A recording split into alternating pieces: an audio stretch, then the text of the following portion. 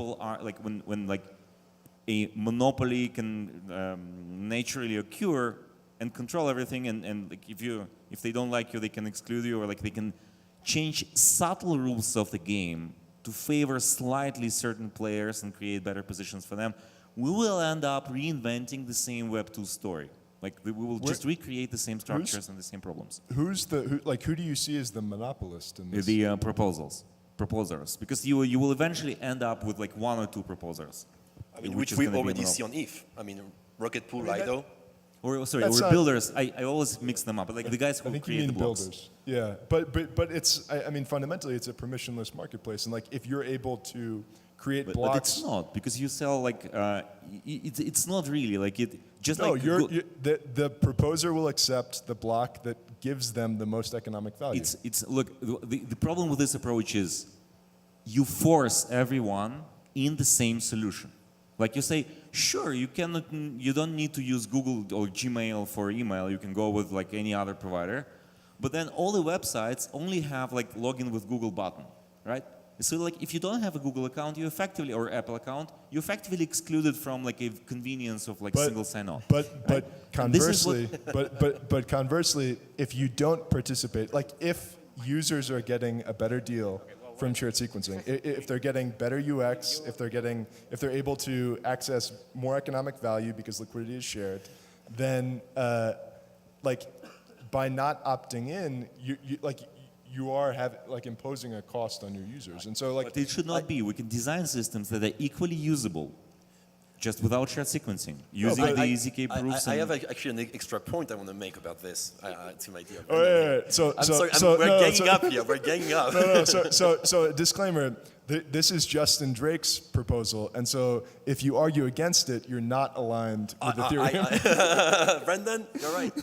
No, but like there is another thing that upsets me with like, the shared sequencing environment, which is like it sort of completely gave up on solving MEV to whatever. By MEV, I mean like all the front-running type of MEV, and that upsets me very, very much. Like the fact that we normalize the idea that transactions should be visible ahead of time is highly problematic to me, and this is no. I mean, you can So are you saying that with like threshold encryption, you don't get the like the scale benefits of? I mean, the thing is like. So for people who don't know, like the only, at least my perspective, the only true way to solve MEV, at least to some capacity, is ordering without execution. So for those who don't understand, just very clearly, blockchain are just, consensus is just about which order transaction happened, and not so much about actually what happened in them. And I won't get into the detail here, but if you could encrypt a transaction in a way that only unlock itself at finality, which what would be possible in the context of single shard finality, meaning the second I get included, the transaction itself reveal itself after finalization, then there is no MEV in the sense that we hear about today. Liquidation would still happen, and that would still destroy MEV, but you would still don't have MEV of the sandwiching attack and all those sort of things that are nefarious to the system. I mean, come on, it reduces the MEV. It doesn't eliminate that. You can't eliminate, like, you eliminate sandwiching attacks and that's it, but like everything else, like front running, no, of course not. Front running is... Yes, front running you can solve it.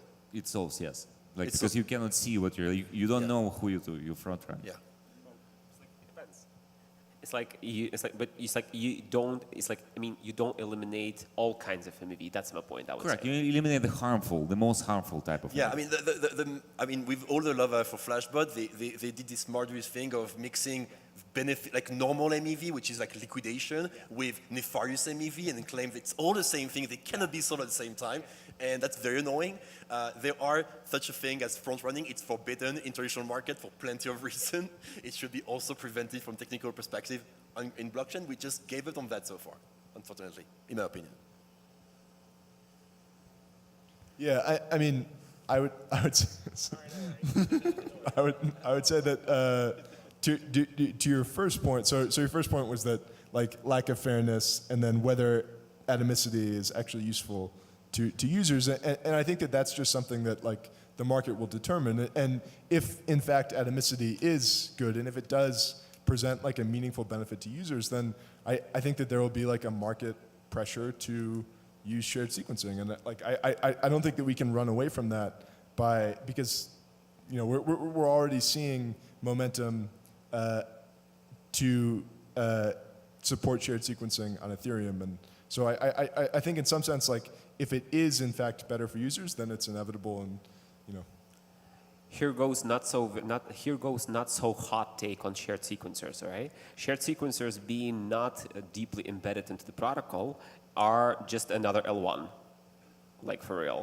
And using shared sequencing without having it designed being deeply embedded into the protocol, like from the first principles, just from the very beginning, you effectively reduce the security of the whole system to just this L1 more L1 security. So it's like, anyone wants that? I mean, yeah, so, I mean. So I think this has been a very interesting discussion on, your views on around shared sequencing and like what the right approaches are to maybe take here. I think at the end of the day, developers are going to choose what makes most sense for their application. I think one thing that I've been thinking a lot about is also, okay, you have shared sequencing. That seems like the option today that can, get you something close to atomicity, right? But I think long term, and you all alluded to this earlier too, as the length of time it takes to generate a ZKP keeps coming down and the cost keeps coming down, right? If we can get to the level where you can generate proofs within like a second, maybe even like milliseconds, then I think for all intents and purposes for a lot of developers, it doesn't actually matter or not whether it's truly atomic, right? So, like I think on that note, something I wanted to get all your takes on, because I think the fact of the matter is most developers today who are building a roll-up, they are choosing to go with, optimistic roll-up stacks. I suspect, and I'm open to hearing, your views on this too, like one of the reasons for that is just ZK is still a bit expensive today, right? And I think on this point about getting the costs and the latencies down, that's going to take some time. So I'm curious if you all have thoughts on, how much left do we have, like how far do we have to keep going? When will ZK truly get to the point where it's economically, like a no-brainer for developers, right? So like if you open growthepie.com, I think, and look at transaction costs, the ZK Sync is by far like 50% cheaper than all the optimistic rollups already today for like average transactions. So this happened like since 2 months, and like I think the reason why ZK has not yet taken off is because there was a period of like warming up. Like when optimistic rollups launched, initially they had a lot of developer friction. Like things worked just slightly differently. There were some inconveniences, some tooling did not pass. It took a while, like took approximately a year for Arbitrum to polish the experience and make it really mature. It took a bit longer for Optimism. We're experiencing the same thing. Like we did not have some basic tooling and some basic things available on ZK Sync. It's not like EVM equivalent rollup yet. You need to recompile, but things work now, and like we're I think like 95% there, and we're solving the last miles. But you're right, like costs were a major factor. Like they were more expensive than optimistic rollups. That's not the case anymore.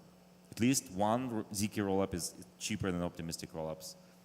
You can check it for yourself. I will agree with Alex, and right now he's right. They are cheaper than every other L2, including StarkNet. And because they launched their very great boardroom with compression, which I fully congrats you for. It was very impressive work.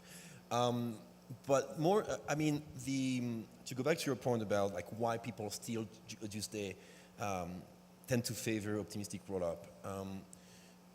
So there is, my perspective, there is two answers to this. The first one is we are still talking at this stage with the same builder that we have lifecycle. Like I haven't seen yet truly new things, truly new application that has been coming up in the last 2 years. And regardless of the tech stack, and I'm not going to even with StarkNet and Cairo and all that, just when you look at what's going on in the market, we see a lot of new projects coming up with new incentive mechanism, new ways to do things, but the core of the product hasn't truly changed.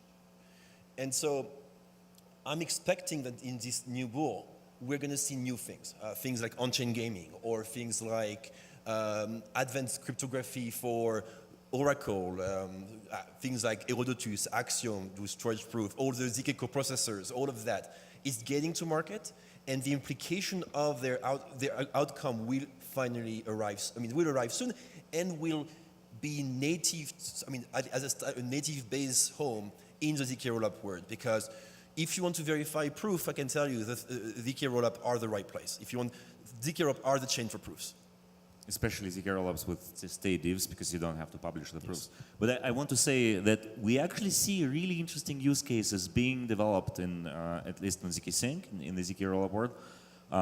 We have, for example, Quark ID, the project we're doing with the government of Buenos Aires, where they just, on this Friday, they open sourced the platform. It's a platform for self-sovereign ID, where citizens can control their ID. Like, they don't trust, like, you know, they don't delegate it to governments. The government actually gave it to them, and you can use your identity on ZK Sync with Quark ID to access goods and services and governmental things.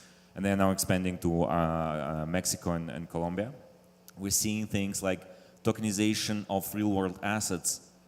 You know, we're working with traditional institutions. It's taking them longer time to warm up. They take years longer than startups and obviously than crypto-native folks, but they're coming there. We're in conversations with banks, with central banks even. They're coming there. They're building things that are coming to, they're gonna on-chain the traditional finance, and they will only use ZK rollups. They are looking beyond marketing hype. They are looking into the essence. What's the most secure technology available to us? What is the technology that gives us privacy and yet interoperability with other systems? Like that my bank interacts with other banks, but I don't want to disclose the data of my customers. That's only possible with ZK rollups. So I think the ZK revolution will actually unlock the full potential of Ethereum, and this is already happening. We can totally see it. And I was more referring to optimistic rollup-based project I've seen, at least without dissing anyone, just to be clear. And to go alongside on the StarkNet front, a new application that has been very exciting. There are multiple dimensions. People using the language. So StarkNet has this Cairo language. It's optimized for proving, but also now looking towards privacy. And so you have a team right now called Giza, which is presenting a workshop around here. So where you can see how they're using this new language to make VKML, provable inference of machine learning model. And on-chain gaming, once again, what I'm trying to say is the stage where we see project taking advantage of what ZK allows is rising and not fully there yet. When it's going to come out, you're going to be surprised of the new application coming in. Like you kind of touched all the points, I would say, except the points for which all of those rollups we're building are there. High performance stuff. It's like managing the block building, for example, or transactions operations over high performance rollups, or it's like kind of Suave style, right? Just not an L1. So that's the thing. Or it's like perp exchanges. The most usual thing. So it didn't get the question quite. You gave those examples. You gave those examples of apps. It's like which kind of are kind of still possible on ETH, just a little bit more expensive, but still possible in there. Well, I think it's prohibitively expensive on layer one. The costs are a factor. If a transaction fee costs $10, you cannot buy a coffee with it, right?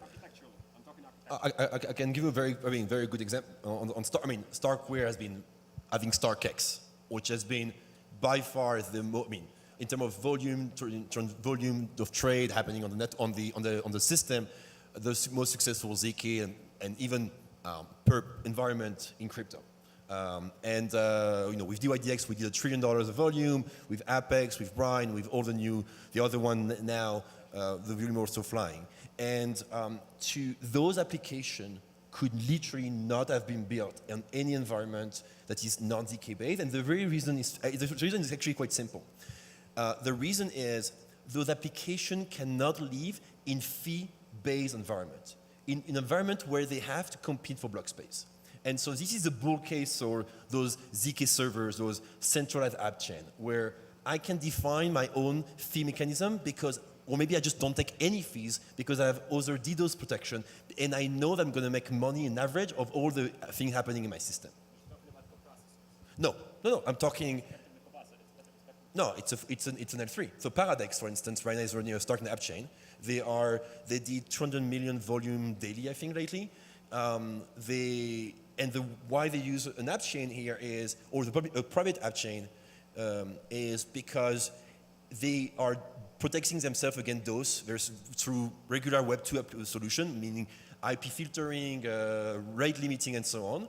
And they can allow their user to trade, to accept a limit order, to cancel limit orders without fees, because that's the biggest hurdle for a centralized order book on the blockchain. And they know that in average, all the settlement that's going to happen, they're going to make money. And so they don't have to price actual transaction fee at every transaction. But the environment itself is the same environment that if you were running on a public network.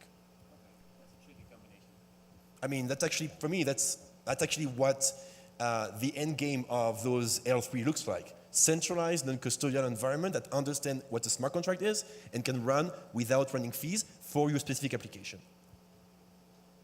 And just I would even argue just to make the bull case for L3 is actually this one, which is cheap is never cheap enough for every application. You will always be, if you have an application that requires to be cheap, there is always something that will price you out at some point if the block space is limited. And you need an environment where you can control what's going on. But so here's a slightly spicy rejoinder to that. They don't need to be L3s, right? Like you could have L2s where we do proof aggregation and there's no dependence that they settle on an L2. So it comes down to semantic. Basically, what you're saying is AG layer versus settling proof on an L2 itself. In my opinion, it's actually better to do proof submission on a public network because it's asynchronous and I don't need to co-organize on which order I need to send my proof. And if I trust the L2 itself, I just can trust what's going on the settlement itself. Like, it's now based on trust assumption of the consensus mechanism of the L2 versus the L1. And it's, at this point, it's kind of semantic and like what level of atomicity we're talking about. Well, but the problem is you can't have, like, it's much more difficult to have cross L3 transactions for L3s that are settling on different L2s. That's just like... So that's true. That's true, but I think it's literally, honestly, it's an isomorph. It's like basically you can probably draw the same sort of operation between settling your proof and directly executing a transaction to the other environment versus coordinating everything in a single proof. So what I'm saying, like for instance, let me give you an example. Paradex, let's say you have an L3 that's settled on StarkNet. Okay, they send the proof as part of the state update of the execution of that transaction. A transaction is automatically emitted on behalf of the user. And this transaction directly deposits to the L3. That's equivalent to aggregation.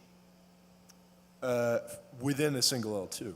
Within the same environment. Yeah, but I do think that we're sort of like the nice thing in my opinion about the AG layer is that there's not a contention for block space and for resources that you run into on an L2 because on an L2 you're not just aggregating proofs or sort of being the settlement layer for L3s. You also have transactions and smart contracts that are deployed directly to the L2. And so, I mean, I'm not sure we're going to resolve this. No, so you can argue in this case that, like, and this is a Solana bull case, which is parallelization through parallelization at transaction level when you, I'm not saying the full access is the way they do it, but like at some level of parallelization gives you, solve the block space issue while becoming you can build the transaction dependency graph and those settlements will all be isolated from the rest. Exactly. But you're still contending for network resources. With the AG layer, not every validator on the AG layer even has to download or receive every proof. This is sort of the nice thing about proof aggregation. But there is itself. now a coordination requirement between the two L3s to know that the message was sent from one to the other. Yeah, of course, but you're going to have that, No, but this you're is going to have done- some coordination. Yeah, but they don't. mechanism So regardless. in this case, it actually don't. They just the L3 itself can like the other L3 doesn't actually just have to look on the L2 as opposed to actually talking to the other, the one that's sending the message itself. But I think we're digressing. A bit. I think it gets to semantic at some point. Guys, this has been an interesting discussion, but I think we also want to give the audience some time to ask some questions. Sure.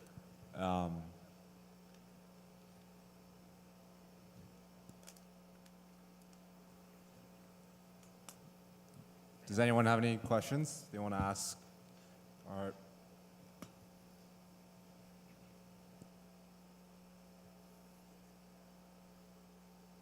So actually, I want to revisit Johan's question because his last question is about that the cost of ZK being high.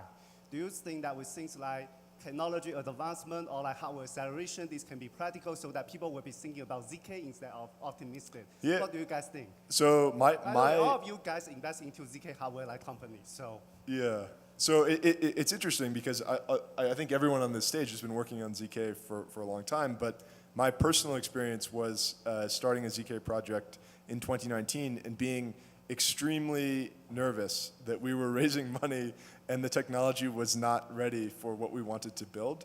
And I think that everyone on this stage has gotten very lucky that we entered the technology at a time when it was like increasing in speed and performance and efficiency exponentially. And so I think it's like fundamentally just a mistake to ever bet against technology.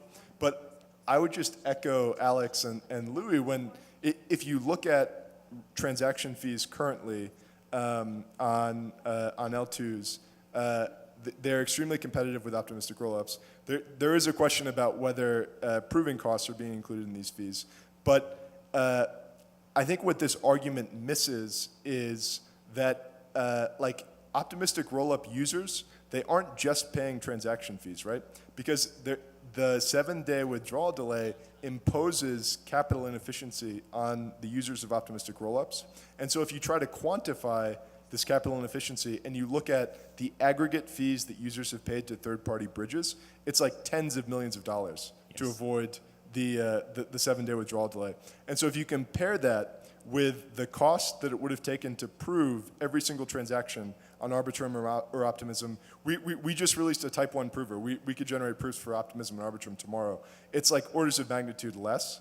And so optimistic rollups are already extremely cost prohibitive. And we haven't even started talking about like their limitations in cross-chain and composable settings. So I mean, to me, like the debate is no longer really ongoing. Just to add to that, I would say regarding the proving cost, it's like eventually it is going to be priced into transactions cost on ZKL2s, like for sure. The best way maybe to reduce that is just, marketplace, like market dynamics, like, something like this. Just apply that to proof generation and you're good.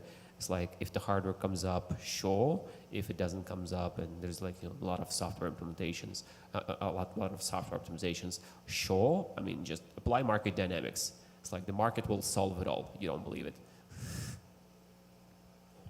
Yeah, and like the proof being expensive is a meme for all capacity and for a very, very long time. And I think all of us can just attest for it. Like it's been a meme for like 2 years at this point, and the meme that's been pushed by VCs to justify funding hardware companies. With all the respect I have for hardware companies, which I appreciate, we just released a new paper called Circus Stark, literally last week, and Plunky 3 and a bunch of other announcements coming up. Just say that the improvement at the research in the software level already. I mean, there is so much to improve just right now that this claim of, oh, it's going to stay expensive forever is just like mid-curve completely.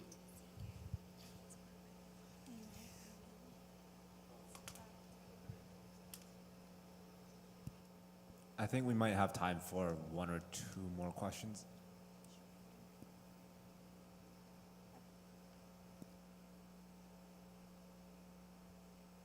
Hey guys, that was a great conversation about shared sequencing. I tend to agree with Misha that shared sequencing is basically creating a new L1 because you're recreating consensus. Another thing that you could do is that just use a faster L1, and I'm specifically talking about Monad, which is going to be copy-paste with Ethereum. So how do you guys view Monad? Do you think that you could see yourselves having products moving to Monad as roll-ups? I can. So Monad is doing optimistic parallelization of transactions, and like this way they can process more, or they claim they will. We'll see how it plays out. They're not live yet, but you can totally do the same thing on any other L2, right? Like there are way more high-load system engineers in the world than there are ZK researchers.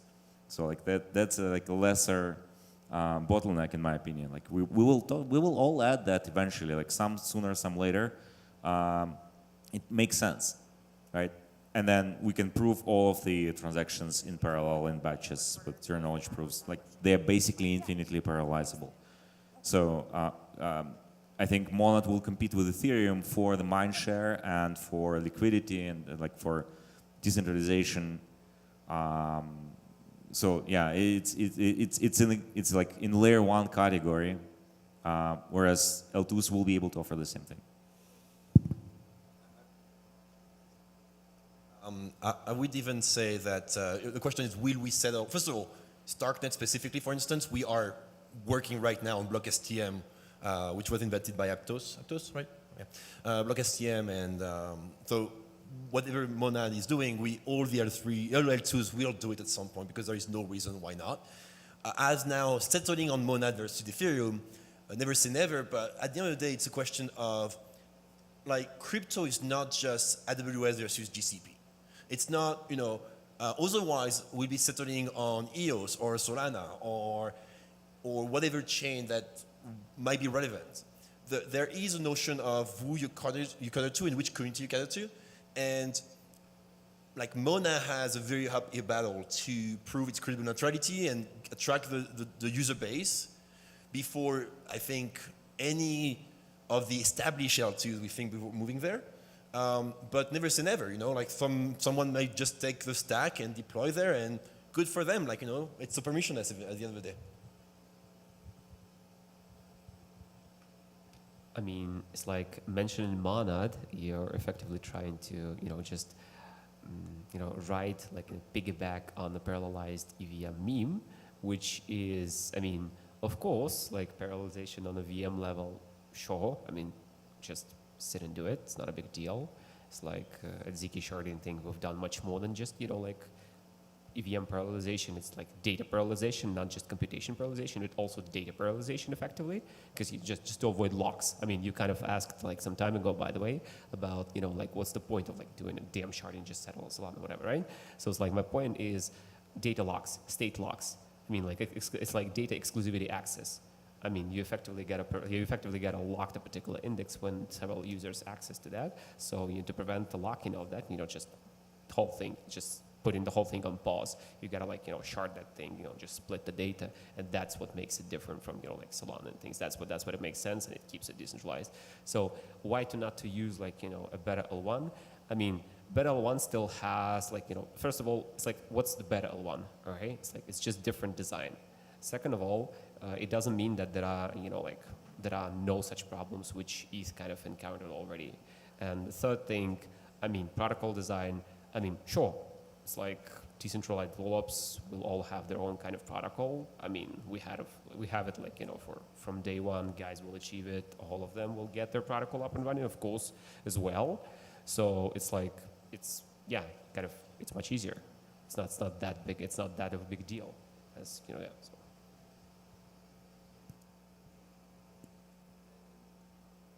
And one last thing about the Monad versus EVM or Ethereum. Parallelization, I mean, the current problem of scale on Ethereum is not execution, it's state. So the only thing Monad will achieve, if applied on the Ethereum state, will make computation cheaper. The state will still be super expensive because it's a shared. Yeah, because it's growing. It's single threaded at this point. There is no like access list or other mechanism that is going there. It's still going to grow. And I mean, I would love Ethereum to be parallelizable. It would make Stark proof much cheaper. So please do. But other than that, I don't really see the advantage of the narrative behind it. Like outside of being a cool feature on top of the network. I think we're at time, guys. Thank you for all joining this panel, and thank you for your thoughtful questions, guys. And just one last thing, guys. I got a bunch of really interesting ZK Quest things. So like you can find me after the panel, and you can win all of up to several hundred USD just by passing the test, the quest, and it's pretty fun. So and a lot of cool swag that you can get at our booth at Ethereum Denver. We've got a hands-on workshop happening at 2:30 by Mauro Toscano, Applied Cryptography League, Lambda Class. If you're interested, feel free to make your way to the co-working lounge to join Mauro. After that, please join us back here for the first presentation of the day on Pi Squared, Proof for Universal Verifiable Computing by Gregory Rosu, CEO Pi Squared. Next up, we delve into the economics of zero-knowledge proofs. For this panel, please welcome back to the stage Avi Zurlo from NIL Foundation, Uma Roy from Succinct Labs, RJ Catalan from yet another company, Nick Matthew. Moderating this discussion is Ray Xiao, Senior Director at IOSG Ventures. Please welcome them to the stage.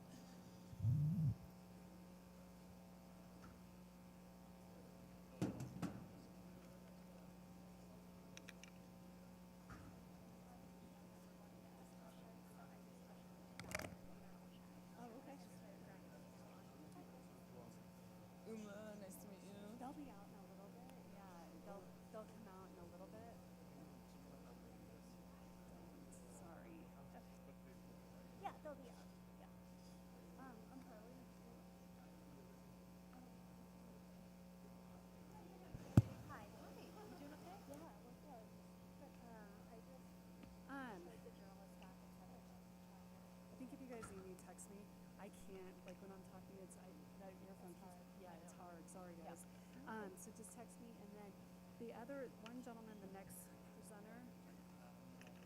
Oh. Yeah. Do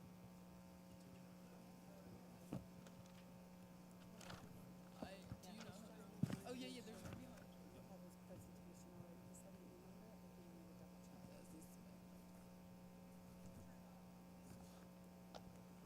Hello. Yeah, it's so nice that we can have discussion about economics of ZKPs. I'm Ray from IOSG Ventures. We are crypto VC. First of all, before the discussion today, we'd love to have a brief intro about yourself and what your focus recently. Yeah.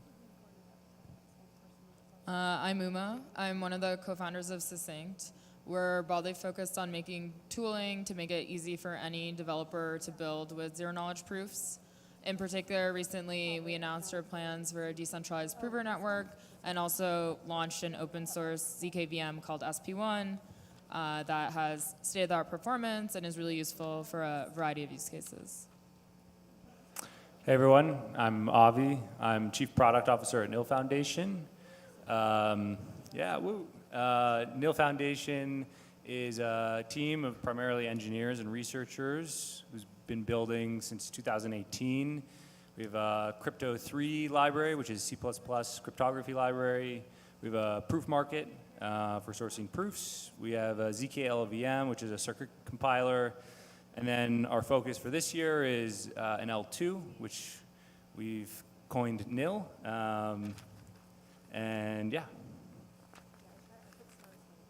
Hi everyone, my name is RJ. I'm the founder of Ethernet Company. We are building a product called Line Layer. It's a decentralized network of verifiers, and we're using EigenLayer to make verification cheap and also more flexible. Hey, everybody.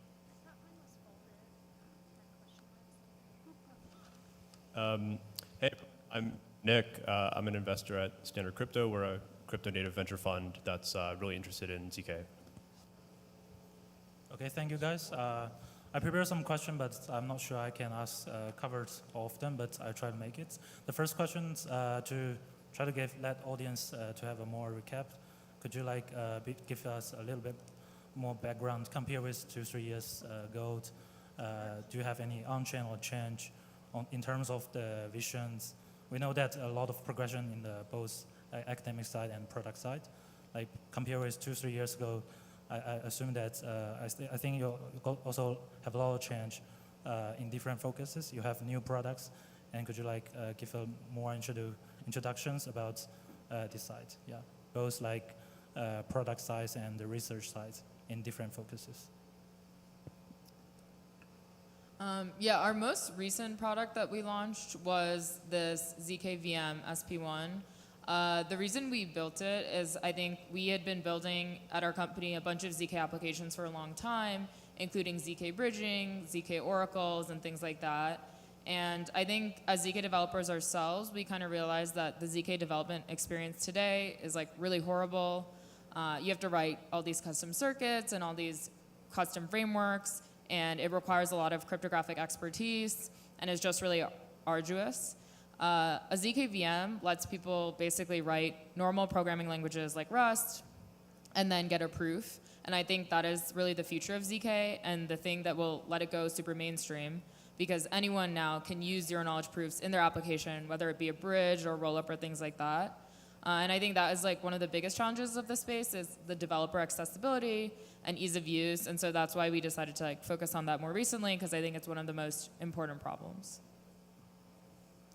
Yeah, I think similar to Succinct, we spent a lot of time building a variety of applications and very low-level tooling like a cryptography suite to more abstracted, easier-to-use tooling like the ZK LLVM. And I think the insight over the last few years is that research and engineering around zero-knowledge proofs has made leaps and bounds to the point where at NIL Foundation, we noticed that maybe we could apply sort of the state of the art to solve old problems, right? And this is where sort of ZK sharding came to be, where sharding has had a long-standing problem of data validity, right? But with these state of the art proof systems that are really pushing the extremes of what you can do in theory, that will then be implemented in production-ready systems over the next few years,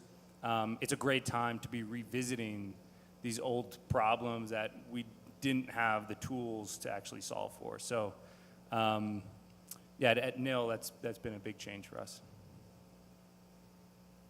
Yeah, we share more or less the same vision.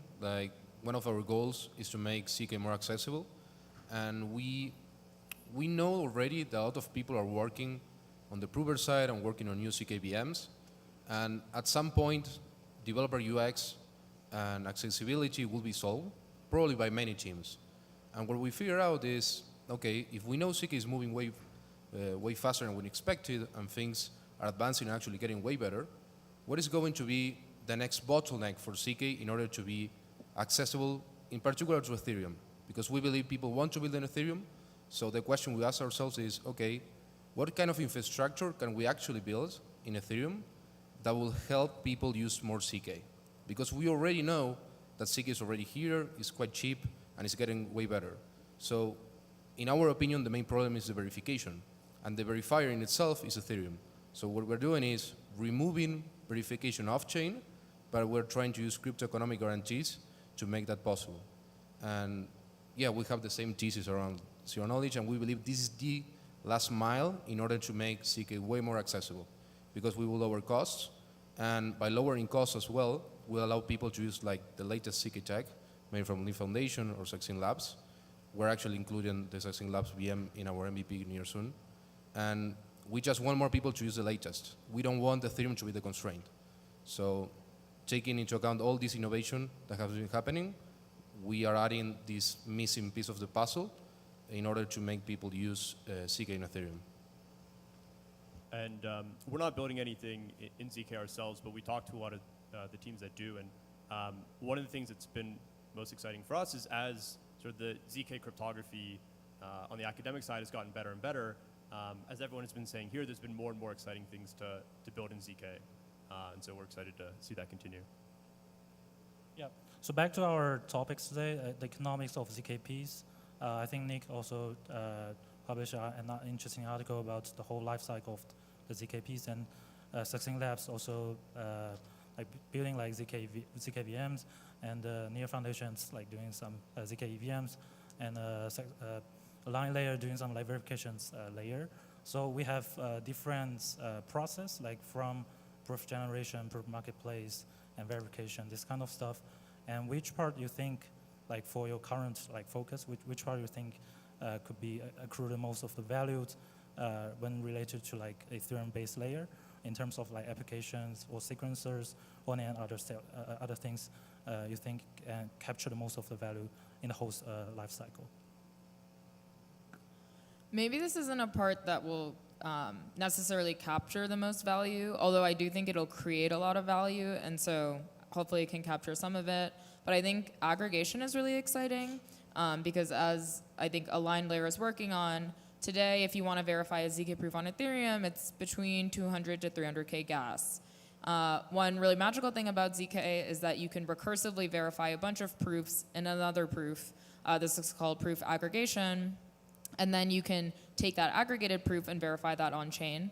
So basically for 200 or 300K gas, you can verify arbitrarily many proofs and arbitrarily large amounts of compute. So that is like a clear benefit to the end ZK developer where they can just directly reduce their on-chain costs. And I think aggregation is like a really exciting area where it can make a lot more ZK applications feasible. So today, for example, your proof needs to generate $10 to $20 or whatever the corresponding dollar amount of 200K gas is on Ethereum to make it worth it. But in the future, hopefully, in the limit with aggregation, the cost of verifying a proof on chain will basically go to zero once you amortize it across all the aggregated proofs. And so I think the aggregator here is providing a lot of value. And so obviously, I think they can hopefully charge for some of that value as well. Yeah, I definitely agree with what Uma said here. And I think it's difficult to say where value lies in the stack. And ultimately, it's up to ZK application developers to decide on what kind of trade-offs they want to make. You know, as Muma had described, these aggregational layers have this really magical property that allows you to combine many proofs into one and effectively amortize your verification costs on chain. But the trade-off is latency, right? And so for ZK application developers, there's this balance that you have to strike, which is, you know, what is your latency for, you know, hard finality on Ethereum, where verification is very expensive, and what is your price sensitivity, you know, for that verification. So, and I think I don't think we've developed the ZK application space enough because, you know, I think we're all sitting on this panel and we're all building infrastructure, right? And so over the coming years, I think we'll see, you know, some of these things start to solidify and application developers express their opinions. Yeah, I tend to agree. I mean, I think it's too early to think about exactly where the value capture is going to be. We have been thinking about this lately. We believe maybe something like a line layer, if it has a lot of volume, can have MEV because we decide the order of how we post the results of certain proofs on chain, and that could have, it has a relationship with the finality, Sabi has described. But we think aggregation is really interesting and useful, but we believe it's not going to solve most of the problems that we have today. So aggregation is really interesting when you want to aggregate the same type of proofs. The main problem is we don't know exactly which proving system people are going to use in the next 5 years. So we believe instead of using aggregation, by using kind of this optimistic, verifiable verification oracle that we're creating, you gain in the short term like way more benefits by lowering the cost of verification and also allowing proving systems that are new, for example, new CKPMs, to actually go into production, even if they don't have the full infrastructure to have aggregation because of volume. Because if you want to aggregate, as Avi described, we have latency issues, and the latency issues are correlated with the amount of throughput you have, right? So with something as our infrastructure, people can aggregate, but it's not our decision. It will be the developer's decision. And people can choose the trade-off between latency and cost by their own. So we believe aggregation is something useful, but it's not going to solve 80% of the problem. Because if you want to move into a world with many different CK tech stacks, it will be a really hard problem to solve. That said, we want to aggregate the same type of proof long term, but we believe we are not going to do that in the next couple of months. Yeah, in terms of market structure, the proof supply chain has a very similar structure to the transaction supply chain. And in the transaction supply chain, the sort of value capture there is MEV. And so I think who sort of captures value in the proof supply chain is going to be quite analogous to who captures value in the transaction supply chain, which once we've built out all the necessary infrastructure, is for the most part probably going to be the front ends that sort of control the order flow or get the order flow directly from the user, because they're the ones who have the most sort of inherent leverage in the system. And so similarly, I think whatever entity in the proof supply chain has like the direct relationship with the application or user that's submitting the request to generate the proof, I think they have the most leverage. And so like once all the infrastructure is built out, you know, there's probably the most value capture there. That being said, there's a lot of sort of path dependency in terms of like who actually ends up getting that proof flow and how different entities can monetize from that. So it's still very much TBD, but that would be sort of like my guess in like equilibrium.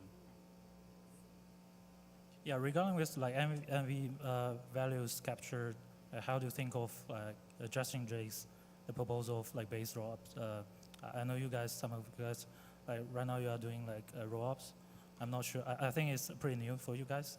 Would love to like hear what's your thoughts. Could you share us a little bit like ideas? Would you consider it or not? Yeah, I think for base rollups, the value capture layer for the rollup right now, at least, is like sequencer fees and then also MEV for the sequencing of the transactions.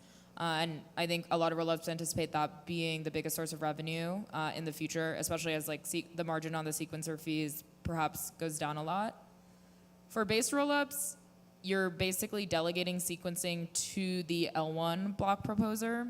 And so I think the reason Justin and other people who are very Ethereum aligned are a fan of this is because it takes like the roll-up sequencing MEV value capture and directly gives it back to L1 proposers, which is like good for ETH and Ethereum.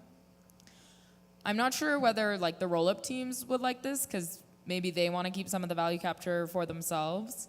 But yeah, that's how I think about kind of base roll-ups and, you know, the incentives behind them.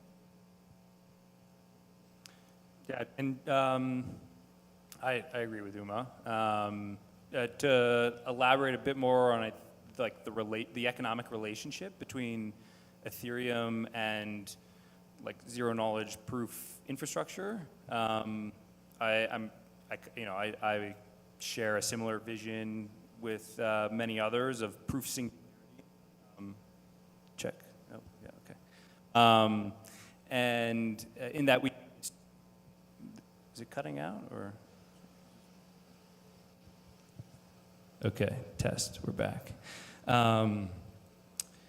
Yeah, so we have this universe of proofs, machines that are generating proofs, and at the base layer we have the arbiter of truth, right? Who is Ethereum, right? And you want a very censorship-resistant, operationally resilient, decentralized base layer to sort of be the canonical truth of verification.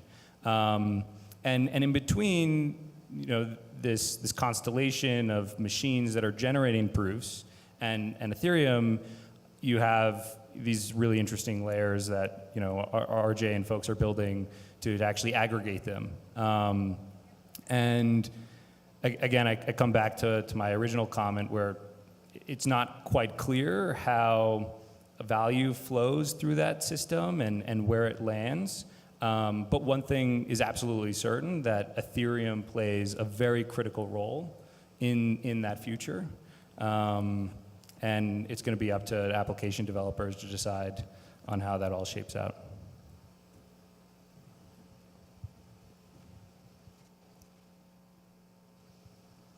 Testing, yeah.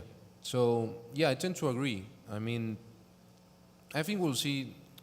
The thing is, the thing what I don't agree is trying to find one type of architecture for everything, because I don't think the tech is too ready, and also like we haven't figured out, Sabi described, like when exactly do we actually capture the value.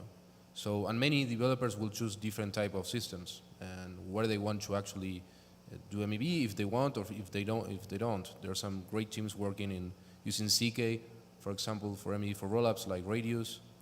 And yeah, in general, what we do believe is that we need more kind of this openness of deciding, okay, it will be up to the applications, even more than the developers, or the business logic of designing which is the best architecture for the rollup or for the users as well. And we're excited to see more experimentations, not only marrying with one single architecture to rule them all in rollups, or even in CK in our opinion as well. But we're more pragmatic in the sense that a lot of people will experiment. We have to build infrastructure that can help people that are experimenting and can be long-term thinkers.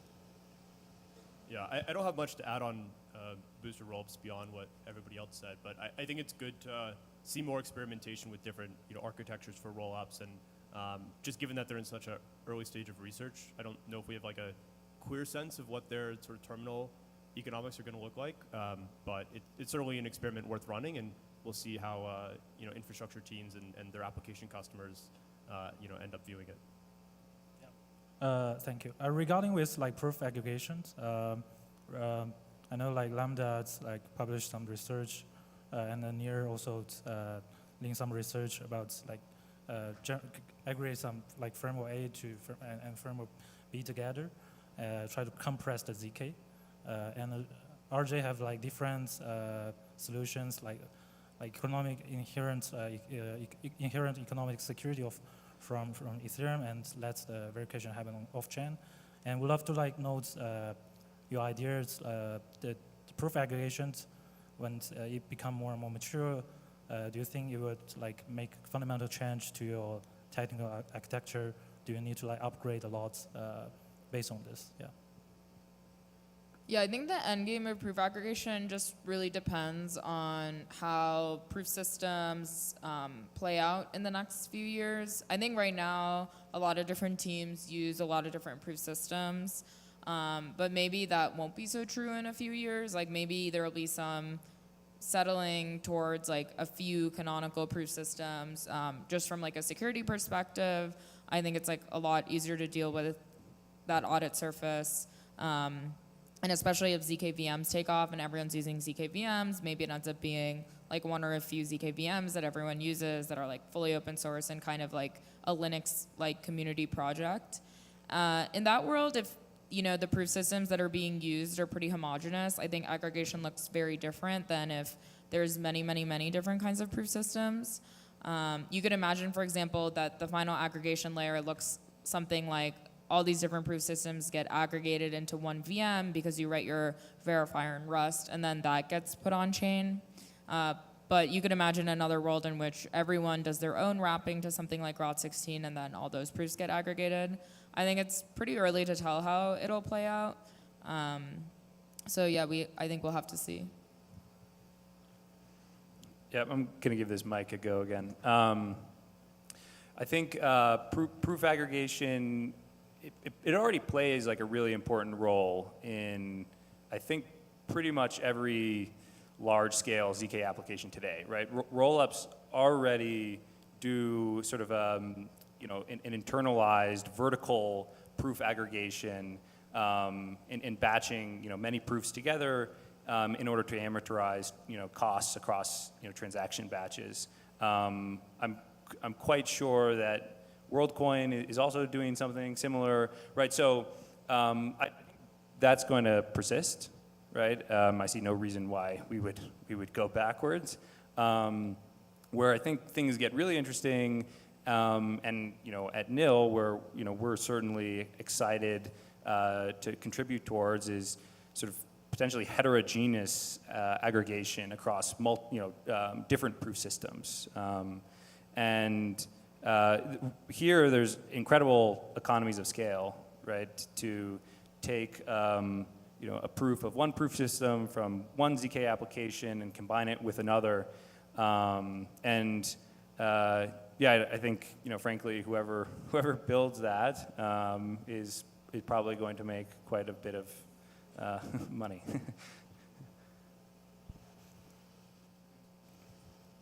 Yeah, I tend to agree, but at the same point,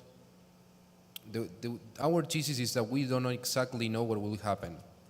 So I don't know if CKVMs, I think CKVMs are awesome and we should use them more, but I'm not exactly sure if they will have only one of them or will have many of them. Because the future is uncertain, our philosophy is, okay, if we don't know exactly how CK will look like in the next 5 years, how can we build something that can help accelerate CK being used today? And also, we are talking about economics, right? So incentives are important.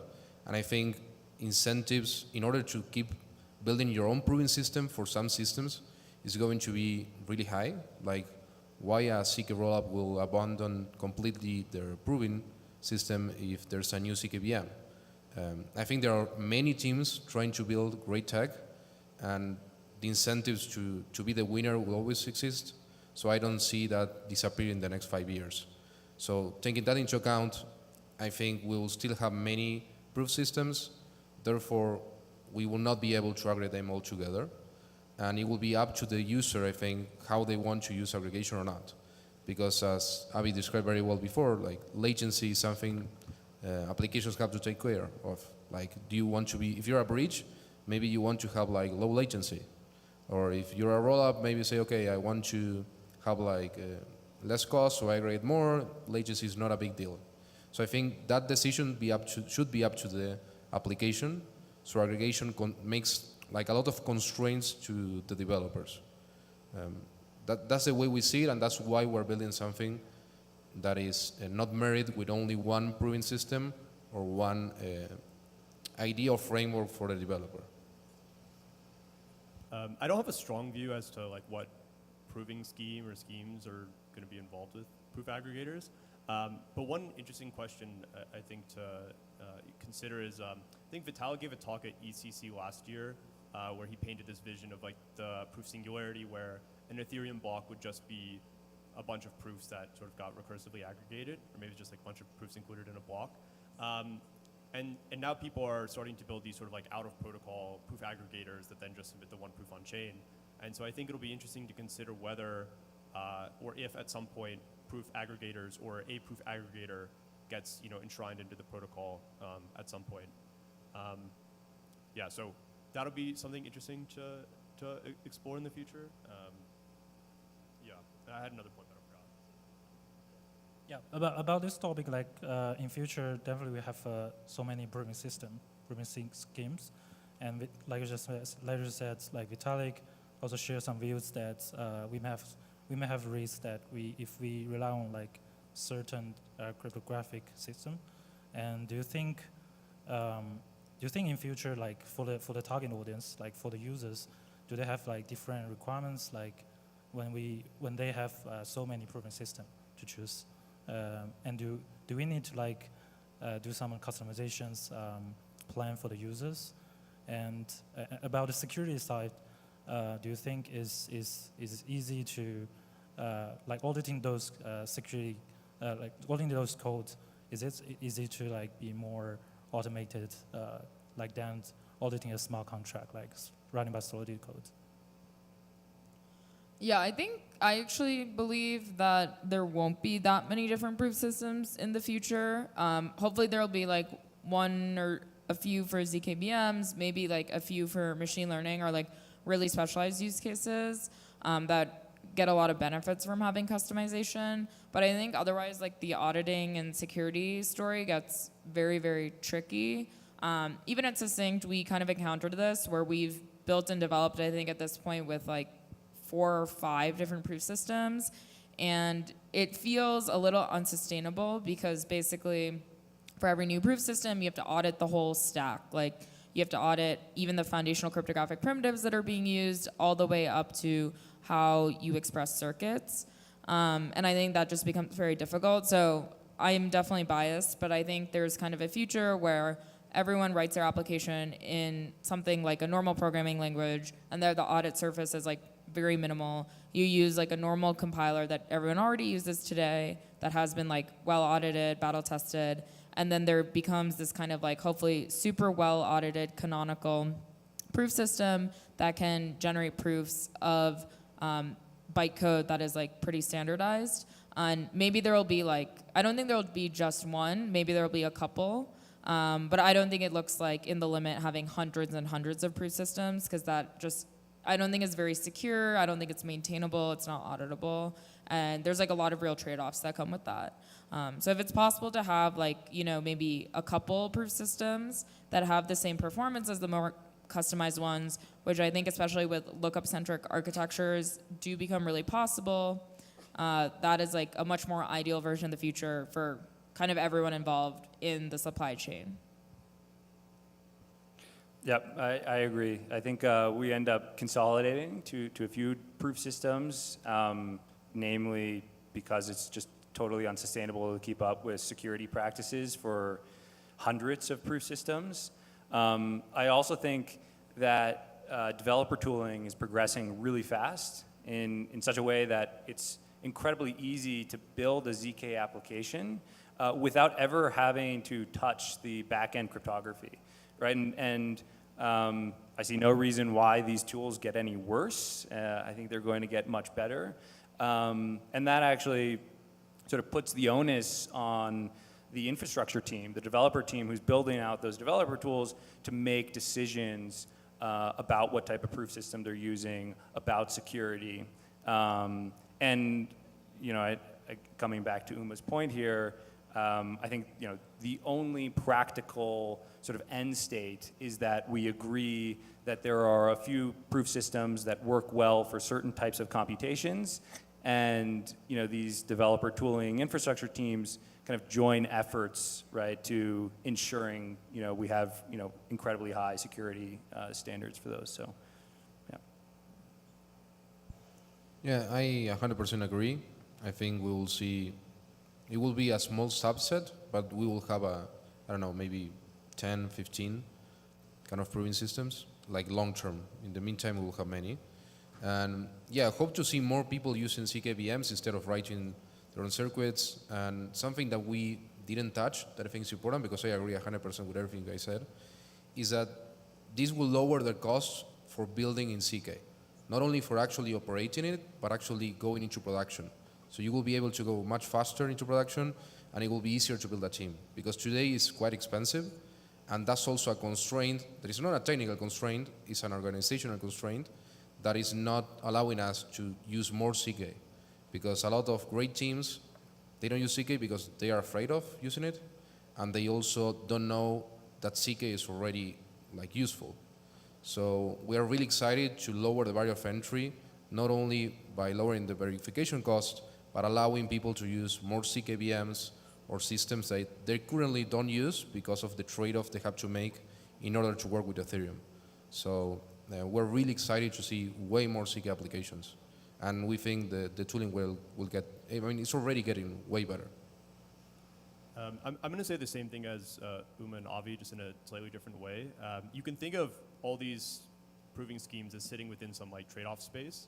And some of those proving schemes are in like very different spots in that trade-off space. So like, you know, Stark's in like Groth 16. And so maybe there's like viable reasons to use one instead of the other in some context because they're just like so different.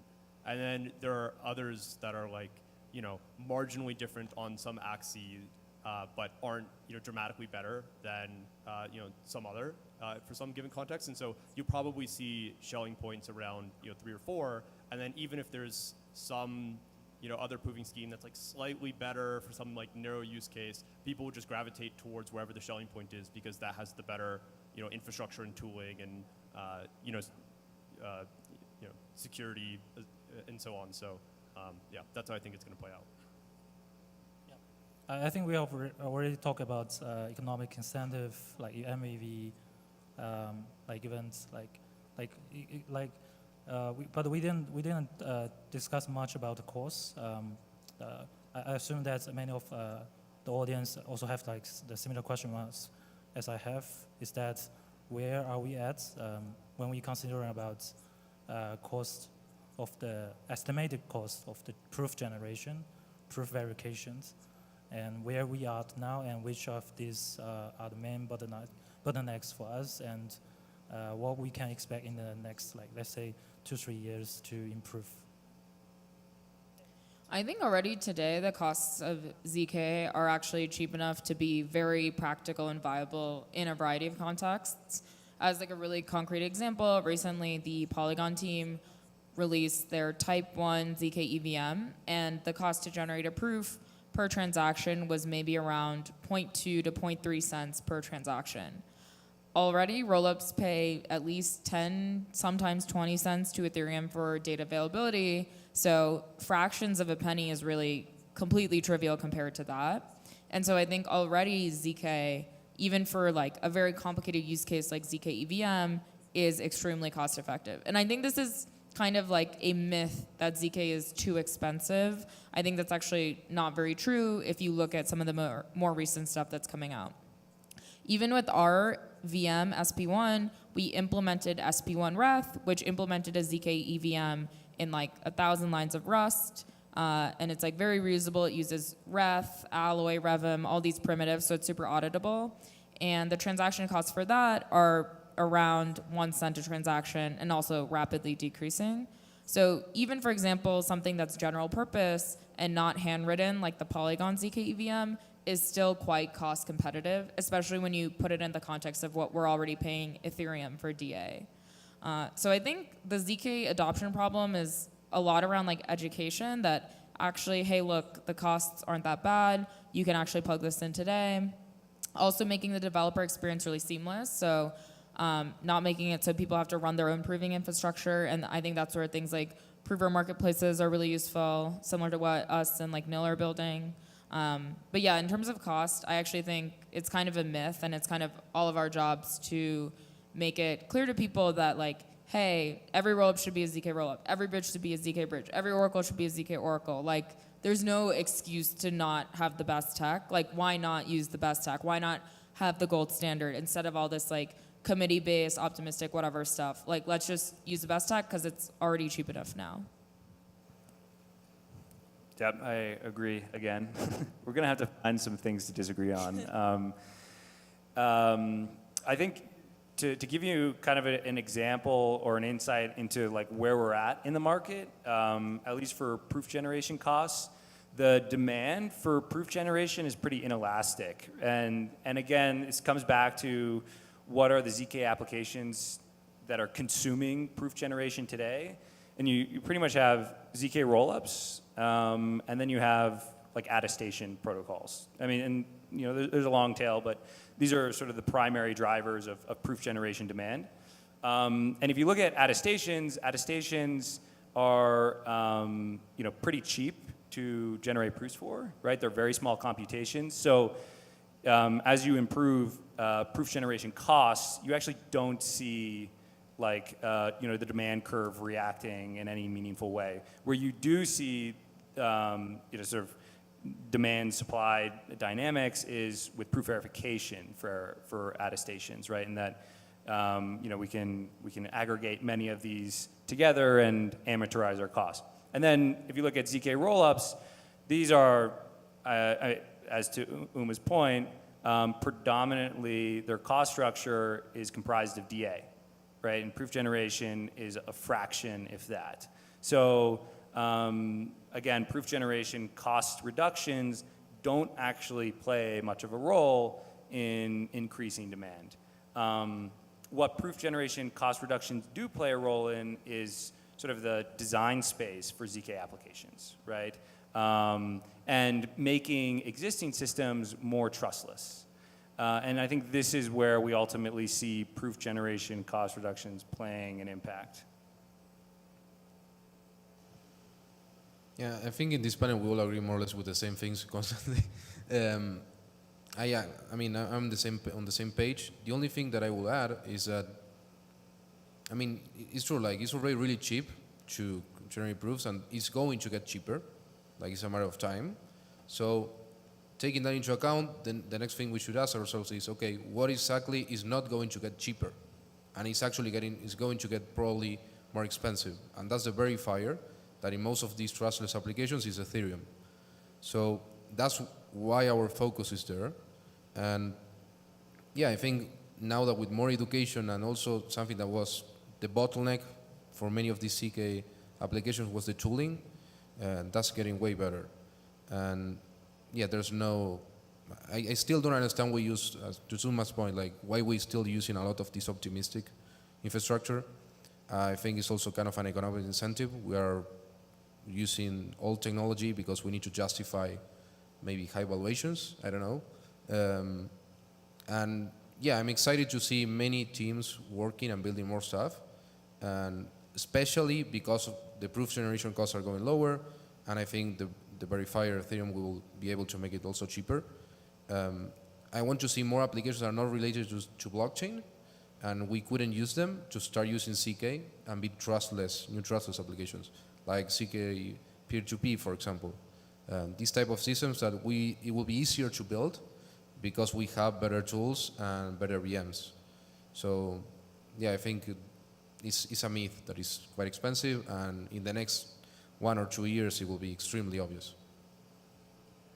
One thing that often confuses people is that when somebody says that ZK is expensive, they're often not speaking economically, they're speaking temporally of saying, you know, oh, this proof takes a while to generate. But obviously that's like an absolute statement as to like something that's relative, right? Like some computations are very fast and some computations take a long time, right? So like naturally the same thing is going to be true for ZK. Some proofs are going to be quick to generate and some are going to be, you know, take a longer period of time. But you know, over time, as all these systems get built out and as sort of ZK cryptography improves, both the cost of proof generation is going to go down, and the sort of temporal cost of you know, generating the proof is going to go down. And so I think, you know, a lot of these issues that people raise are actually not going to be problems in the long term. Okay. Maybe my final questions before I give the Q&A time for the audience. My final question is more about using scenario. A lot of narrative happens co-processors, and when we look at the ZK space, the use case is mainly about scalability, like privacy, like ZK Oracle, like light clients bridge, this kind of stuff. And in the next like 3 to 5 years, I assume that you also have a lot of discussion from the potential clients or customers, which kind of use case you think is have more potential upside to get mass adoption? Yeah, I think all the things you named, roll-ups, bridges, co-processors, oracles, attestation services are very exciting, I guess, to me personally. I think we've kind of done a bunch of different applications, including like bridging, co-processors, oracles, and now, especially with SP on Wrath, roll-ups. I think one thing that's really exciting is with a general purpose ZKVM, where anyone can like write Rust and, you know, get their zero knowledge proof, you can just enable all of these applications and more. And the bottleneck is no longer like having an advanced team with like cryptographic expertise, having to handwrite all these circuits for all these different use cases.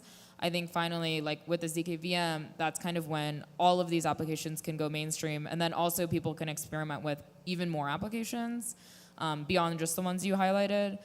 So for me, that's really exciting. Like it finally feels like the infrastructure for ZK, especially with ZKVMs, is like here. They're easy to use. Like people can experiment a lot more, and it's not bottlenecked by our expertise on our team or expertise on, like, for example, Nil's team that's very specialized. It's like truly any developer can like apply their creativity and have ZK in their app.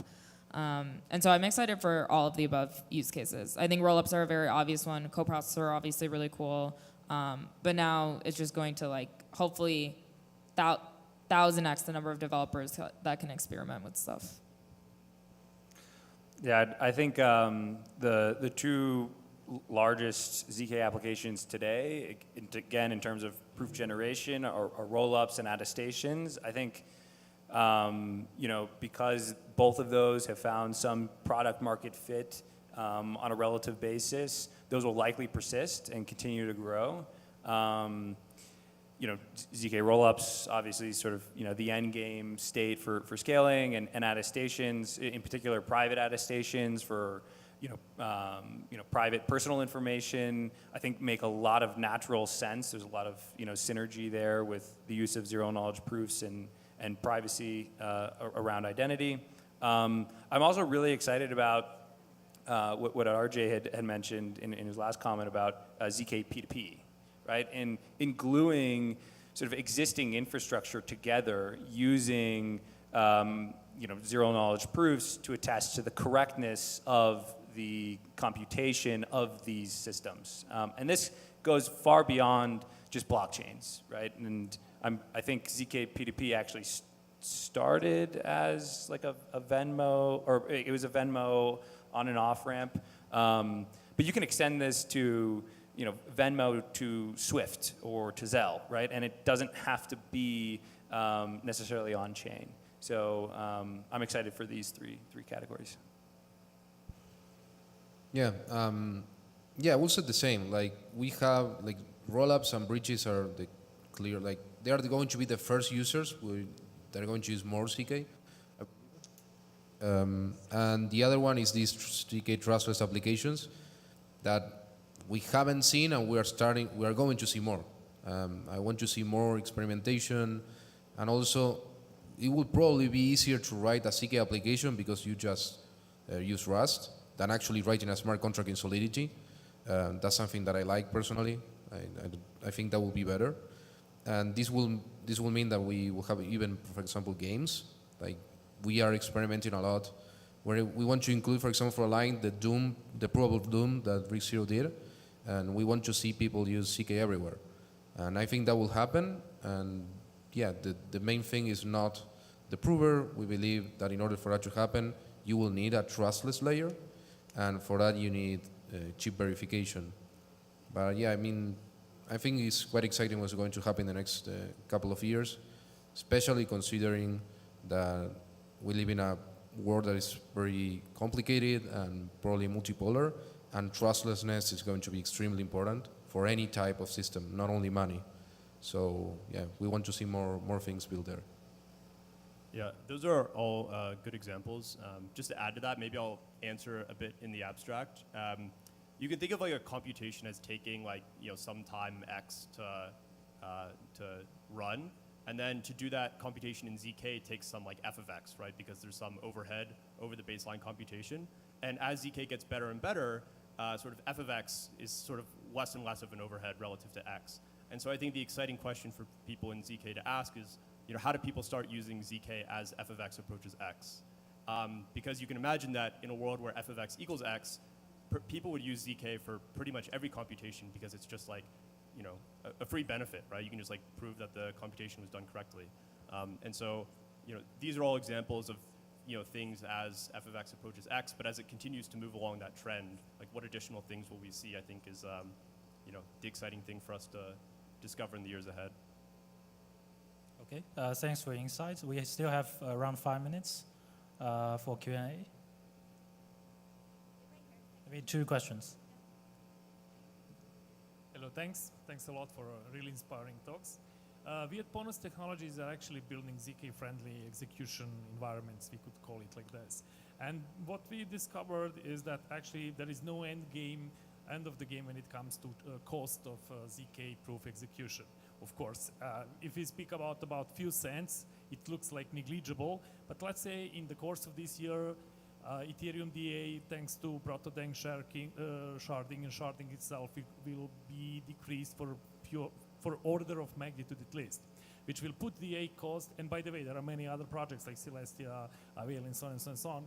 And it's expected that DA cost will rapidly drop, like for few orders of magnitude, which will actually be almost at similar or the same as the cost of ZK proof execution.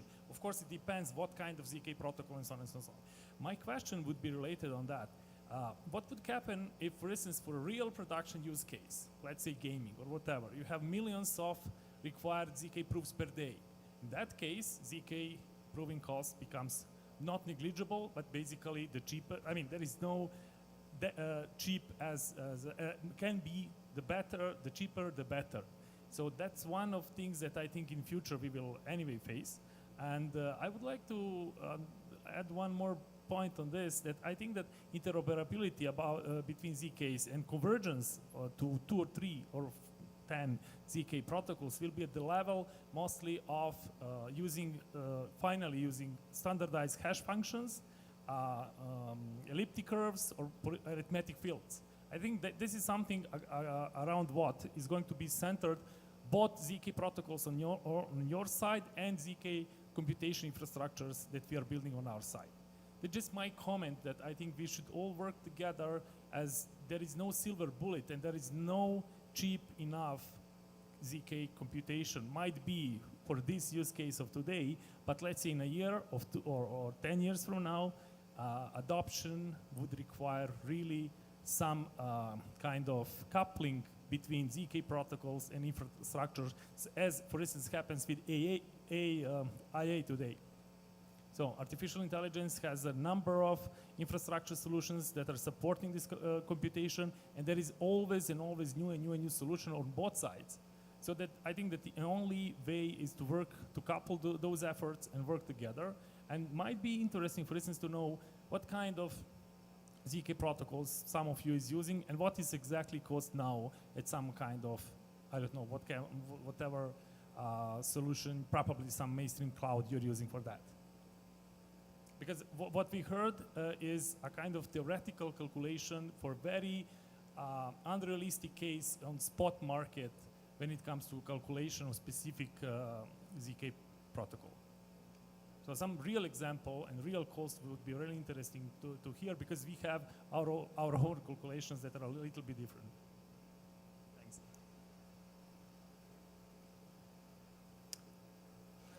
Well, we should have invited you up on stage. I think you make a really valid comment here about what are the, correct me if I'm wrong, but what are the practical costs for, like frankly, it's kind of an impossible question to answer without parameterizing what kind of computations you're looking to prove. I think there are always going to be certain computations that just do not fit well with ZK, right?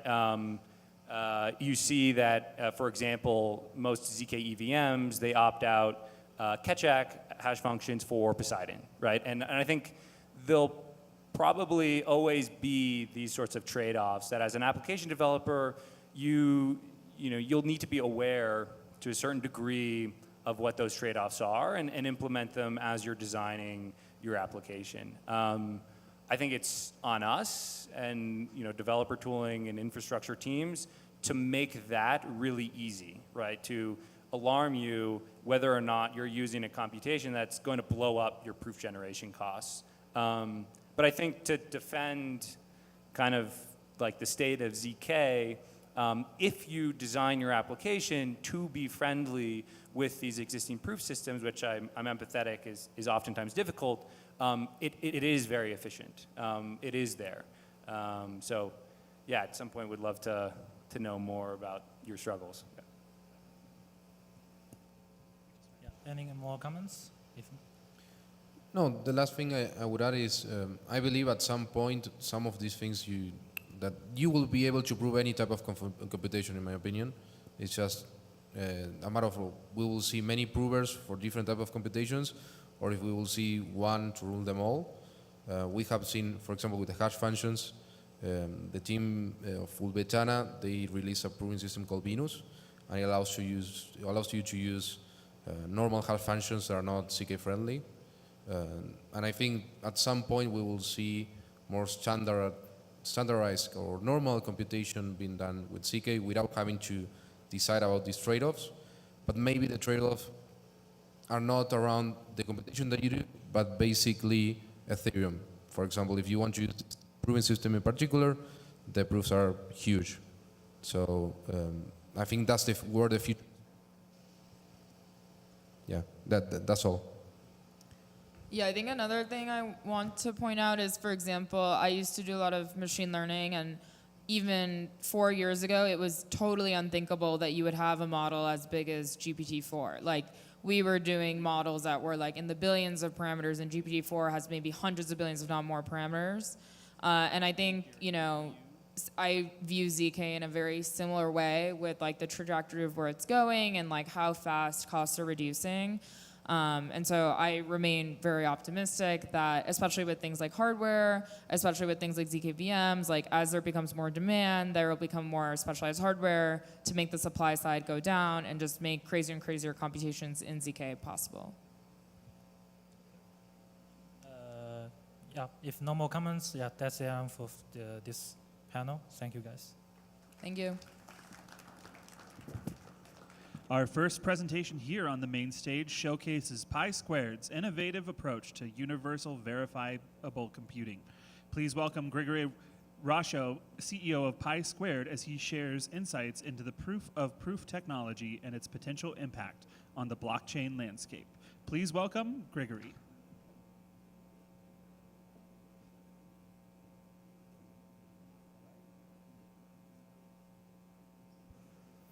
All right, thank you. I am Grigore. I am a professor of computer science at UIUC, also the founder and CEO of Runtime Verification and PySquared. And today I'll talk about PySquared, which comes from proof of proof, ZK proof of mathematical proof, which we believe will serve as a foundation for what we call universal verifiable computing. Before I dive into details, I'd like to tell you the main theme of my presentation today, which is that I believe that we are close to having a paradigm shift in verifiable computing, where correctness is paramount and also universality. We call it verifiable computing 2.0.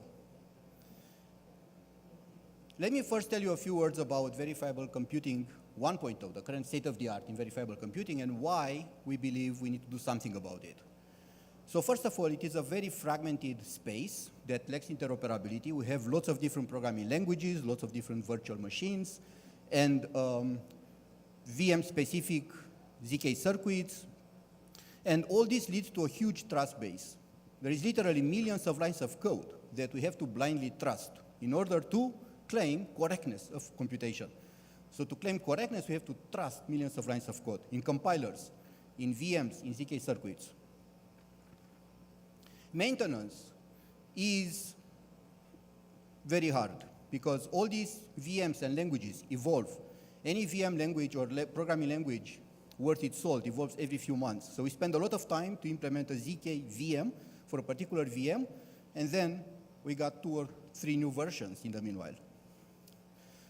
So if we wonder about correctness, then that's a lost cause.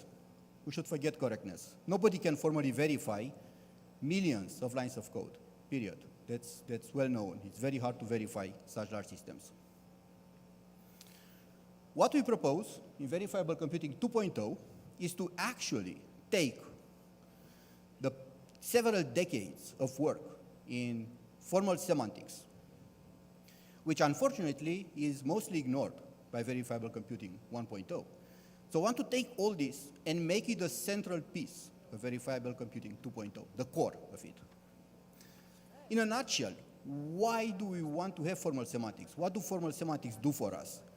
Well, simplistically speaking, they allow us to regard computations as mathematical proofs, rigorous mathematical proofs.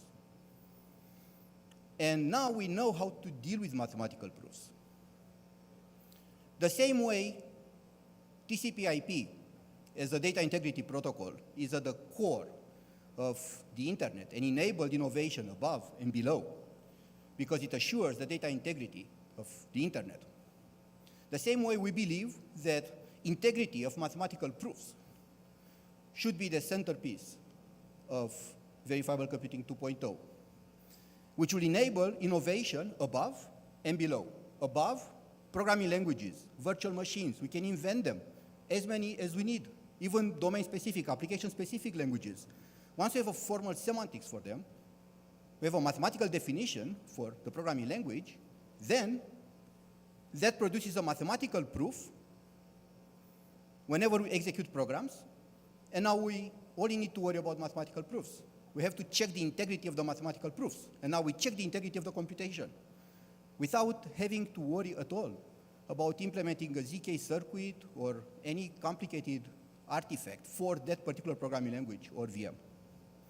And at the same time, underneath the proof checking integrity, we can have all the universe of ZK circuits and ZK VMs around. You don't have to implement a ZK circuit specific to a particular VM or a particular programming language. We implement it for mathematics. So that's the vision, and we believe that we enable verifiable computing 2.0. This is not only a dream. We started working on this about 3 years ago. Well, we've been working for more than 20 years on programming language semantics, but the connection with ZK is relatively new, only 2-3 years.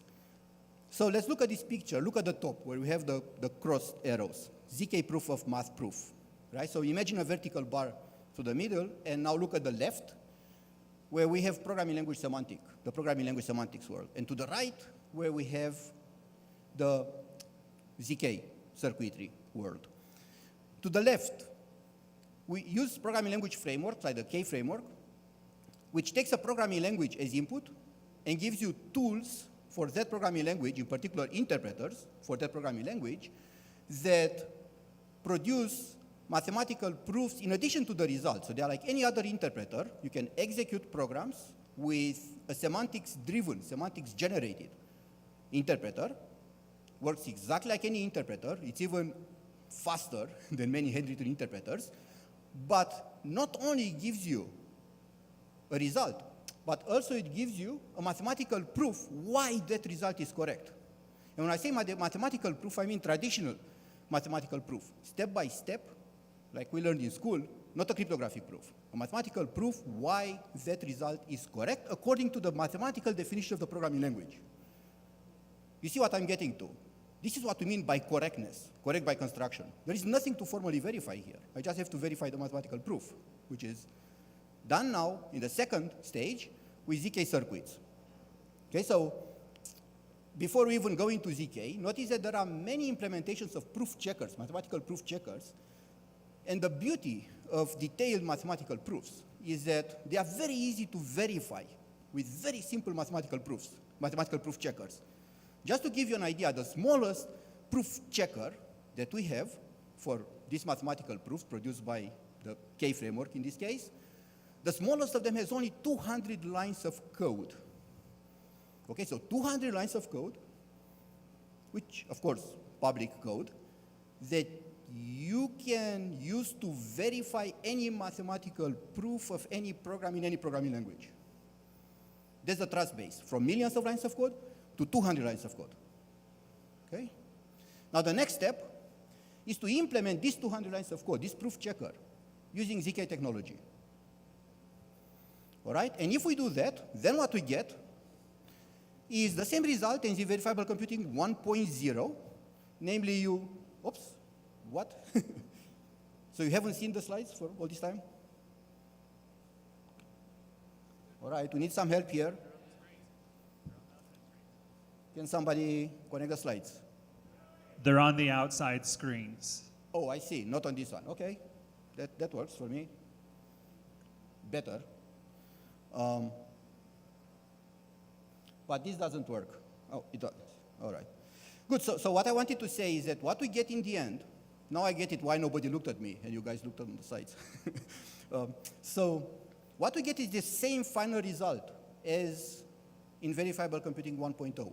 You start with a program, you start with a program in some programming language, you execute it, and you get a ZK proof in the end. But that ZK proof now is a proof of a mathematical proof of the claim that has been made. So it serves the same purpose. It still justifies the correctness, a test for the correctness of the claim, but using the same pipeline for all programming languages. You see, there is nothing specific to EVM or RISC-V or WASM or Python or JavaScript or any language here. Right? So that is the big picture and our current implementation of it.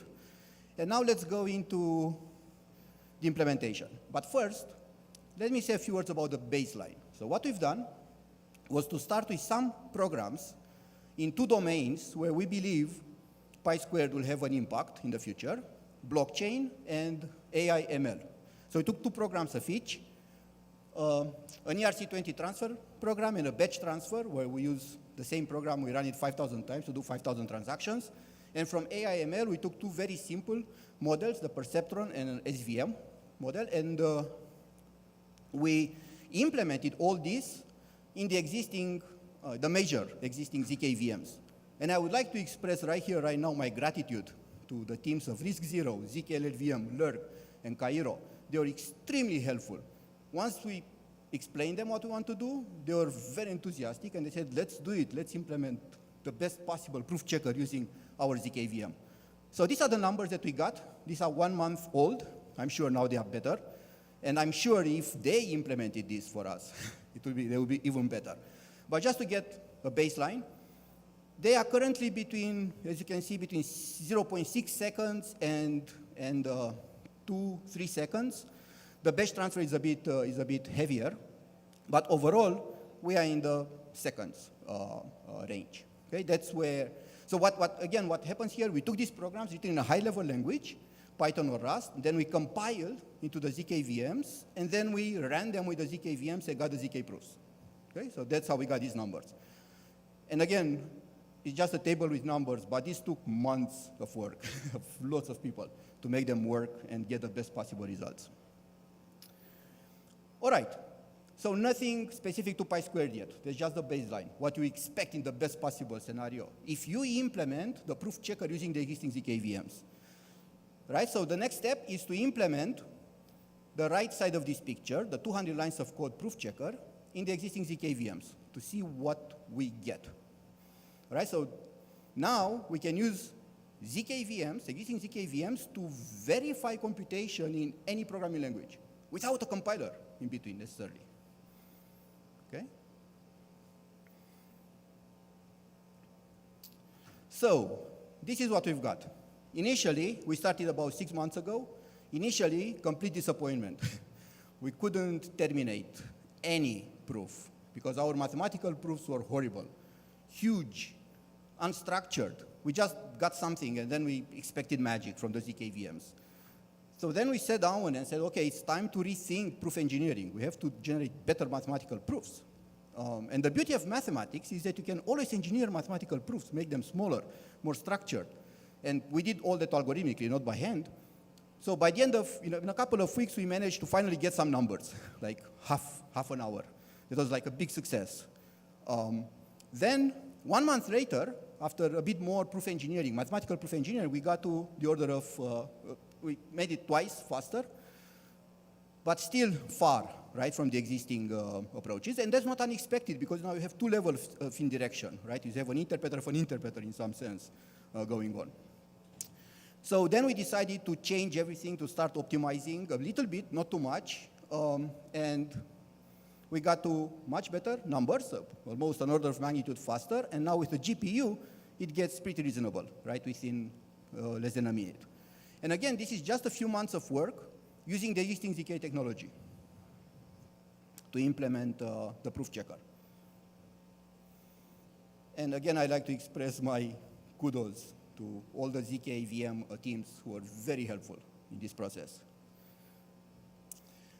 All right, no interesting optimizations or improvements so far, just a plain mathematical proof verified with a plain ZK VM.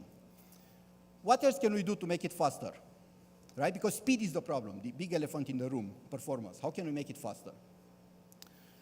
So here are 3 optimizations that we are currently working on. The first one and the most obvious one is let's implement a direct circuit for the proof checker, right? Because the ZK VMs pay a price. They are general. They work with all possible programs. But we need only one program here, the proof checker, right? And we have some experiments, and we get an order of magnitude performance only there.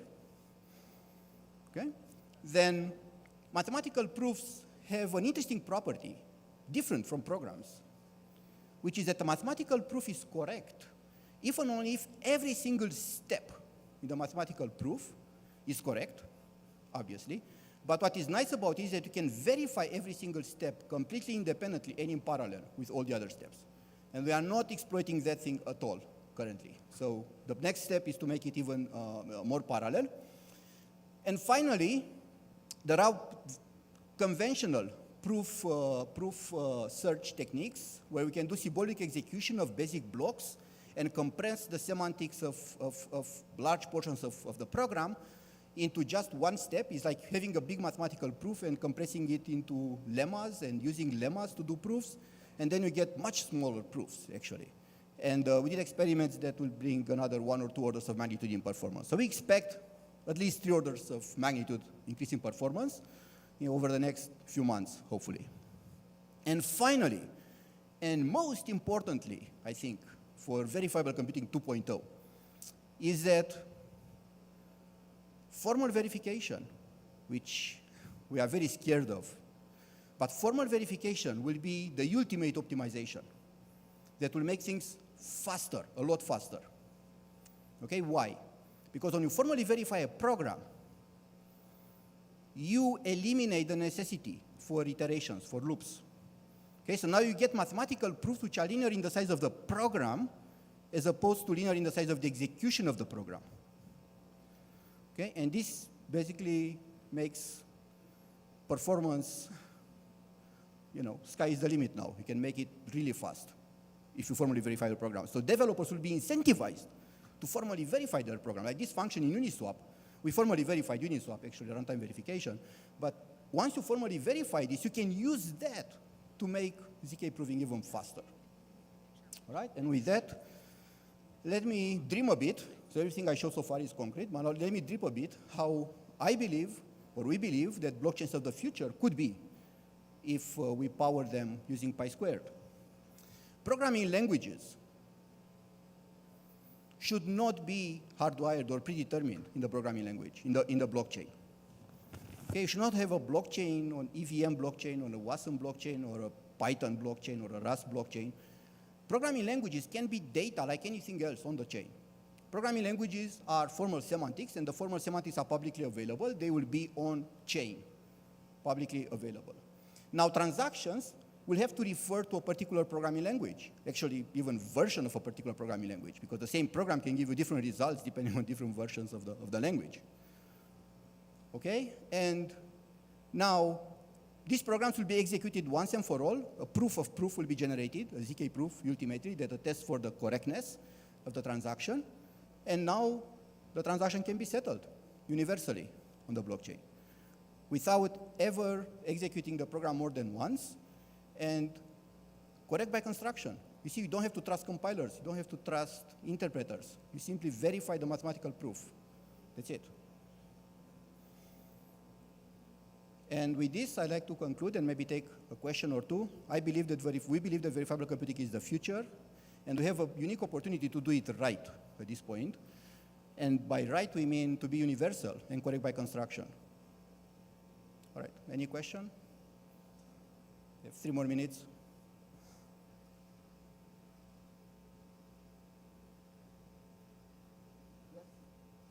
Yes? With a mic or yell.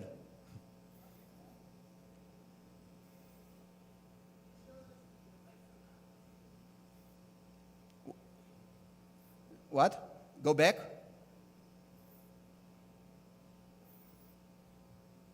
More?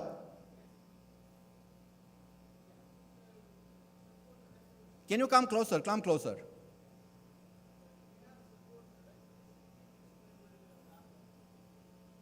The support vector machine? It's a very small machine learning model. Nothing deep. It's just a textbook example that. Yes, but it was not our goal. Yes, we can use it for fine-tuning, but it was not our goal. Our goal was simply to generate a ZK proof for an ML inferencer.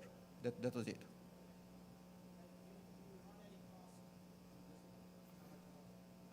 How much cost? Cost in the sense of cost of ZK proof generation? Well, as you can see, 28 seconds in the latest version, but horribly initially.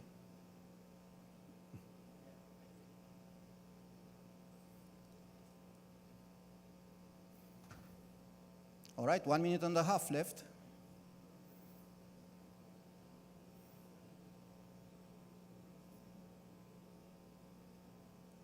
Yes, please. Thank you. Just really quickly, this is verifiable compute without the possibility of privacy, or can we have privacy as well? Sorry, can you speak closer?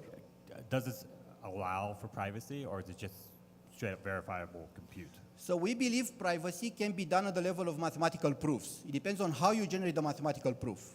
Okay, for example, if you don't want to reveal, your age, but only that it's larger than, you can prove the mathematical property that exists an age such that this happens. And you get that mathematical proof from the execution of the program.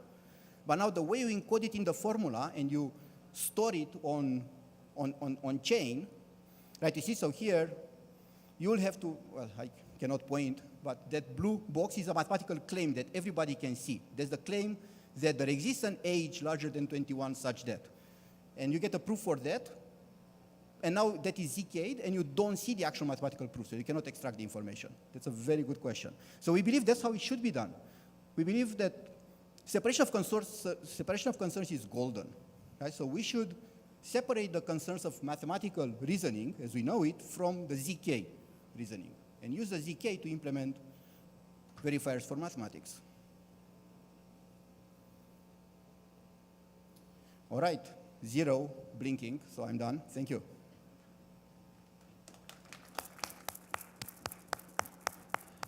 Returning to the stage to discuss horizontal scaling, please welcome Avi Zerlo, Chief Product Officer at NIL Foundation.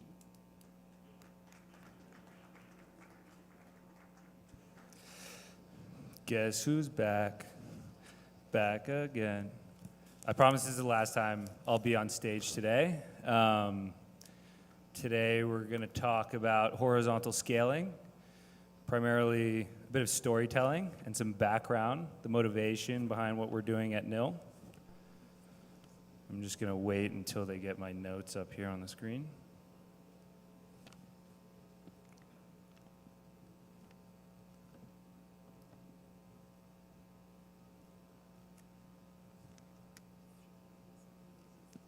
Those are the wrong notes.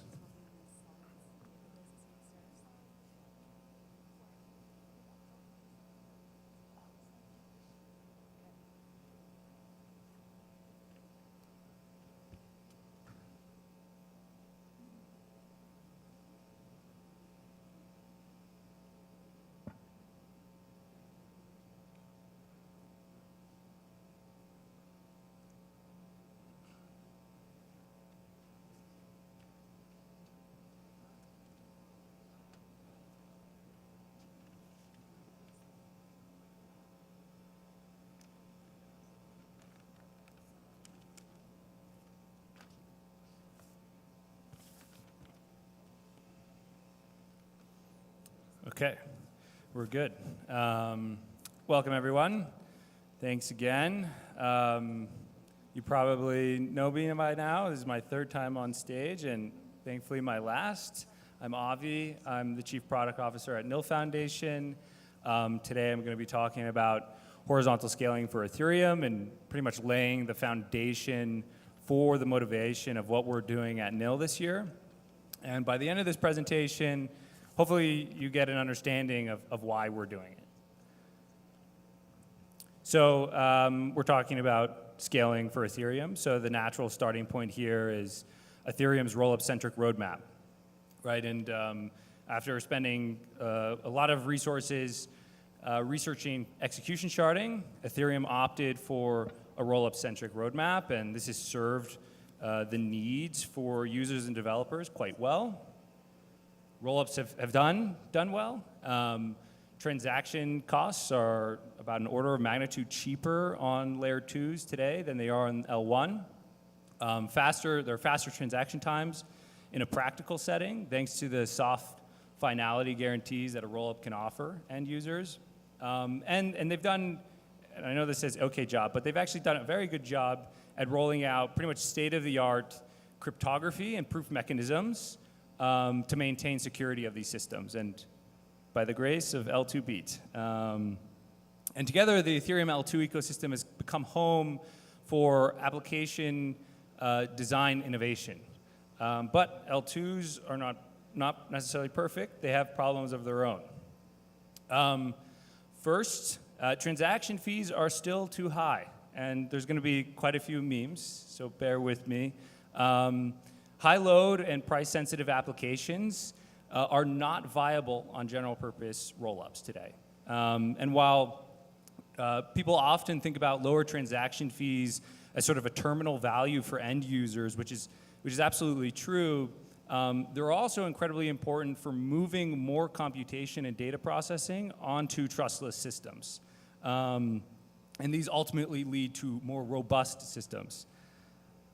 Second, we have a bit of a paradox in that Ethereum, a maximally decentralized, censorship-resistant, permissionless blockchain, which has spearheaded those values across crypto for years, has effectively opted for roll-up architectures that run under single operator models.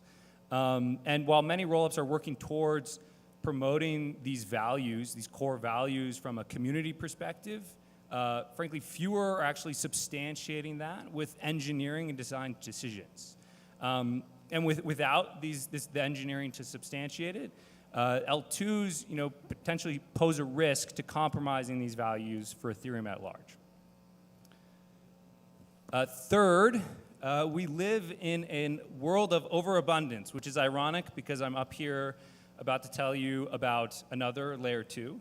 But there is so many choices for an application developer to make before simply deploying their application. And this in of it itself has become a problem. And in modularity, in spirit, was supposed to simplify the developer experience. And instead, we've overcomplicated it with a number of decisions that a developer needs to make before even getting to their application. And finally, and most importantly, and this is a problem many of you have probably heard already, but L2s, metaphorically speaking, are bleeding out over this state fragmentation problem. And this is where I'm going to focus the talk today. So if we look closely at the consequences of state fragmentation, which again may be redundant for some of you, but it compromises the network effects of global state. And this is in terms of liquidity, user distribution, and mind share, who's focused on building on a global notion of state. We have compounding complexity of interoperability standards, and this is for heterogeneous interoperability and homogeneous in terms of execution environments. And we have this huge global coordination problem that we actually have to come to an agreement on what are the standards if we want interoperability between these rollups across thousands of stakeholders. And at the end of the day, we objectively have a worse developer and user experience. And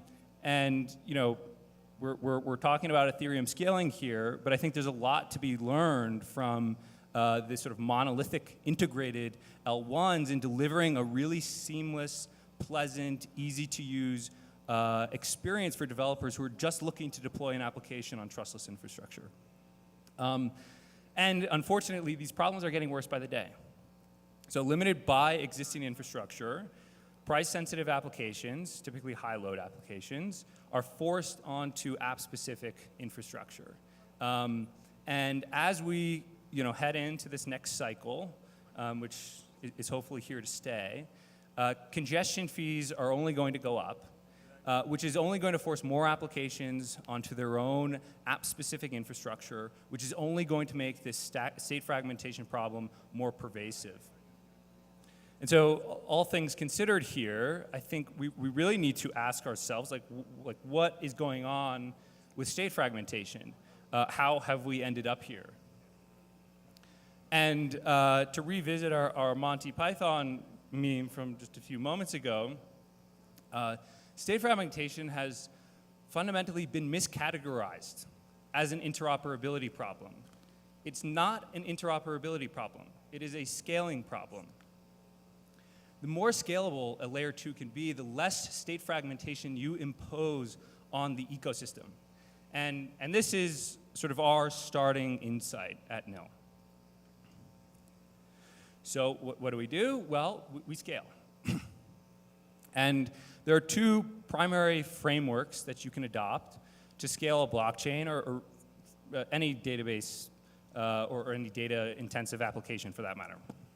One is to vertically scale, and this is effectively boosting the hardware utilization or the hardware requirements that a given node actually runs on. And we can think of parallelized virtual machines or introducing sort of more powerful hardware to that node as a sort of under this vertical scaling framework. The second option, which I think everybody who was here earlier today for the Future of Rollups panel heard people talk about, is horizontal scaling. And horizontal scaling gives us this really nice property of being able to simply add nodes, add new machines to the system, distribute the load over those nodes, and effectively increase the scale of the system of interest. And this is most commonly done in traditional systems with sharding. And there's actually a few examples of it in blockchains as well. To dig a little bit deeper into what are some of the trade-offs of either approach, vertical scaling is a pretty easy fix in that you can very quickly upgrade and boost the hardware of a given system by simply purchasing a new piece of hardware. It scales with the hardware, which has followed Moore's law for a number of years. And it's relatively easy to upgrade in a permission setting. The trade-off is that you're actually limited by hardware, or rather you're limited by the capacity of a single piece of hardware. In sort of distributed systems, this typically trends towards centralization, right? Because you have higher hardware requirements.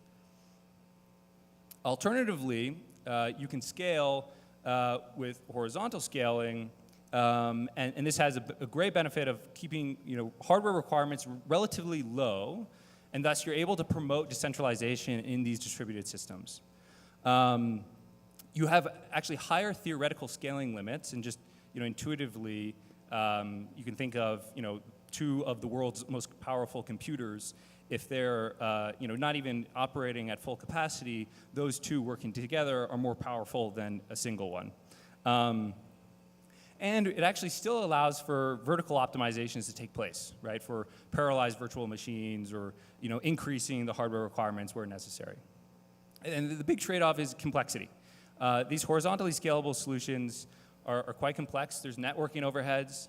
You have to solve for data validity, which is a big open problem for blockchains, and you have to bootstrap a network of nodes, which is typically more expensive. And so when we come back to this roll-up-centric sort of view with these scaling frameworks in mind, and I recognize this is maybe a little controversial, but roll-ups haven't really scaled in that they haven't taken advantage of vertical scaling techniques yet. And there are a few teams that I think I'll mention later on in a few slides that are actually implementing things like parallelized virtual machines and taking advantage of more powerful hardware. And when we consider that all blockchains are sort of defined by the ledger that they maintain, and that today a smart contract deployed on a roll-up can arbitrarily call another smart contract on a different roll-up, unequivocally, roll-ups do not horizontally scale. This is sort of a current view of the landscape, but there are obviously solutions.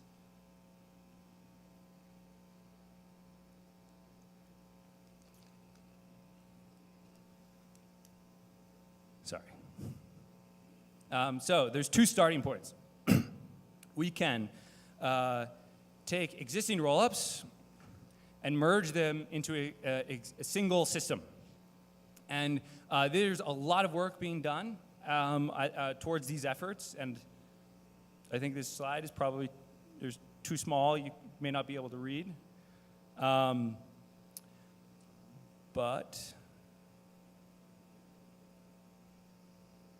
Okay, I'm losing my notes.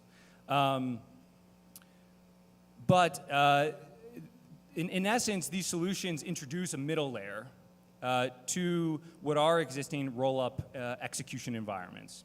And this middle layer offers some sort of shared consensus guarantee that effectively allows you to facilitate cross roll-up communication.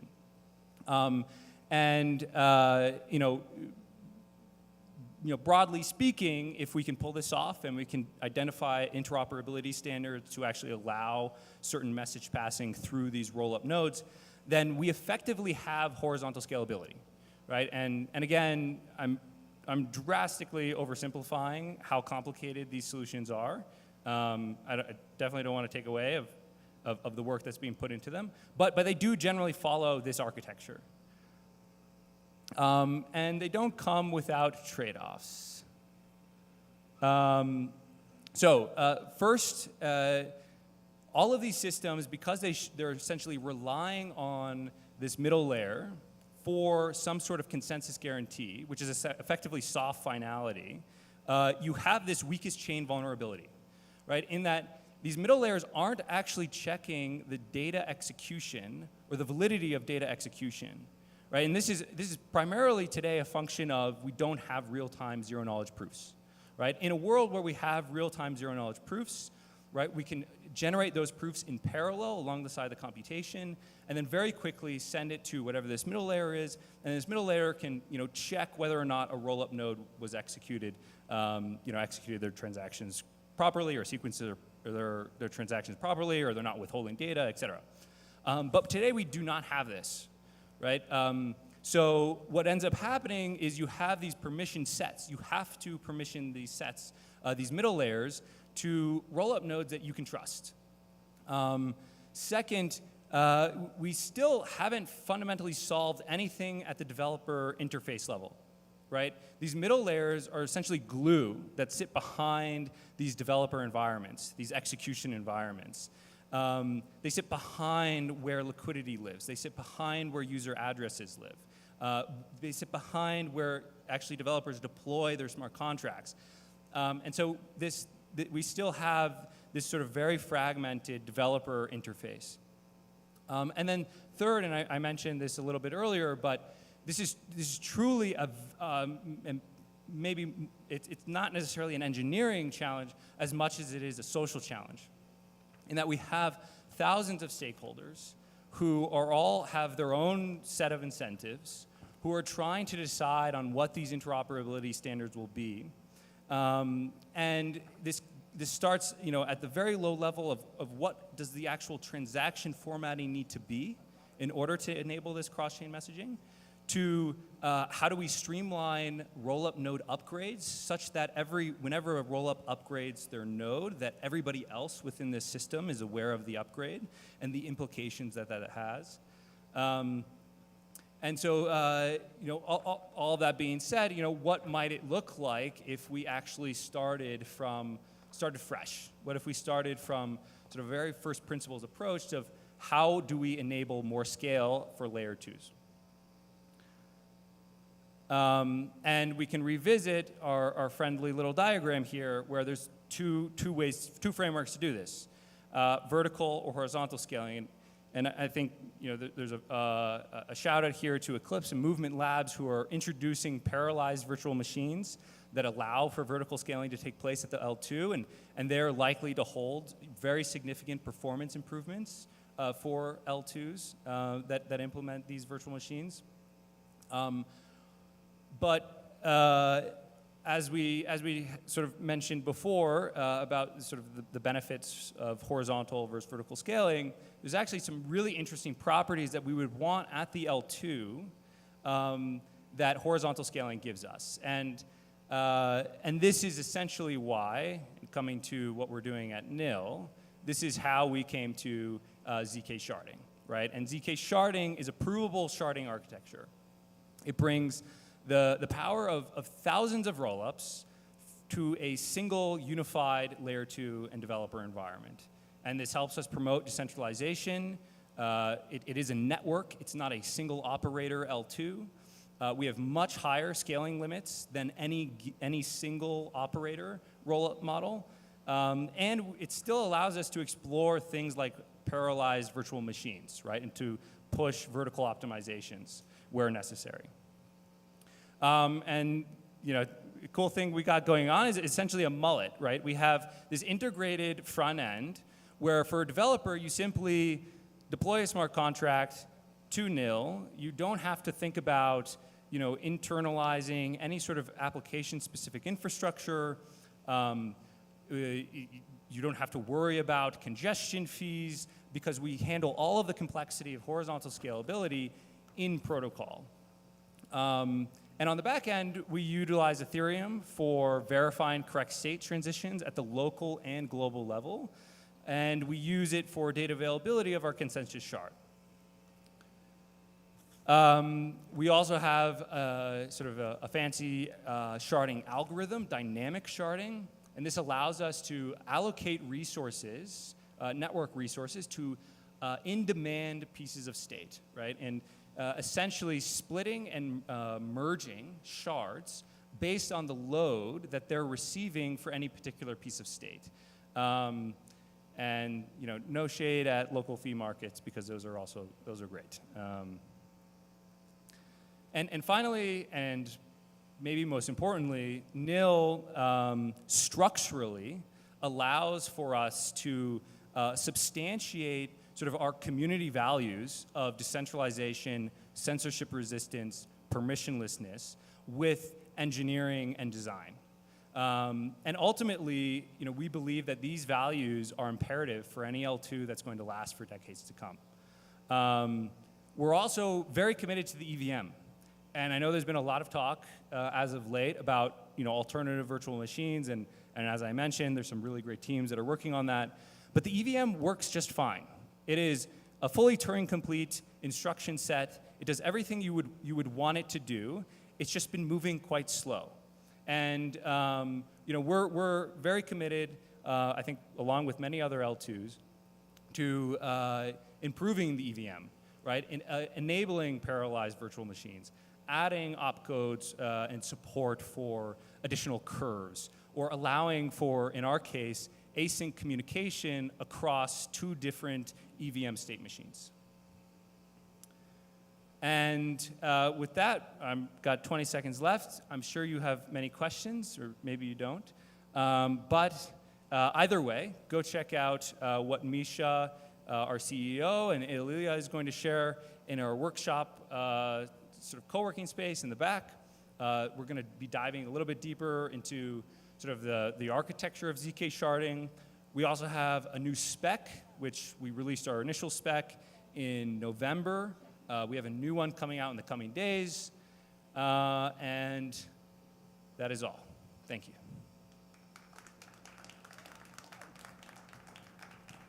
We have a hands-on workshop happening at 4 p.m. by Misha Komarov, CEO and co-founder of NIL Foundation, and Ilya Murazu, Senior Decentralized Systems Engineer at NIL Foundation. If you're interested, feel free to make your way to the co-working lounge to join Misha and Ilya. After that, please join us back here for the last panel of the day, Zero Day, Why ZK Security is Important, at 5:10 p.m. Now, let's turn our attention to VPU architecture. Please welcome David Garrett, PhD, co-founder and CTO of Fabric Cryptography. Wow, thank you so much. I don't know if I recognize that guy. Is that actually me? All right, we'll get these slides set up here.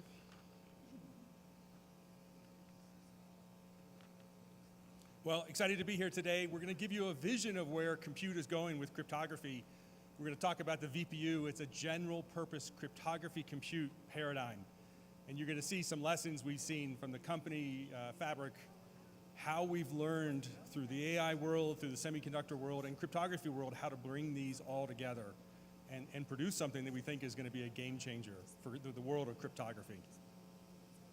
What's interesting, the company's been around over a year now and really striving to rethink cryptography, how we can deploy a canvas for all the algorithms and all the things that cryptographers want to do.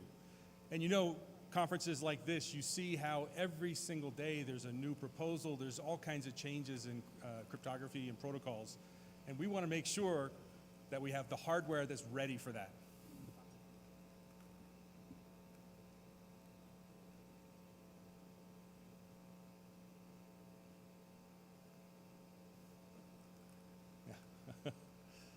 And just we're still waiting for the slides here.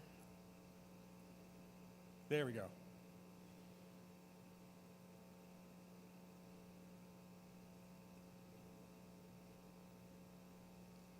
Well, we're going to talk about the VPU, the verifiable processing unit. You've seen CPUs, you've seen the FPGAs, GPUs. We're actually looking at a paradigm that we're going to create something really specifically for cryptography, yet it's going to be general purpose. And so the idea behind this, Fabric is the company. We're working to scale zero knowledge proofs, and we'll deep dive into this GPU architecture. So we'll do next slide. Okay, thank you so much. Again, what we're doing with the VPU, it's custom silicon. So we're going to build a device, ultra-fast end-to-end proven encryption. The idea behind this is we've built a crypto-native instruction set. The idea is we're looking at the computing primitives for cryptography and not just building a hardened accelerator for any one particular protocol. The things we've learned through the AI world and about hardware and software is one of the most important things to deploying the best hardware is actually to have the best software story. So at the same time that we're developing the VPU, we've got the compiler and the SDK, we've got the tooling that's going to make it easy for anybody to deploy and use and actually explore the space of cryptography. And then as the company, we're building the compute cards and the hardware that's going to scale this up. So we have the custom silicon, we've rethought cryptography, and we're going to bring the boxes and compute cards to actually make this real.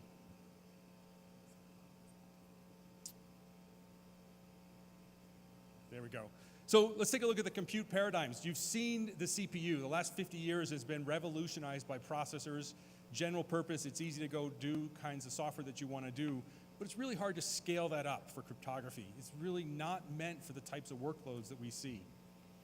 More recently, another paradigm, the FPGA, the field programmable gate array, is not really a CPU. It's something that allows you to build circuits. It's really cheap to get going, but what happens is it runs out of gas in the economics of scaling. You can build something quickly, but then if you want to scale that up, it's an enormous cost. The GPU is an interesting use case. 20 years ago, the graphics processor is really part of doing the heavy lifting that a CPU couldn't do by building a huge array of parallel data paths. And so you see the GPU a lot mentioned, but it's really not optimized for cryptography.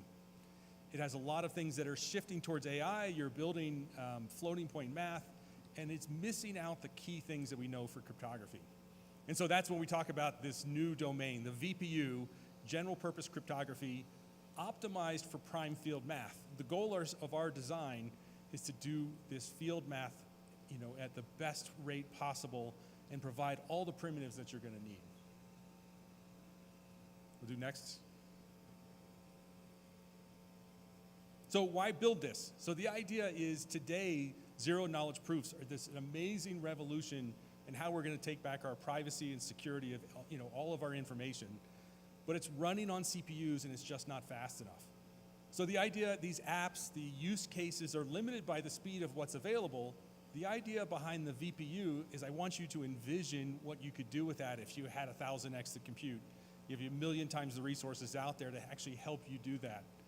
And really, we want to focus on building, more than what you can see today. Think of how it could go in the future and revolutionize security and privacy.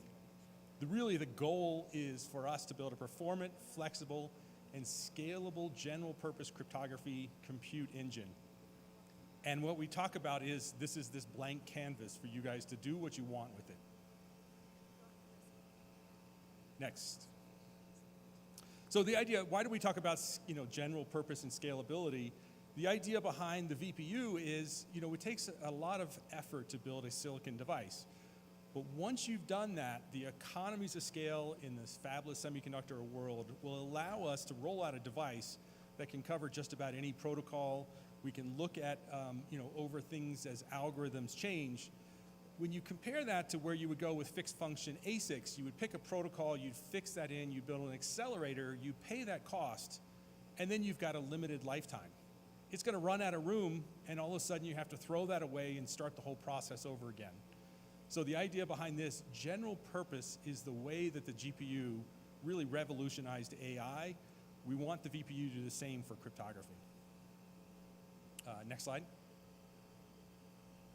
So our VPU architecture, the idea behind this is we want to support all of the types of things in cryptography. ZK Starks, ZK Snarks, MSMs, NTTs, FRIs, hashing, all of these things you're familiar with. We want to be good at all of those. Even the constructs of fully homomorphic encryption are really going to change the composition of the data center. What we do with the VPU architecture, we have four main components, a big array of our compute tiles that allow you to do this prime field math efficiently and the movement of data. We have a huge number of external memory interfaces that allow us to move large gigabyte tables around. We have an 8-core RISC-V processor that allows us to be the brains of the system and do all kinds of neat things like the workloads that don't fit on the tile. Witness generation would be a good example. And then PCIe interfaces that can move things through. What we look at is the VPU is just a chip, but what we do that is we deploy that on a compute card. And so you can see the VPU 860, it's a GPU-like form factor PCIe card. We actually can deploy 3 of these devices on one of these compute cards and scale up from there. We'll do next slide. So we looked at 3 lessons. I want to give you 3 lessons today. We talk about AI and what we've seen in hardware and compute. And really 3 things stand out. We'll dive into those. It's not all just about the compute. So if I focus on prime field math only, what I'm missing is there's 4 other legs that actually compose the full cryptography workload and problem. So you can't just focus on compute. You got to minimize hard wiring, and the idea, there's a concept of dark silicon, is anytime I harden something on a device, and then that's not part of the proof that I'm working on, it's actually dark silicon and its inefficiency. So we look at how to minimize hardwired features on the device and make sure it's small modular instructions that give us the flexibility to eke as much efficiency out of our entire device as possible. And then lastly, what's important for the best hardware, you actually have to have the best software teams, and you've got to make it programmable and usable to enter in. If we have the most exotic chip and no one can program it, it goes nowhere. And so actually most of our company, after deploying silicon, is all about making it programmable. Let's go next slide. So lesson 1, we said it's not just the compute. The idea is inside this FC1000 chip, we've built in all 5 legs of this pentagram. The compute, 40 VPU tiles, parallel processing engines that can go run around and do prime field math. We've built in the memory, tons of memory on chip, tons of bandwidth off chip to be able to retrieve and move things around. We've got a high bandwidth network on chip, and that allows us to exchange information from all our compute engines. When you talk about, say, large NTTs, 2 to the 26, all of our tiles can participate in the problem and share that compute, and we can actually move data around with extreme high bandwidth. We've got our CPU, 8-core RISC-V that's able to help us in other parts of the workload. And of course, we have I/O. We're able to move large amounts of data in and off our device. We'll go next slide. So here's an example. We'll talk about why compute is not just the compute. Local witness generation is actually one of these critical things that come in zero-knowledge proofs. And you can see on the right-hand side, it's a small footprint for a ZKP. The inputs and the function are actually quite compact. But what you go through is a witness generation step, which generates huge amounts of data, which then ripples into the proof and the compute. So small input blown up into a large piece of data set with a large amount of compute, and then you release a proof at the end. So the idea with the architecture for the VPU is we can do all of the witness generation on device. The artifact is we are not limited by our PCIe bandwidth. We're not a huge bandwidth choke point if you have a computer doing, a server doing witness generation and a proof engine somewhere else. And so again, this is one of these key things of hardware software design. You can't just look at the compute problem. You've got to look at the full problem. Let's skip 2 slides. There you go. Lesson number 2, let's minimize hardwiring. And this is critical if you look at the top, the completely fixed function ASIC. You can compose MSM and NTT engines and hashes, but if the change in algorithms doesn't follow that ratio, you're in big trouble because your protocol has changed and you have pieces of your silicon that are not usable. You may even have fixed elliptic curves. You may have other things that it doesn't even work for the changes you want in your prime field. So the idea behind that is really we work on more programmability, small modular instructions instead of these complex big accelerators. And it avoids that concept of dark silicon. How do I make sure that my device is fully participating in all of the workload regardless of how I change my protocols? We'll do next. So the VPU instruction set, the idea, we try and make it easy. We don't break these things up into very small, 32-bit integers. We're moving around large instructions in the instruction set, like modulo vector 384-bit. We can do elliptic curve math very easily. We can still switch the same exact engine and work on the Poseidon inner loops, the hashing, the Starks of the world, modulo vector Goldilocks primes. We have all the adds and subtracts in the vector space. And then finally, the NTT butterflies are just as easy for us because we can do the add subtract butterflies and the rotations. And so you can see breaking it down into what cryptographers want, not building all of the other things that we don't need. Let's go next slide. Okay, the lesson 3, let's make it programmable, and it's an well understated problem that in the AI space, many of the early companies built great accelerators that had no ability for any customer to use it. We actually spend a lot of time making it programmable, and that's the lesson of general purpose cryptography, this is one of the critical pieces. So if you look at the tool chain, we have a number of things that we do. So we have our kernel development kit, and that's a repo that you can actually take advantage and write kernels targeted for the VPU instructions. You can look at how you move data and how you actually run compute on all these 40 different tiles. And so that lets us take a lot of the blocks in crypto primitive protocols and build optimized versions of those kernels. We do a lot of that work ourselves to make sure our architecture is in great shape. Our hardware team, software, and cryptography are all working together. We're simulating, we're building these protocols, and we're co-designing the hardest parts of cryptography to make sure we have the right balance. But it's not just writing kernels. What we end up doing is assembling a whole graph development kit. And the idea behind, if you go look at Plunky 2 or Plunky 3, it really is assembling a lot of different things, and the graph is the best representation for that. So just like in the AI space, TensorFlow has made it easy for just about anyone to develop neural networks. The idea behind the graph development kit is we can build large workloads, recompose those workloads, and build it in an easy way that uses kernels as big atomic units of compute, and dump that into our graph compiler, and we end up with workloads. And so there's a Rust, C++, Python front end. It makes it easy to develop graphs for cryptography. So do next. So finally, we'll enter in the workload. Now, how do we think about this at scale? Well, there's 2 different ways you can go. On the right-hand side, we can take our compiled graph, and it runs on our compute card. So this is this 3 VPU, GPU compute card. We have the Fabric runtime interprets those graphs and can get those workloads done.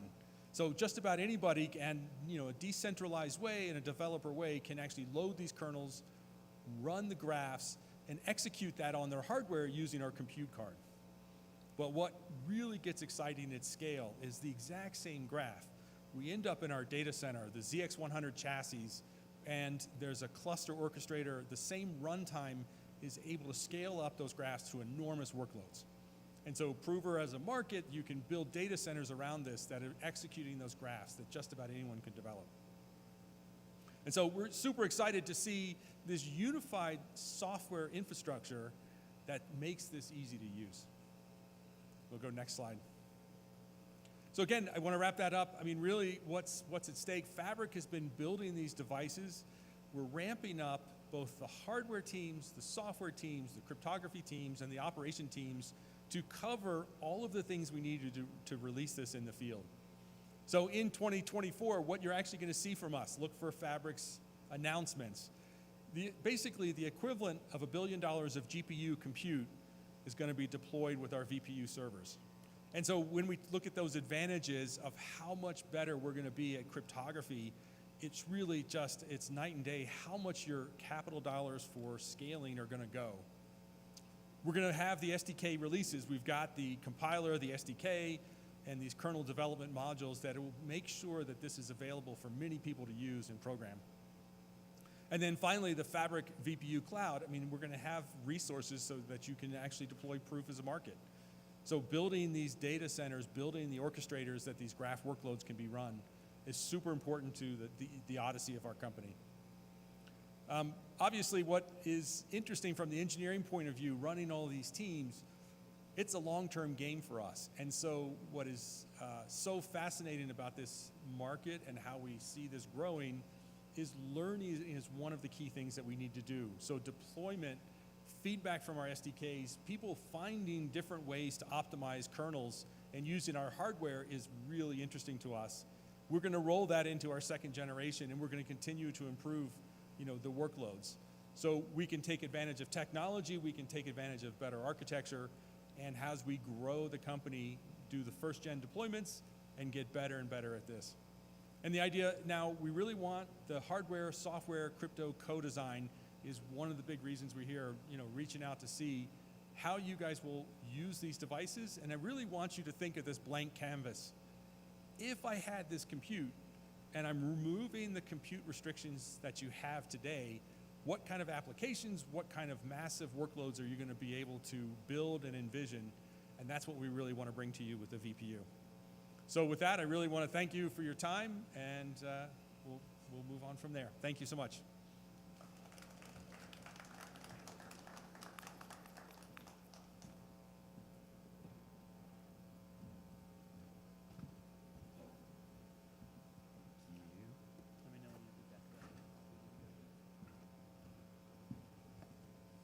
Next up, please welcome Brian Retford, CEO of RISC Zero, for his presentation, 100x, Scaling Victories, Challenges, and Opportunities in General Purpose ZK.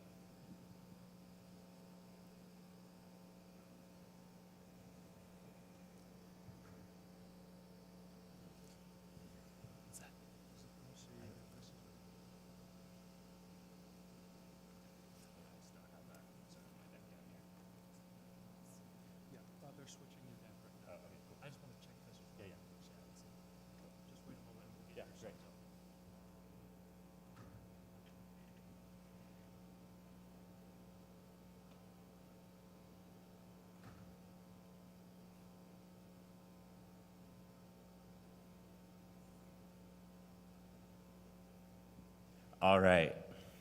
Hello, everyone. Today I'm going to be talking about, I'm calling it ZK100X, but it's really just kind of a reflection on the progress that Zero Knowledge has made over the course of the past year, 2 years. And I think some opportunities that are available in the future to ZK as it scales up. And I think we've seen some of the other speakers, talk to that as well.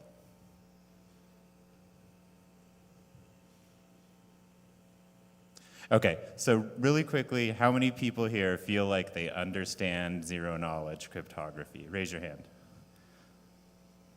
A little bit? Okay.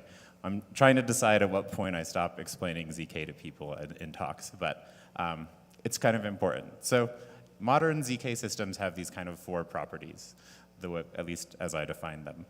They're trustlessly verifiable, they're information limiting, they're irreversibly concise, and they're composable.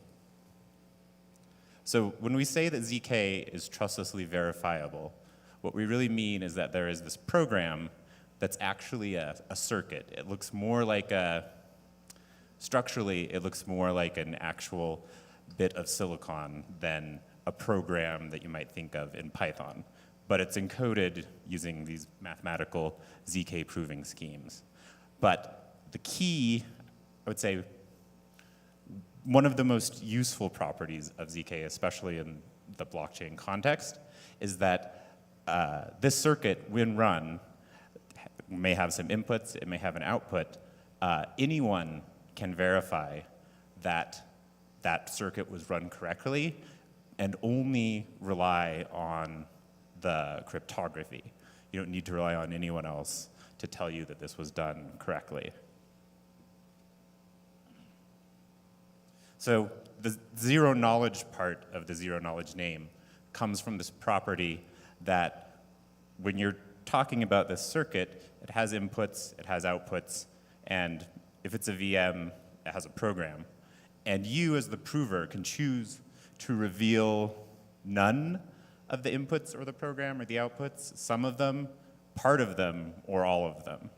And people are able to verify that you still ran the program correctly without revealing any of the information that the prover did not want to reveal. So ZK is irreversibly reduced. Some people call this succinct or concise. And generally what this means is it might take, maybe you compute pi to 7 billion digits and it takes 2 years.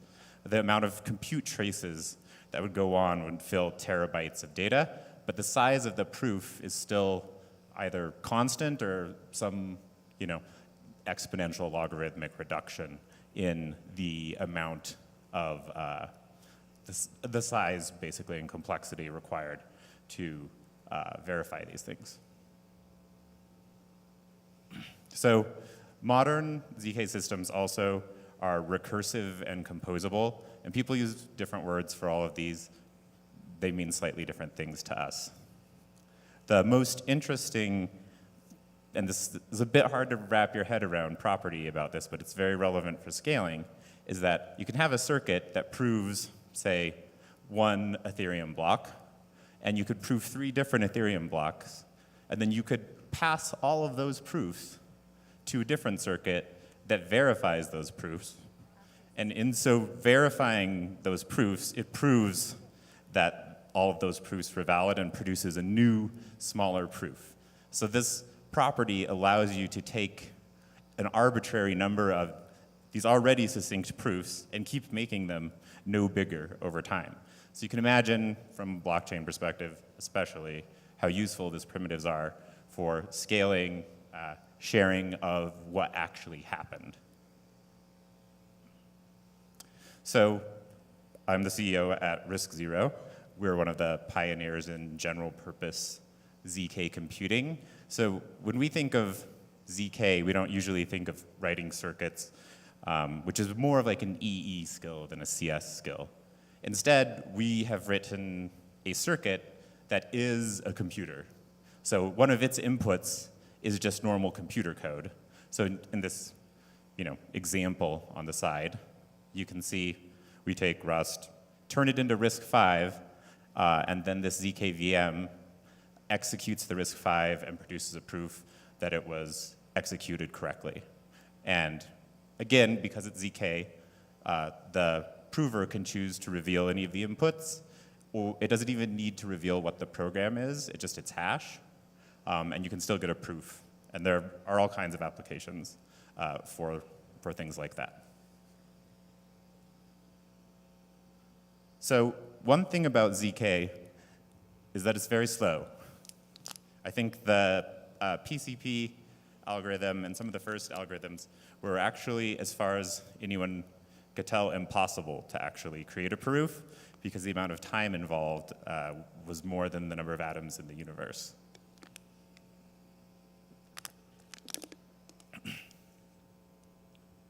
So we've come a long way. I think Wei Dai was talking about this notion of kappa, which is just sort of the cost per proof, per power, something. I'm not sure exactly how he's defining it.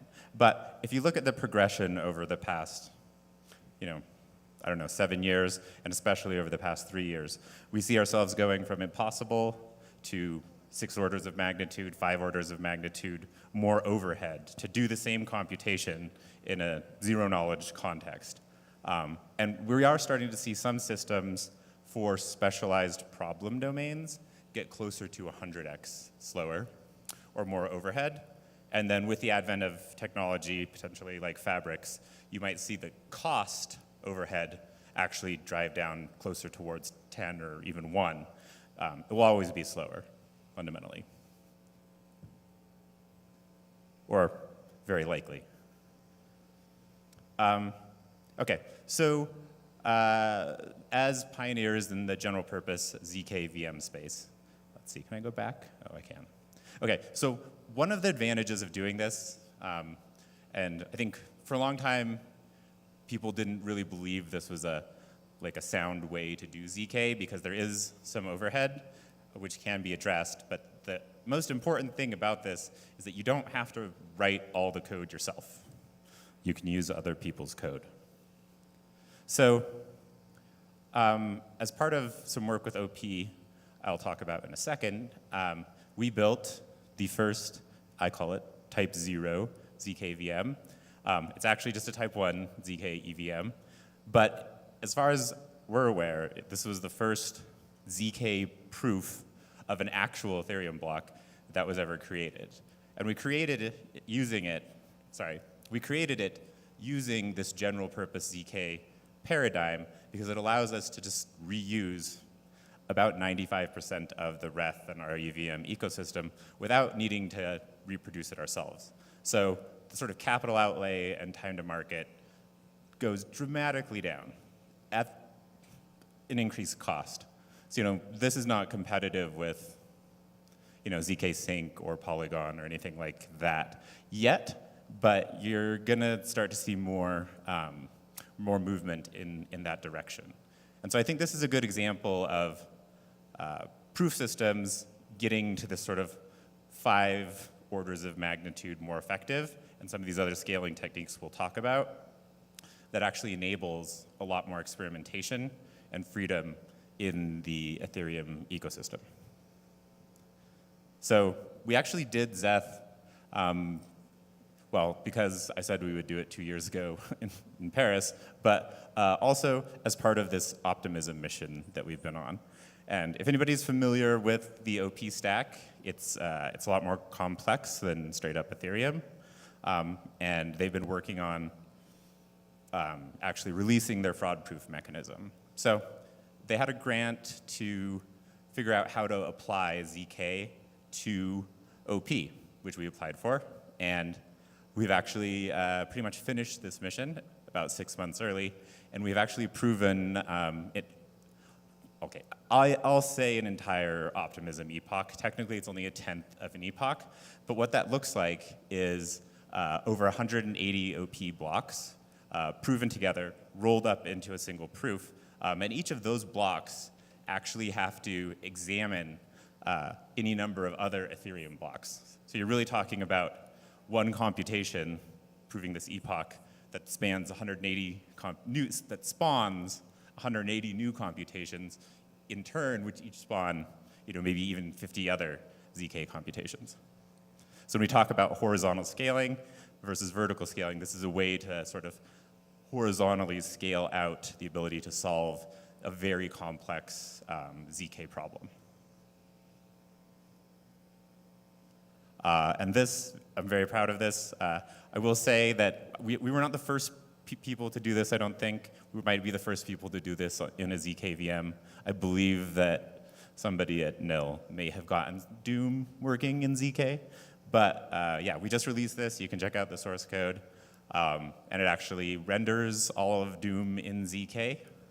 And what this lets you do is you can basically run a game, prove that all the rules were followed, reveal nothing about the intermediate gameplay, and simply show the score at the end and prove that you were able to get that score without violating the logic inside the game.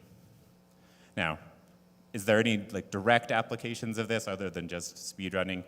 You know, maybe not that plain, but I think these kinds of dynamics can be used in a lot of games, and probably DeFi as well.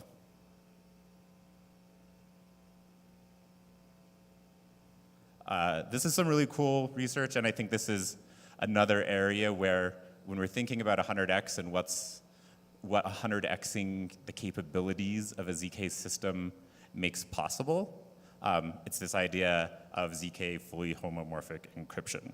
So FHE is this sort of holy grail of encryption because parties can compute on the data without being able to read it. So especially when you're thinking of building unstoppable decentralized network of computers, boy, it would be really nice if you could have private data, actually have that private data be used when you want it to be used, and still not necessarily reveal anything about it. So by combining ZK and FHE, there's actually an opportunity to reveal attenuated information and have it stored privately in blockchains. So we did some research with some venture partners and the people at Zama. Their name should be on the slide, but it's not. They are pioneers in, I think, the most promising FHE regime right now. And what we were able to prove is a key component of the TFHE algorithm called bootstrapping. And it's the thing that you need to prove was done correctly in order to ensure that the information doesn't get leaked out as you continue to compute on it. I think this took 1 billion cycles, which is 30 minutes or something to just do this one bootstrapping. So I think it's about 100 times too slow than it needs to be kind of basically useful. But even once it's kind of basically useful, I think there's a lot that it has to offer to the blockchain system. So there's a lot that can be done to get there, programming custom accelerators.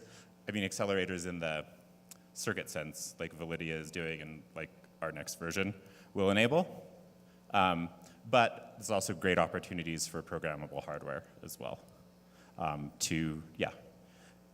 really think that ZK FHE is going to be a huge part of how everybody's personal data is stored in the 5-10 year time frame. So one little pitch for our ZK VM. If you are interested in figuring out what it's possible to do with ZK, in addition to these sort of big examples that we have a lot of examples just in our source code repository. You can check them out. And hopefully get inspired about things you might do with ZK. Excuse me.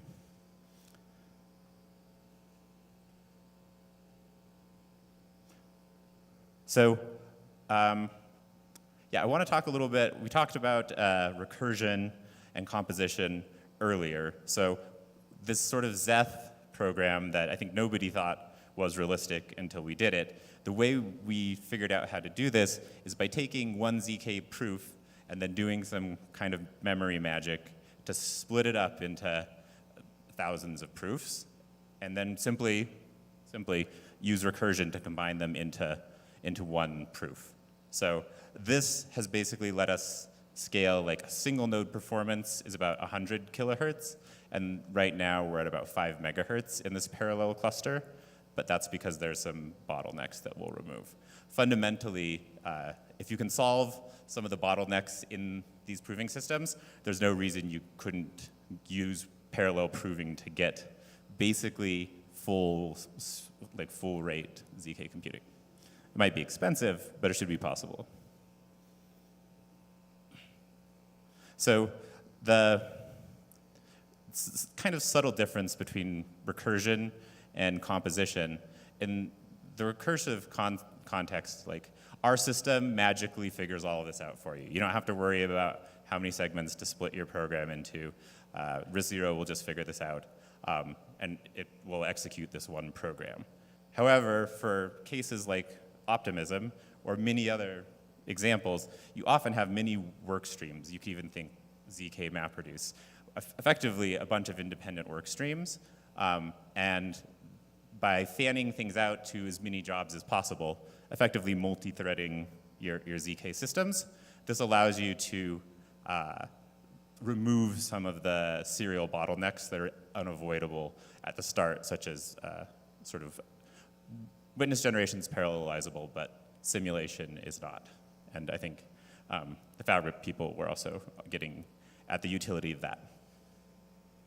So by combining these things, you're able to build these incredibly complex ZK systems in, yeah, I think the OP Reth work took us 2 people for about 3 months full time to really do something that I don't think anybody thought was possible. And then again, we iterate that again to make these epochs.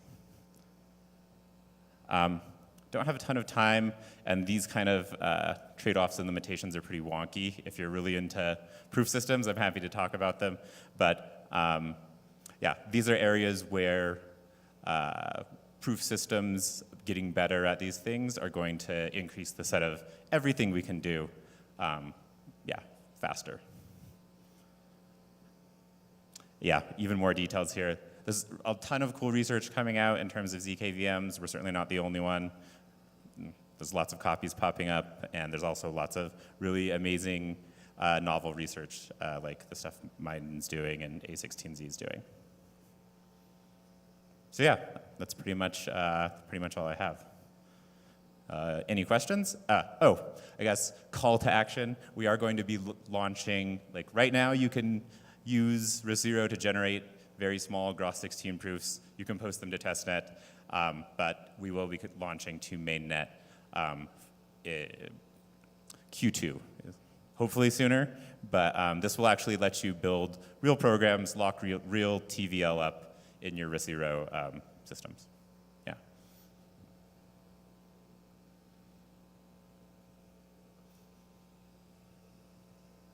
Is there any mic runner, or just yell? I can repeat the question too. Avi.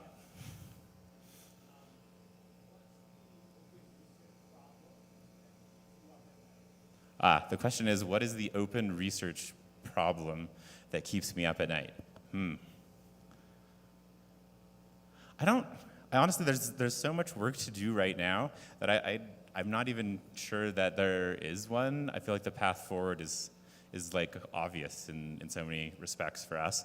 I think I'm personally curious about the information theoretical lower bounds on overhead for a ZK system. Like how much extra work do you need to do to actually maintain those 4 properties?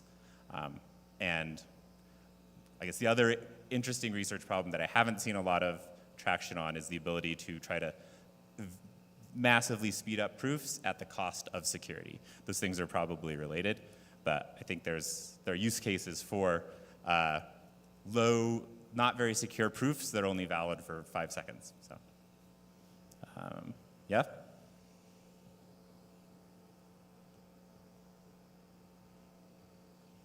Just curious on your view on the next 100x for ZKP. Is it going to be hardware research or things like RISC Zero's continuations that allow parallelization? I think, yeah, I think it's going to be all 4 things. It's going to be new research methods, new fields. You see Binius, you see Circle Starks, you see M31. It's going to be just raw engineering. I think we probably have 10x of just, we're in a hurry. Yeah, hardware I hope plays an increasing role, but I think there's 100x easy to go without needing ASICs. But then once you get that and an ASIC, we'll really be going.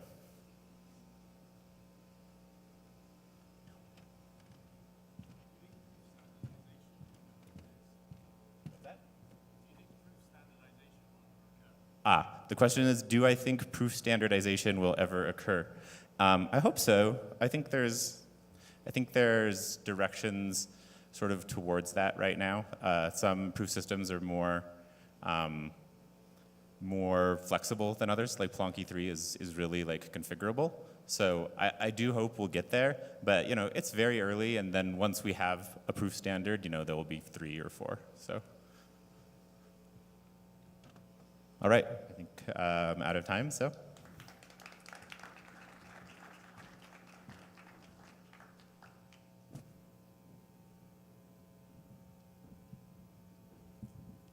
Next up, a panel discussion on decentralized proving, infrastructure, and incentives. Please welcome Cooper Kuntz of Aztec Labs, Nazar Khan from Terawulf, Ben Livsheets from Matter Labs, and Michael Gao of Fabric Cryptography. Moderating this panel is Robert Koschig of 1KX.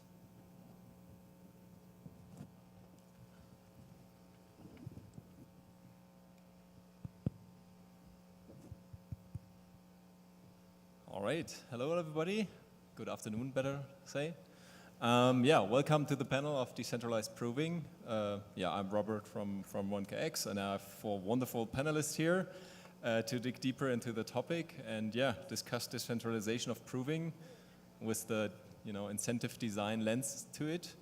And to start, maybe we make a round. Can you give a brief introduction to you, what you're doing, or better, like your protocol or your company is doing, and how does it relate to the decentralization of proving, so the audience gets a context to it.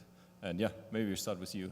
Yeah, Cooper. Hi, my name's Cooper. I'm the head of decentralization at Aztec Labs, fancy name for product manager on our sequencing and proving infrastructure and governance.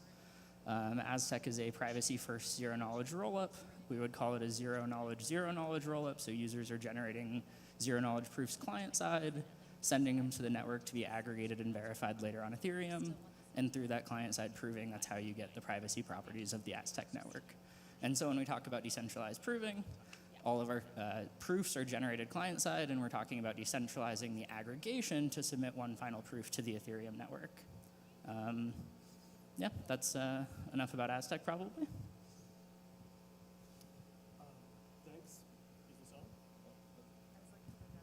Hello, hello. Oh, much better.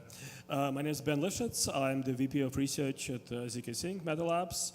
I think there's obviously been quite a lot of excitement about decentralized sequencing, and of course, as we look into the future, I think opening up the prover pool is something that we're starting to look at, and I think this is going to be interesting from just about every angle: software, hardware, co-design. We've already seen a bunch of really interesting talks in the preceding 2 hours about many of these topics. So happy to dig in to this. There is quite a lot of depth in this topic, and I think it's really fun to think about sort of steady state outcomes. I think the economics of this, how to make it so that the benefits of successful software, hardware co-design are things that the end user takes advantage of, which lead to things like fee reduction. So quite a lot to talk about. Thanks. Hey, I'm Michael. I'm the CEO of Fabric Cryptography. We're a company building general purpose cryptography hardware.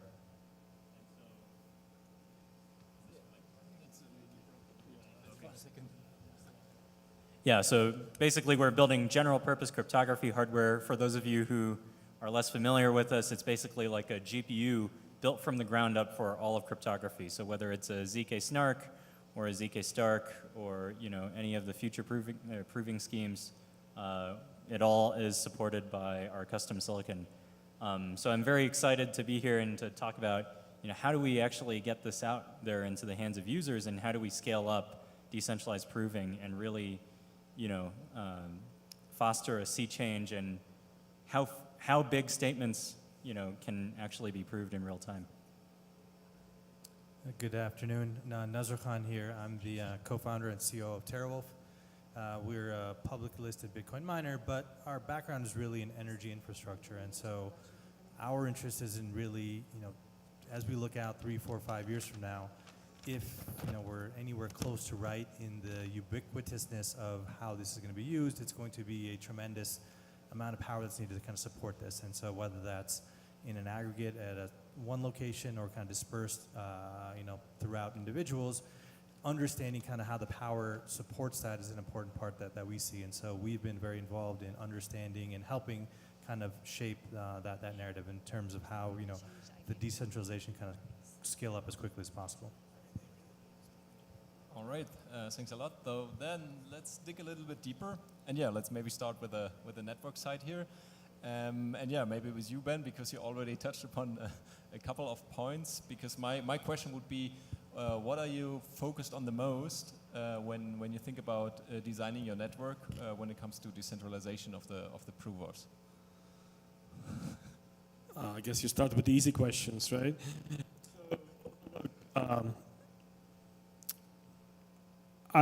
Yeah, let's see if this works. There is a lot of focus in the near term on just continuously delivering improvements to the proof system that we currently are running. And I think chances are not just us, but other zero-knowledge rollups will be in a situation where sort of for the near term, near to medium term, will be delivering sort of improvements to the proof systems that we have, and I think that's going to be the case for at least some time. And I think perhaps over time we'll find ourselves in a situation where sort of other parties will appear. So firstly, I think we'll be in a situation where hardware-based improvements is something that we'll want to avail ourselves of, and we will want to deliver those kinds of things to the end user. We'll want to, as I said before, open ourselves up for other people doing proofs, and by doing so, hopefully reducing the cost of proof production, proof generation, and over time, transferring these kinds of savings to the end user as well, and by doing so, ultimately reducing the fees. Yeah, I think this will take a little bit of time, so at this point, things are very much in an experimental stage. Pause. Yeah, and then from Aztec's perspective, we're a privacy-first roll-up. We believe that privacy protocols have to be credibly neutral. We think that we will start from day one with a fully permissionless sequencing and proving designs. Most of the prioritization for this is generally censorship resistance, having fully permissionless proving marketplaces where anyone can add compute to them. Is a much harder to attack network architecture than enshrining a specific prover or a prover who might not agree with users in a particular jurisdiction, or trying to do a specific thing on chain. So across the board, Aztec is trying to be as credibly neutral as possible, and you do that by allowing anyone to run your hardware.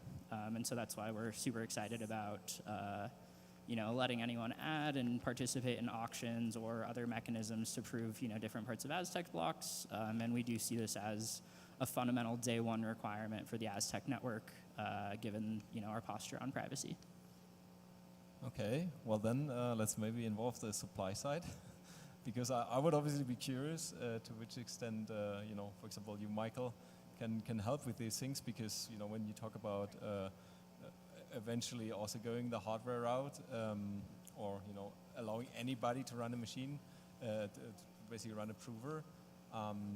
Yeah, maybe Michael, you can touch upon what hardware side can support that. What the hardware side is supporting, or how the hardware side can support that? Oh yeah. Yeah, so we're pretty agnostic to the format that rollups are taking, because really, every layer 2 or every chain is taking a different approach to accelerating and also incentivizing and also decentralizing ZK proof production. And what we really want is to benefit the entire ecosystem. So, whether you're taking a really decentralized approach and you're doing it from day one, or whether you currently have centralized proving and you want to move towards the decentralized proving, kind of method, we have several offerings in our roadmap, for all of these use cases. So we have a service platform that's coming later this year. We have boxes shipping in volume later this year. Both of those are going to help people who just want more compute and they want it in a data center format.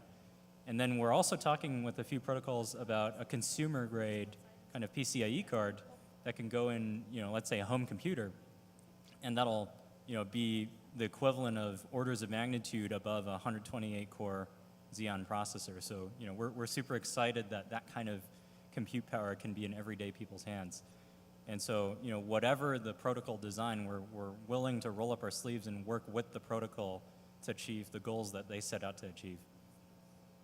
Okay, I mean, that sounds really good, but I heard a lot of times compute power, and that might be the time to involve Naz in the conversation, because, yeah, maybe you can share, in the introduction, you started pointing towards the direction, okay, now things look good, but, a couple of years from now, there might be problems, and maybe you can elaborate on that, because that might help also us to understand how we should already now think about the way we should architect the networks. Absolutely, and I think, in a number of the discussions today and on the panel, before, cost, I mean, ultimately cost is going to be an important metric in the ability for, these ZK proofs to really scale up and spread. And so that's where we really come in, ultimately understanding how to run the infrastructure to support it, and whether it's, a fabric, VPU or any other kind of infrastructure that's needed, how to place it and how to kind of support and run it is ultimately where we come in. For 20 plus years, we were in the infrastructure space, and so our job was to basically deliver power at the cheapest cost. And so what we've effectively done is now we're kind of taking power and putting that into some sort of compute and kind of delivering that compute at the lowest possible cost. And so as we look out, over 3, 4, 5 years, ultimately, without having a very clear and concise understanding of how to be able to drive down the cost of power, which is not just kind of, the layer 2s that are running, not just the hardware, but also where that hardware sits and how that's integrated back into the overall electric grid is important. And that's really where we focus our time in understanding how we can kind of provide that. And again, from a, we're agnostic to how that plays out, because ultimately whatever it is going to need some power associated with it. And as we look out, when we look at kind of the data field more broadly, not just ZK proofs, but all forms of data compute, there's a fairly significant growth that's projected over the next 5 years. People are talking about the size of that industry going 3, 4, 5 times, and so the ability to place that kind of a load into the grid requires, again, a very nuanced understanding. And so we spend a lot of time early on in thinking about these protocols, these hardware applications, how they fit in, and providing our input into how, over the long run, especially at scale, how they'll fit into the system. And so that's where, again, we always kind of come back to ultimate cost in the long run, because, again, that lowest cost is what's going to drive the greatest kind of scale. Sure. Thanks. So let's imagine we have a couple of orders of magnitude more transactions being settled on rollups compared to mainnet, right? So let's imagine a future like that, which is probably not so far away. So what does the shape of this prover industry look like? And my sense is that, there's a bunch of open questions. Like, for example, does solo proving, right? You have a card that goes into your PC. Does it make financial sense, and can we really foster that in order to grow the level of decentralization, sort of similar to what Ethereum is trying to do with solid staking and whatnot, right? It's an interesting question, right? Here's another one, which is what is the sort of correlation and relationship between hardware manufacturers, hardware makers, and hardware operators, right? And to what extent are these open designs that are subject to scrutiny, other standards around these things, or do people basically, make the hardware and they keep it in their vault and they never open it up and they just use it to basically maintain their competitive advantage when it comes to proving? If it's an auction model that allows them to win, just about every auction, of course, you can imagine a situation in which things get consolidated, which at least superficially is similar to what you would see in case of proof of work mining pools, right? And I think at this point, given that it's quite early, I think we still have a chance to sort of reflect on some of the challenges around POW, and these are challenges that people like to complain about, such as power efficiency or inefficiency, but also like new challenges that you just don't really see in the Bitcoin mining space, and kind of try to see if we can combine the features of cryptographic systems that we build with the opportunities that come in terms of mechanism design to potentially create a slightly different landscape for this, for this, prover industry, so to speak. All right. Yeah, very, very interesting. But let's maybe talk a little bit about the different approaches to it. And you, Cooper, for example, in your forum, there's quite a lively discussion on the different approaches. So maybe, I'm sure not everybody in the audience went through all the forum posts. Yeah, maybe give a brief recap of the approaches that you considered, and maybe also share why you are advocating for your sidecar approach when it comes to decentralization. Yeah, so when I was tasked at Aztec to try to figure out how we're going to decentralize our rollup, we really took building in public very seriously. If you go to forum.aztec.network, there's probably 8 to 10 different sequencer selection protocols that are all fully decentralized there. There's probably, 5 to 10 proving marketplace protocols out as well that were articulated either by employees of ours, employees at the Ethereum Foundation, employees at Espresso Systems. There's a lot of really nice designs, honestly. So if you're looking for how rollups are thinking about decentralizing their infrastructure, I would say this is probably, as far as I'm aware, the biggest body of work on the subject. In our case, we have kind of just a random leader election like you have in Ethereum. You get a randomly elected proposer. Anyone can participate in this. We support out-of-protocol PBS like you see in the Ethereum landscape right now. And then, today we're here to talk about proving.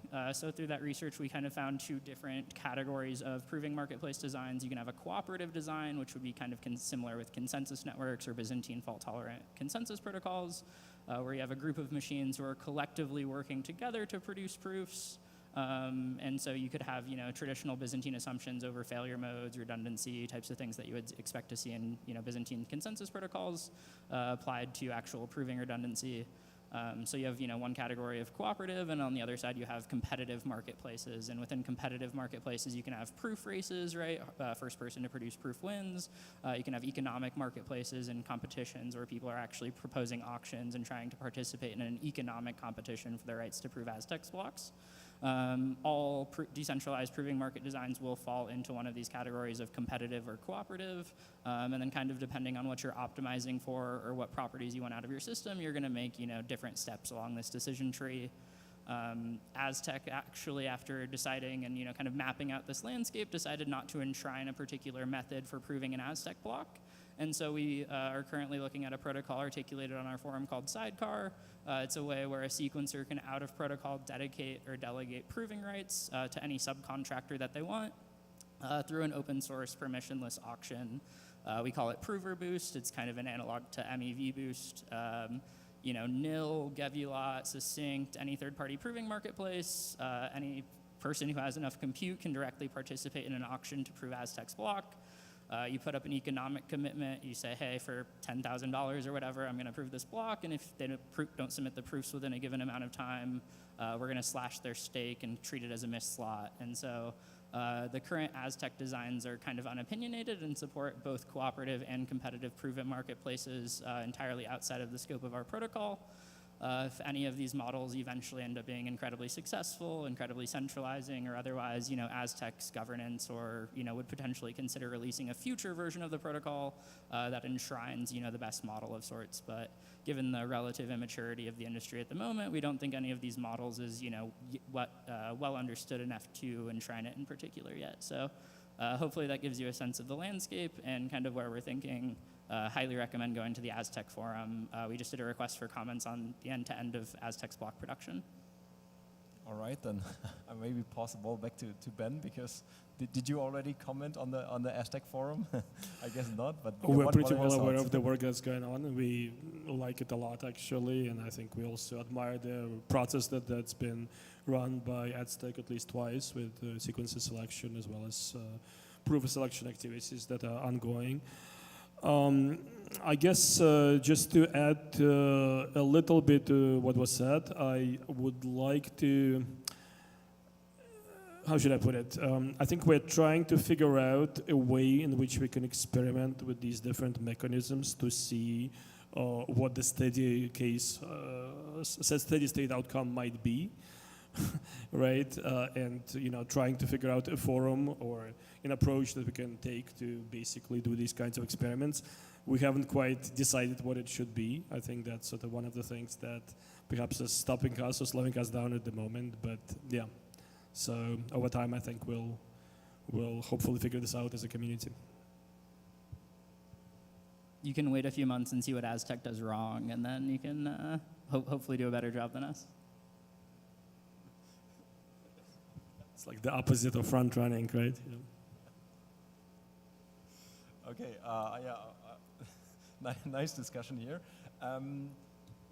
Maybe also to ask Michael here.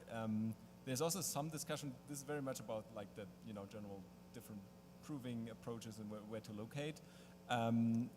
There's also a lot of discussions around, they highlight very much the benefit of, distributed proving and kind of like, benefiting from these sharing economies, putting in the hand of everybody, and this way, no need for kind of like centralized large operators, no need for specialized hardware. Curious how you would view these arguments, Michael, and what you would respond to that. For sure. I mean, there are a lot of people who talk about the centralizing effects of specialized hardware. And as someone who has seen the semiconductor industry play out over the years, the semiconductor industry is generally a friend of mass adoption. So for example, like when CPUs first came out in the 1980s and really like started proliferating, that led to the rise of the personal computer. And eventually, when process node shrinks got so good and so big, and then GPUs became co-integrated with CPUs on mobile processors, we saw the rise of the mobile phone, and now everyone has a supercomputer in their pocket. And this is exactly the future that we want for not just the VPU, but all categories of ZK acceleration. We want everyone to have access to this powerful cryptography. And that's the future that we ultimately want to create. So, that's where our consumer kind of PCIe card is going as an initiative. And it's where our company wants to go as a vision. Okay, maybe also Nas, like to which extent do you think, decentralization or what Michael plans to enable can help the problems you raised earlier? Yeah, I mean, it's interesting, our background is really on the physical infrastructure side, right? I mean, again, we built power plants and operated power plants for 20 years. And so when we talk about, decentralization, within these layers, the idea that, maybe one place is running all of these nodes and the compute power sits there, but it's controlled or operated by many different people, you could have, both of them could be true, right? The compute could be decentralized in how it's being used, but the compute could also reside at one place. And so that's kind of a fundamental issue that at least I've been kind of thinking through is that, because ultimately, again, if I always kind of come back to the cost, right? I mean, ultimately, the cost has to be low enough for it to be pervasive. And that's what's going to make it most pervasive is a really low cost. And so if it's going to be used quite a bit, it has to have a low cost. And so when you start to break down these things and say, hey, where can we operate this proving at the lowest possible cost, it's likely going to be at something that's more than just someone's individual personal computer. And so that's, I think, kind of a discussion that needs to be had is when we talk about decentralization, what layer is it occurring at, and how do we ensure that if there is a significant amount of compute at one place, that ultimately the underlying compute operates in a decentralized way. And so that's where, again, we have our own perspective on how that's being drawn up, but I think, as a broader community, that's something we should all be engaging in and thinking through, how do we, I think, kind of, talk about that level of decentralization. Yeah, and there's something that I'd like to add to this, which is, I've seen an amazing economy of scale play out in the Bitcoin mining world. I've been in Bitcoin since 2011. I've seen how the proof of work incentives have led to a cost per terahash and joules per terahash that, frankly, if you asked, a standard ASIC engineer and like they did some simulations, they would think it's unthinkable that we have the level of efficiency, that we have the level of cost that we do. Now, it's a little bit wasteful, but in the context of the ZK industry, if we're doing this incredibly useful thing with positive externalities for all of society, that's something that we want to drive economies of scale on, right? So I don't think it's kind of an either or. I don't think it's like necessarily decentralized versus centralized. I think that you can have economies of scale, and simultaneously you can enable, you know, a lot of people to prove at home. It doesn't have to be either or. I was going to say, yeah, proving at home, city at home, all of these things resonate a lot. And so let's not forget that, you know, the monolithic roll-up case is not the only case, right? Because there is the privacy-friendly case of the user doing their own proving, right, in the comfort of their own home. And, you know, as time goes by, chances are we'll want to prove more complex statements beyond what we can do now on a small machine or phone, which has to do, let's say, with credentials, things like that. That's very nice, but I think over time we'd like to do a bit more. So that's one thing. The other thing is that there's also the case for variable pricing. That is to say, you know, you pay more, your proof will happen faster. You pay less, well, maybe not quite as fast, but, you know, maybe it will go to a bunch of people who are doing this at home, solo proving style, right? You know, and everybody's happy because these solo provers get, you know, some input to work on, and the user is not paying so much, and maybe this is the right sort of equilibrium to achieve there, right? Again, what I'm saying is that there's more diversity of these use cases if you think about this end-to-end. Some of these things come from privacy, others come from sort of different economic parameters. Yeah, on that note, I would say Aztec is trying to be one of the first like fully programmable private smart contract platforms in the world. You can deploy contracts where the actual bytecode is encrypted and other things, and the first version of it is very novel. It will be somewhat limited in the expressivity that you have within that smart contract, right? Like there is only so much we can do to keep block times, to keep proof times, to keep execution times, you know, sufficiently low that you can actually use our system. ZK is something that will fundamentally consume all of the compute, all of the spare compute that will be available in the world. As much expressivity as our proving systems will allow, Aztec will try to use as much hardware as available and as much data availability as our DA layers and, you know, et cetera and et cetera. And so we're really at like day one of the amount of expressivity that you're currently getting in zero knowledge proving systems. And I would say like, if you're looking at like Aztec smart contracts as a kind of metric, we're probably at like what the 8-bit resolution equivalent of expressivity within our smart contracts. And so it's going to be a very, very long game that's going to use a lot of hardware. And to that point, and that's where, you know, the scale rises exponentially, right? It's not a linear progression. And so as that expressivity kind of increases, it's going to be kind of a non-linear growth. And that's where, again, understanding how these loads are going to be integrated back to the physical grid is, you know, we think in a Terawulf, we think it's kind of an underappreciated point. And so there's this, you know, we're solving this big problem of how do we get the system to work. But if we're so fortunate to figure that out, which, you know, given my perspective, I think will happen, then we'd have this other challenge of saying now, okay, now how do these loads kind of integrate back to the grid? And again, that's where someone from a physical energy infrastructure perspective, I think has and can provide input into that process. And so that's again where Terawulf is really thinking about not just kind of what's happening in the immediate, but more, hey, as these kind of things catch on and that demand from it kind of grows exponentially, how do you make sure that these loads can kind of be integrated back? And that's where, again, I always come back to this just kind of fundamental thing of kind of cost and availability. So long as the cost and availability continue to support that growth, it's going to keep growing, and to the extent that there's bottlenecks in it, that's where you're going to see a big problem. So that's where, again, I think, you know, as we look at it, there's the development side of it, which is obviously critical and which is the base layer, but beyond that, for it to really catch on, there has to be this thought around how do these loads kind of, you know, fit into the grid. And I'm incredibly excited, you know, to see protocols, you know, talking about latency and throughput incentives, because I've seen how far, just exponentially speaking, this kind of incentive structure can play out in terms of how big of a technological lift, right? So the Bitcoin network started out as maybe like terahashes per second of compute in 2011 when I first saw it. And today, just one Antminer is terahashes. You know, we have almost a zeta hash per second. It would be the first zeta scale computer on Earth. And that's pretty cool, you know. And that same kind of like billion X increase in compute has happened in the field of traditional CPUs. And that is why we have ChatGPT. And that is why we have 3D gaming. And that's why we have ray tracing. And it's also why, you know, you see all of the devices in this room be able to operate the way they do. And so what I'm incredibly excited about is, you know, you're going to see transactions that go way beyond what we think of as transactions today, right? We think of like sending, you know, 1 ETH from one person to another. You know, we think of things like Uniswap. Okay, imagine, you know, DEXs that reach the same TPS as Binance, right? That's a really revolutionary thing, you know, to finally reach parity, at least in functionality, with centralized systems. And that's something that I'm incredibly excited to see, because I can see it happening as a domino effect from what we're talking about on stage today. And so thank you to Cooper for, you know, starting that conversation. Yeah, I want to come back to a point you guys mentioned earlier, right? The, you know, proof of work, centralization effects, but then also economies of scale, which is also centralization effect.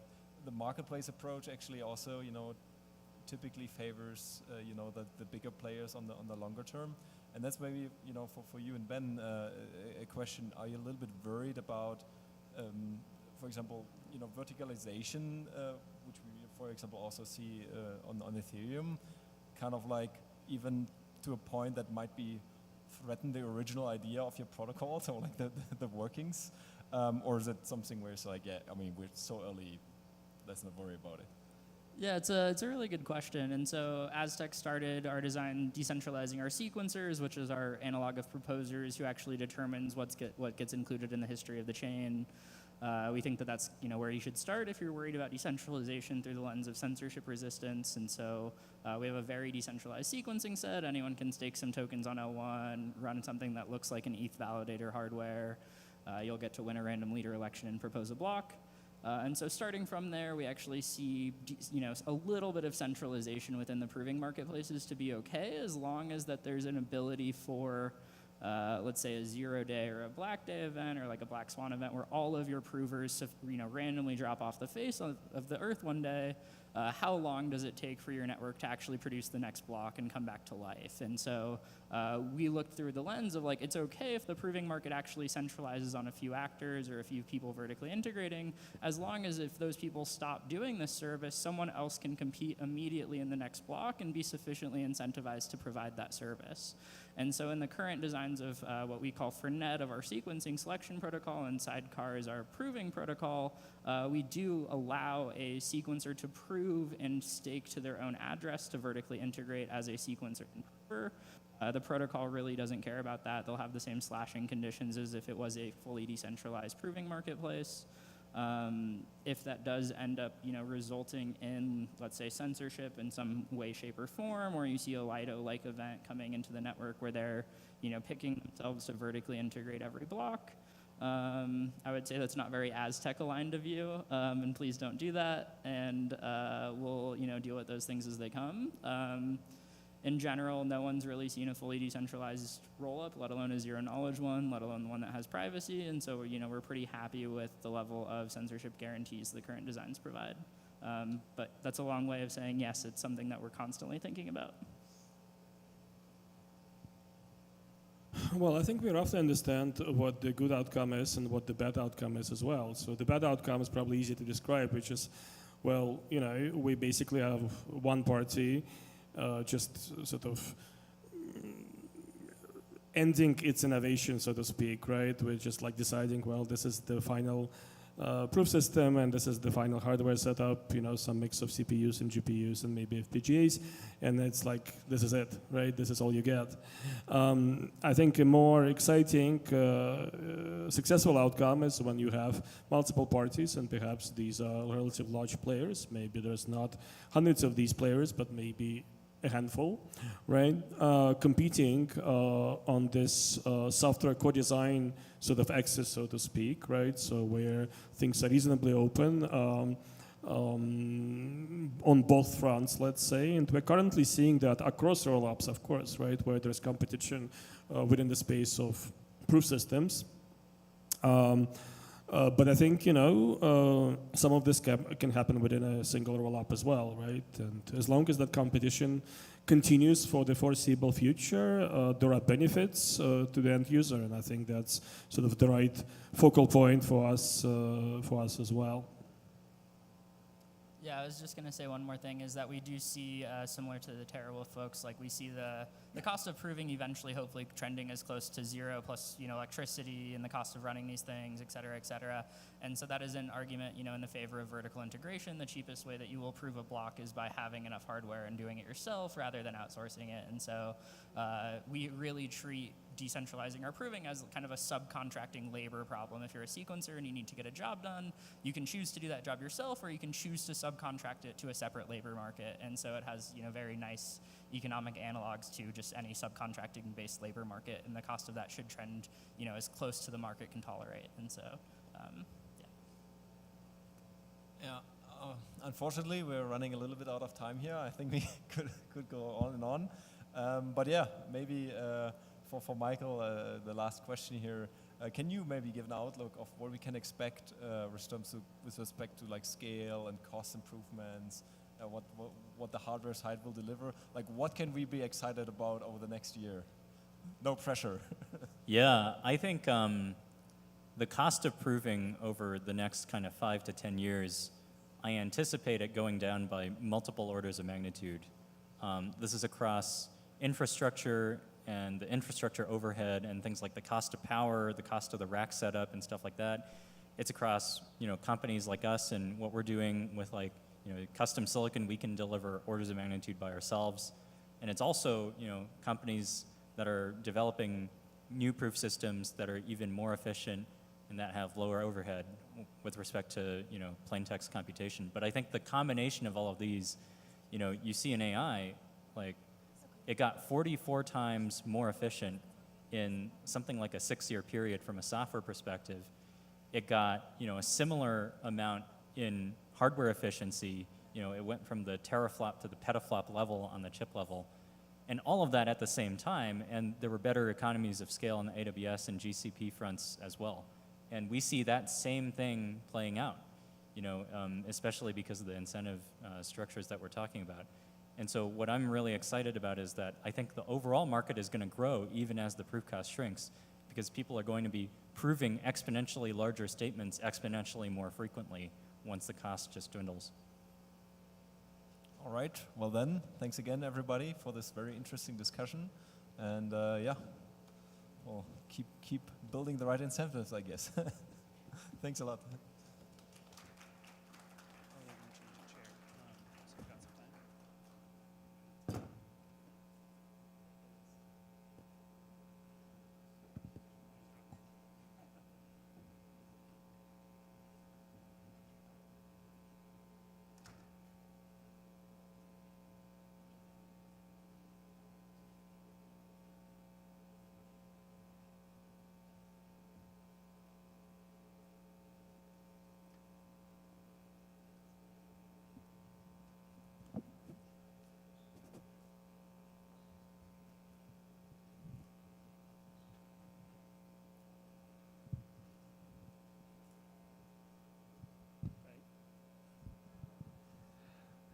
Our final panel today delves into the critical topic of ZK security. Please welcome Grigore Rosu of PySquared, Mauro Toscano from Lambda Class, and Kostas Ferlis of Veridise. Moderating this discussion is Ibrahim Yusuf Ali of Polychain. Please welcome them to the stage.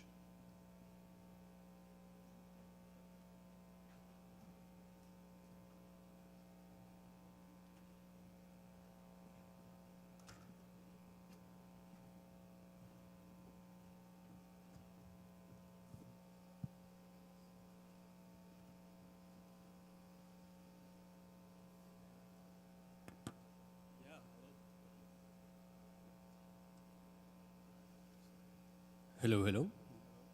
So mine is working. Hello. Yeah, hello guys. Yeah, I guess we can get started with this panel. It's going to be about zero-day, why ZK security is important. Yeah, my name is Ibrahim Yusuf Ali. I'm a researcher at Polychain Capital. And yeah, I just wanted to let you guys go on with intros. So yes, is it working? Yes. No? Okay. All right, I will just use this one. I'm Mauro Toscano from Lambda Class, Cryptography Engineering. Yes, mostly working with cryptography on the applied side. Okay. So hi, I'm Kostas Ferles. I'm the Chief Research Officer at Veridise. We're a security firm, and we're kind of like specializing in ZK, and we also develop a lot of automated tooling. So my job is kind of like, see the needs of our auditors and kind of like, steer our tool development towards kind of like, more useful automated tools. Hi, I am Grigore Roșu. I am a professor of computer science, also the founder and CEO of Runtime Verification and of PySquared. And I'm interested in correctness in general of systems. All right, guys, thank you for those intros. Yeah, I guess we can get started with the panel. For the first question, this is to Mauro. Can you walk us through how a circuit bug could result to the loss of funds for a ZK rollup? So yes, ZK rollups use, of course, zero knowledge proofs to prove that they have done a correct computation. Usually this is done by the company running the rollup, if it's decentralized or something. So that's a way to say, okay, we are being honest. But if someone can manage to send a proof that maybe he did a transaction that they weren't allowed to, or they were managing funds that they were not theirs, they can, of course, try to steal the money from the rollup or from anybody, or do any other malicious activity. So the prover is like the heart of it. So if you manage to crack the verifier, you can do whatever you want. I don't know if you want to add something more? So yeah, I guess like, I think it's more or less like, the same as any ZKD app, right? Like, if your verifier doesn't capture like the semantics of your intended behavior precisely, then that opens the door to like an attack. So if you have like a trace that transfer funds and then like, one of the opcodes is not like modeled properly, then like, I can say that like, instead of like transferring like, X, I transfer like, 10X and then like, exploit like the rollup.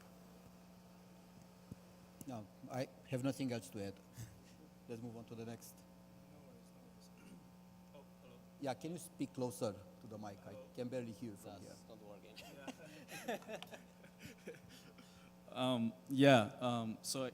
I guess we can move on. So the ZK ecosystem is pretty nascent, but I'm wondering if you guys have any specific exploits that you wanted to talk about in the past. I'll let you take it off from here if you want to detail any of the reasons why exploits happen and the projects involved. I can start with that. So I guess like, one interesting one was like the tornado cast people that hacked themselves. So there was like an issue in like one of the hash functions in circumlib. There was like a missing constraint, and that opened the gate to kind of like, drain all the funds. Then they kind of like, move them to a new contract and, contact everybody to, mitigate things. So I guess like, missing constraints is like, the kind of like, more common thing that you'll see. So yeah, and I guess like, that was kind of interesting because the protocol itself caught it and, mitigate like everything.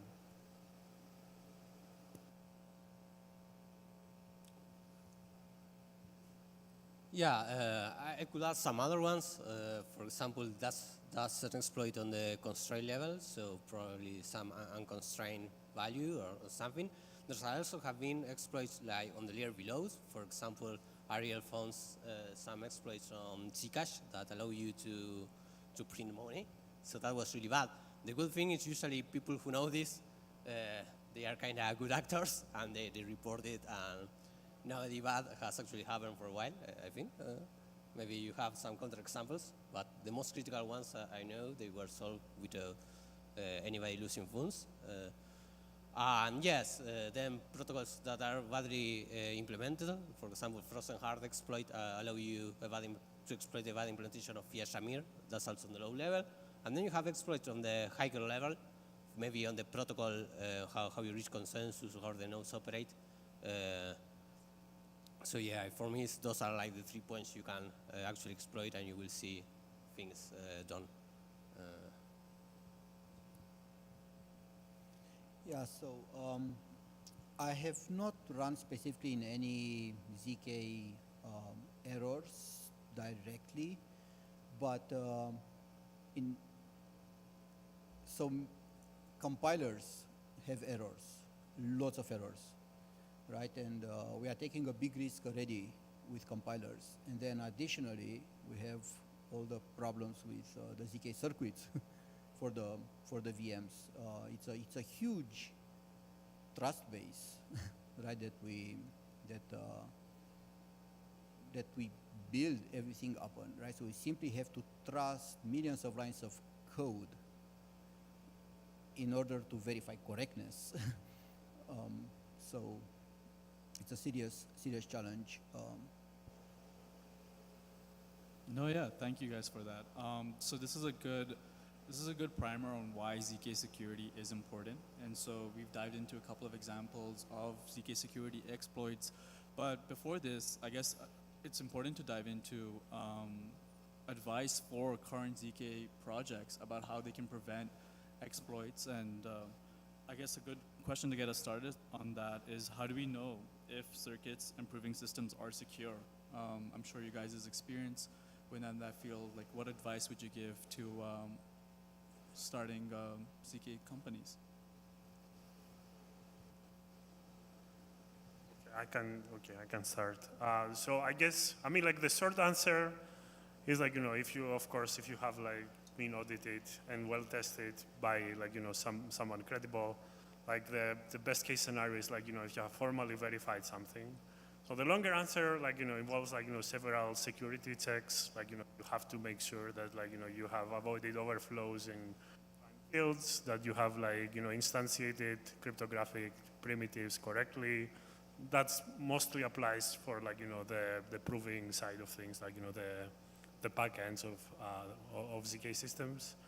And I mean, and another thing that like, I personally think is important is if the projects and the circuits have been open sourced. So, the more pair of eyes on the code, like, the better. I totally agree with the open source part. It's like really, really important for people to be able to understand the code base and see if the more eyes you have on the code, the more chances you have to find a bug.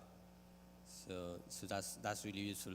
I like the definition that gave some other cryptographer. I don't remember the name right now, but probably your system is secure if enough people try to break it during a long time. But that's not really satisfying, because it's like, okay, I can't do anything. So then all these kind of things, like having really clear code, open source, that's probably really, really, really important. Yeah, so there are many facets to security, right? Starting with basic correctness. Many security issues are because of lack of correctness. And you don't really know unless you formally verify it. And even then, you make lots of assumptions about the environment, about the formal verification tools, about the language, about the specification. It's, I know, the deeper you get into this, the more you realize how fragile everything is, to a point where it's almost scary, actually, how fragile everything is. So I think we may actually need to rethink the whole approach.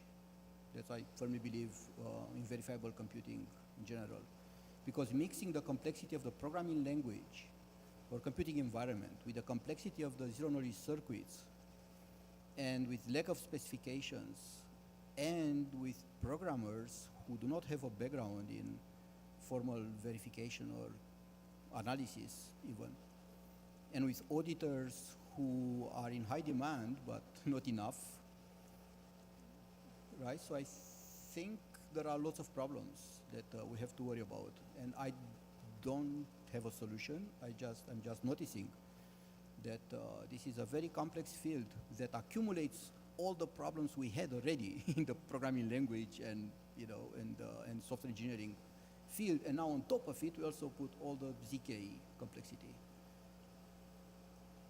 Yeah, and I guess ZK also is kind of like a new paradigm, right? Where people have to think like as two different entities, right? You have to think from the side of the prover and then the side of the verifier, and you have to define kind of like sufficient and necessary conditions that kind of like guarantee the correctness of your system. And I think that's kind of like, you know, one of the most common things we've seen like in our audits.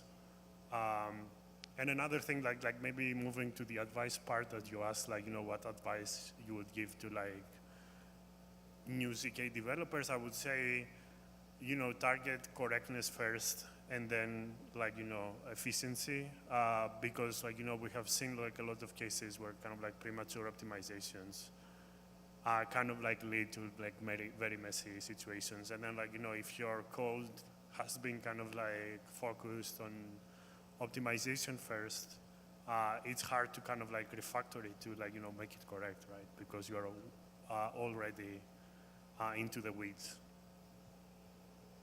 An alternative that might be interesting is like to simply have more provers and verifiers deployed. So the probability of finding the same exploit in many proving systems, in many circuits is lower. So that might add some kind of extra resilience that might be useful. But yes. No, yeah, it's something downstream of this is what would you have seen as the most common mistakes? You know, I guess Kostas, with your experience as an auditor, Gregor as somebody who's seen a lot of audits before, and Mauro as somebody who's written a lot of circuits, what would you identify as the most, you know, common mistakes that you've seen cryptographers make that they can avoid? I mean, like, you know, number one should be like, you know, things around like, you know, the field arithmetic, because like, you know, now you have like languages where like, you know, the overflow is not like, you know, C, where like it's undefined behavior. Like the overflow, like now you know exactly where the wraparound is gonna end up, right? So attackers can like, you know, leverage that like pretty often. And then, can you hear me? Okay. Yeah, another class is kind of like missing constraints. We have seen like a lot of like, you know, systems that essentially are non-deterministic. For example, you can prove that you have like two balances, and then, you know, if that's the case, people will always choose the large. Yeah, I guess like, you know, that's kind of like, you know, the big like cases that are kind of like pure ZK. Then the other kind of like big class of errors that we've seen is kind of like the ones that are in the intersection of like, you know, the ZK and DeFi component, right? Because the two usually have to interact. And we have seen like several cases where, you know, like the ZK developer thinks that the check will be performed on the DeFi side, and then the DeFi side believes that the check will be done on the ZK side, and, you know, nobody does the check, so, yeah.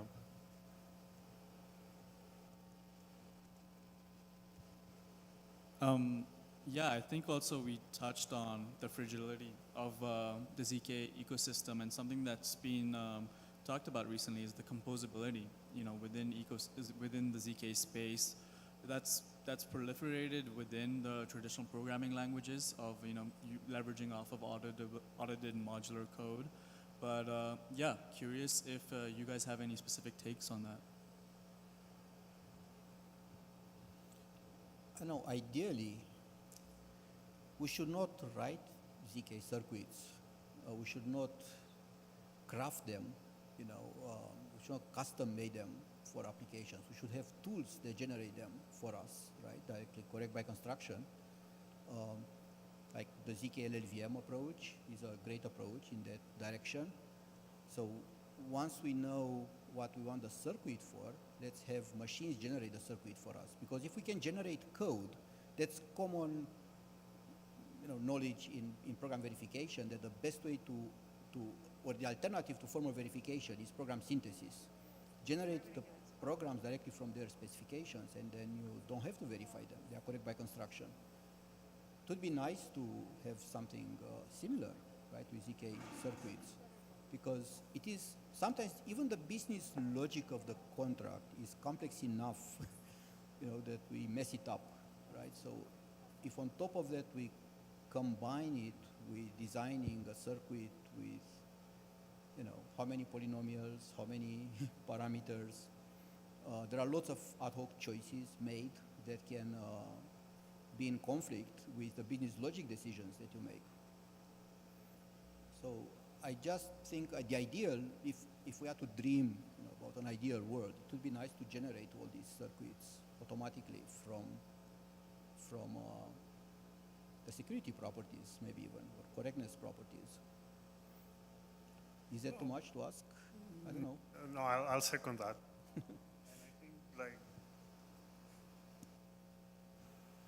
And I think right now, most of the languages are kind of like writing assembly, in the traditional kind of programming style. And that also not only complicates the life of developers, it also complicates, the life of auditors, because, you need auditors that kind of are familiar with several languages, or they have to learn a specific DSL, or they have to learn an API of a ZK framework that uses Rust, for example, really, really well. And even in that case, you as an auditor, you have to essentially run a compiler in your head, right, to kind of see what are the generated constraints and how the ZK system behaves. So yeah, even if we had this pipeline that kind of spits out something from a higher level, it will also make the life of security analysts easier. Plus, talking from Veridise perspective, will also make the life of creating automated tooling for security. Because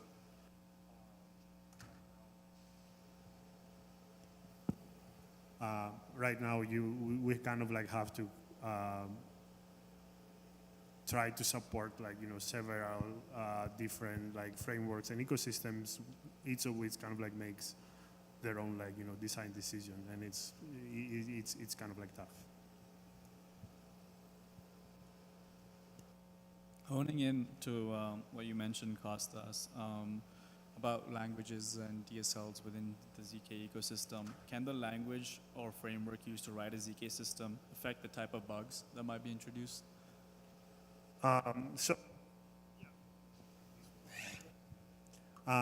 Definitely. So I think there I see a split between DSLs that are kind of used only to write ZK components, or languages that are ZK centric, and then you have frameworks that are written in a general purpose language like Rust, and then developers have to use an API to generate circuits, and then these circuits participate in the whole protocol. So in the first case of the ZK specific frameworks, there we see more kind of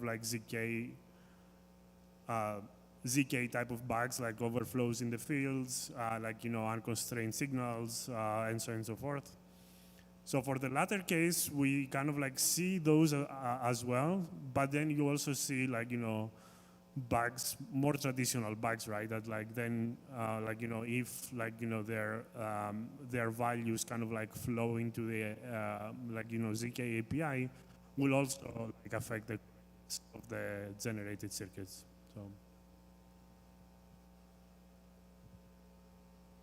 So another difference we can make is between universal circuits and non-universal circuits. So let's say you are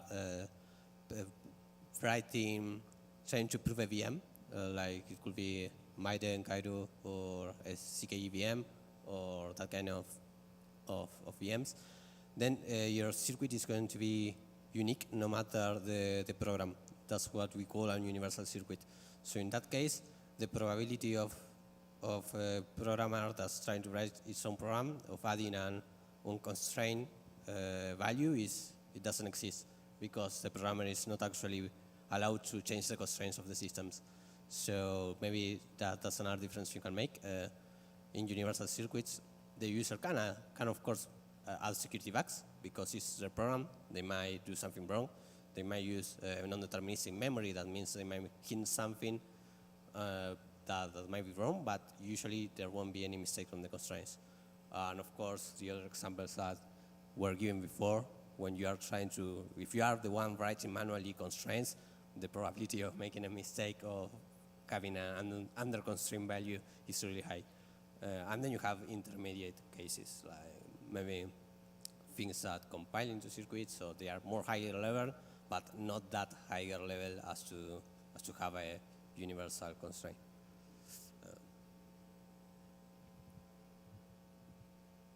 Yeah, Gregor, if you want to jump in here, but yeah, happy to move into the next question. Yeah, I guess talking more about the future now, about the future of ZK security. What do you see as the biggest challenges that you see in the ZK security space in the near future? I think we've talked about a couple of them, fragility, DSLs, but or alternatively, what would you interpret as the thing that you're most excited about in the coming year as innovations within the ZK security space? Happy for you guys to take the question wherever you guys want to take it. Well, I can start. I can tell you what I'm really excited about.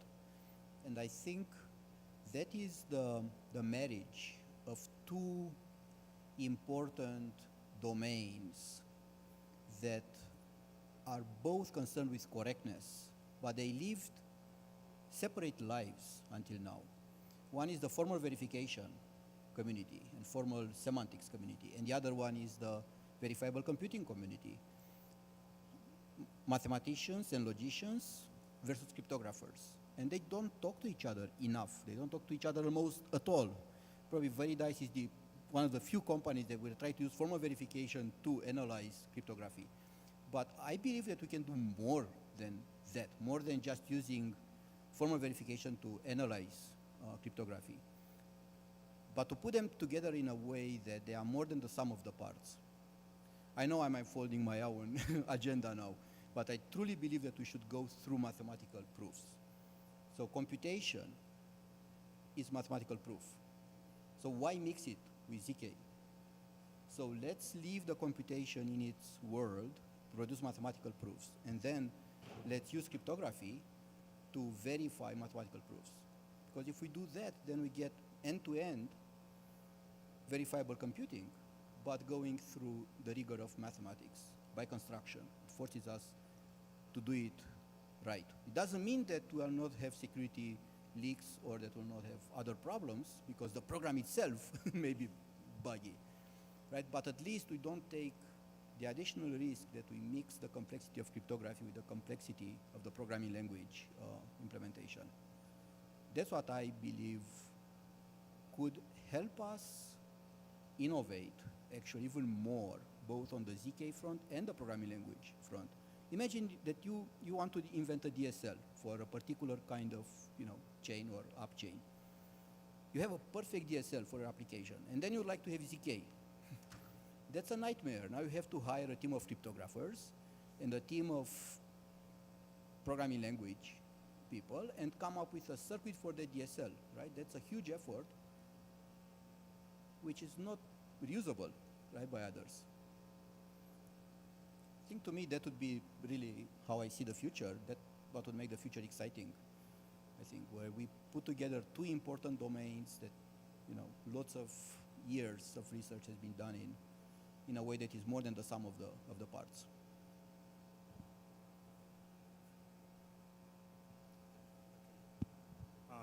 So yeah, I mean, like I kind of agree, and then like going back to what we were saying earlier, right? Like higher level abstractions, where you kind of like specify what you wanna kind of like achieve with your privacy preserving application, and then you have a layer that automatically translates to something that will run correctly.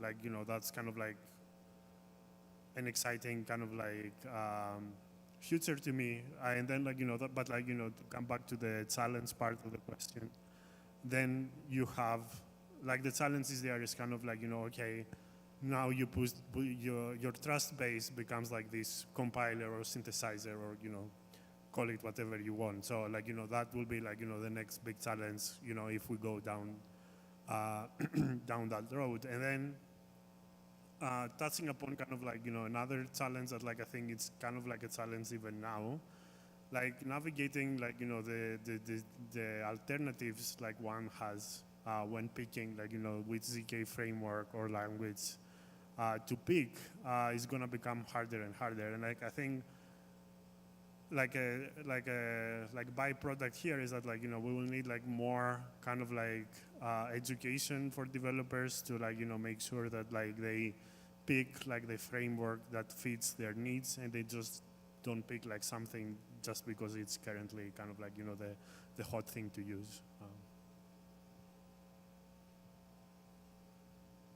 So there are a lot of things I'm waiting for come that I expect we can do in the future.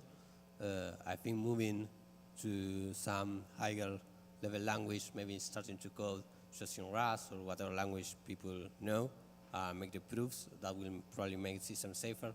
If we get the proving systems to go fast enough, maybe we can dream of not even using one prover, then code just one time, just code one time in RISC or whatever, use many different provers, have many verifiers, and that's going to be much, much more secure. And the other thing I'm quite excited about is that more people are joining the space. Every day we have more and more people. So at the beginning, I don't know, maybe you have like 10, 50 people that could really say if there was a problem. Now we have a lot more of eyes on these things. And combining this with open source projects will make that in the long term, our projects are going to be much more secure, much. So I'm quite optimistic on all of this. Yeah, related to the future of ZK and the things that we're excited about, although there is a lot of things to build towards, it is also our responsibility to build towards this future responsibly, right? And balancing, the trade-off between ZK security and the pace of innovation. Just to set the scene here, also, ZK rollups started almost 4 years ago, or the ZK space kind of even at large, and a lot of our code is finally going to mainnet after years of development inside house. And so, I'm curious about you guys' perspective on balancing this tension.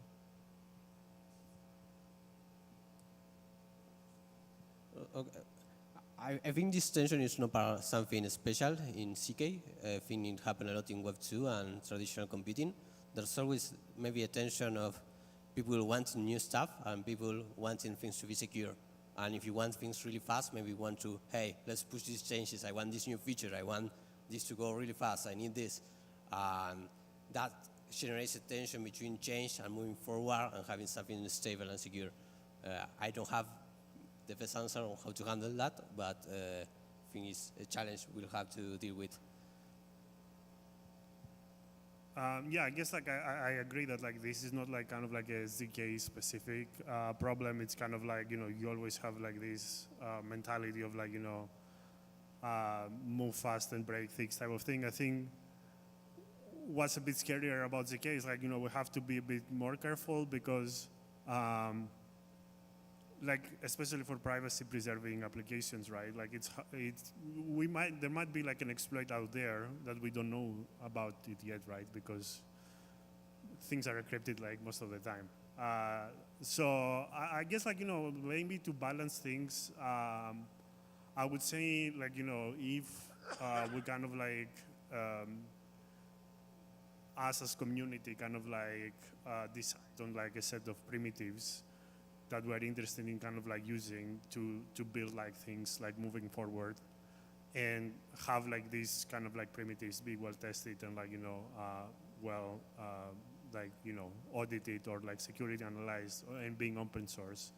I think that kind of like will open the door to kind of like, building more secure things into the future a bit like faster. So I think, for example, like, Polygon started some sort of initiative to that front with Plonky 3, where they have gathered like a set of like primitives for implementing polynomial IOPs like more efficiently. So I think things like that will kind of like help us kind of like balance the tension between the two.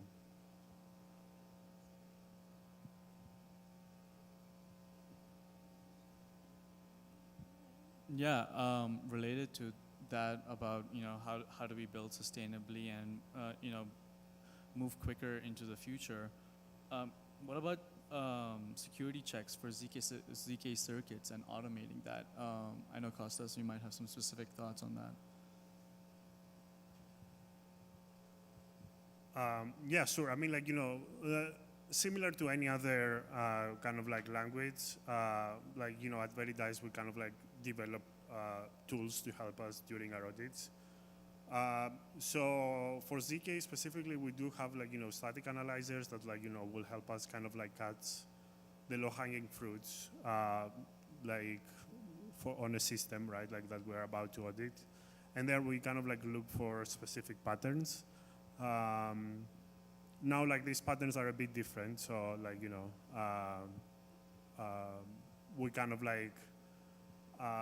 adapt it and kind of develop new kind of detectors for ZK specifically.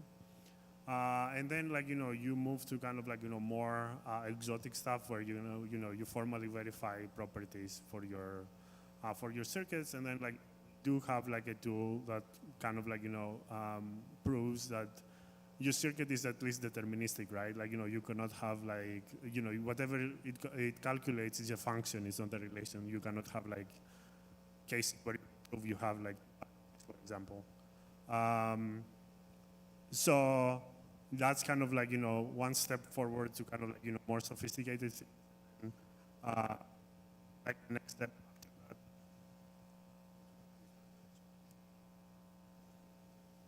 So yeah, the next step after that will be to kind of verify arbitrary properties, which I think people do work on it. We have done some work in Veridise as well. So yeah, I think that opens to ZK has a lot of opportunities for automating security. Yeah. So Kostas answers the question so thoroughly that there is nothing left for me to add. I just want to emphasize that formal verification is the only way to assure correctness, no matter how much static analysis you do, or template, or template detection, error programming patterns. You will never be sure unless you formally verify.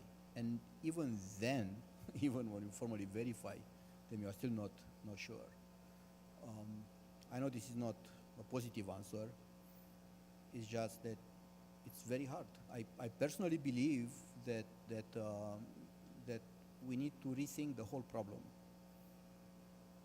going through rigor, through mathematical proofs.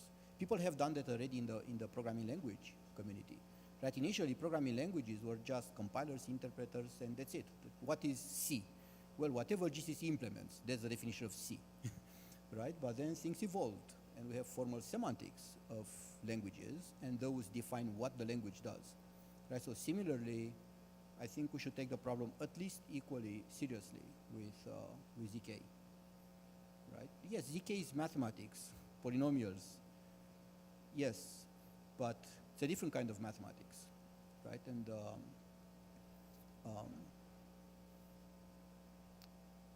yeah, I don't have a clear solution. More like a belief that we need to go through mathematical rigor between computation and ZK, and not mix them. Yeah, how do you think moving forward we should reframe that problem that you mentioned for the new age? Like, is there some kind of shift in thinking that needs to happen? Yeah, what are your thoughts on the role of formal semantics and ZK security moving forward? I guess even overall, the role of formal verification. Yeah. So formal semantics and formal verification are different beasts. Okay, so formal semantics is the enabler for formal verification. We cannot do formal verification if you don't have a formal semantics, because you cannot define the problem of correctness unless you have formal semantics of the programming language. It's not clear how you can define that this program is correct or that it does anything rigorously unless you have a formal semantics. But the same formal semantics can be used to verify or to enable verifiable computing, right, where use the formal semantics to generate mathematical proofs of execution, and then verify those with ZK circuits, right? And this way you don't have to worry about the implementation of the programming language itself, whether you capture the right semantics, and that at least eliminates some headaches. At least now you have to worry about the program only. The program may have, security problems, but at least I eliminate the programming language and the compiler from the picture. Yeah, and in order to do that, we need a formal semantics, right? And many languages don't have formal semantics, unfortunately. But many also have formal semantics, including the popular languages. But again, without formal semantics, we cannot claim anything about correctness. It's just the best effort. Okay, great. Yeah. I'll also leave it to the panelists. If there are any certain questions that you want to push back with each other, or you want to talk about anything in specific in particular, feel free to. Also the audience, if they have questions. Oh yeah, let's open up to the audience. Yeah, happy to field. Oh, we have one over there.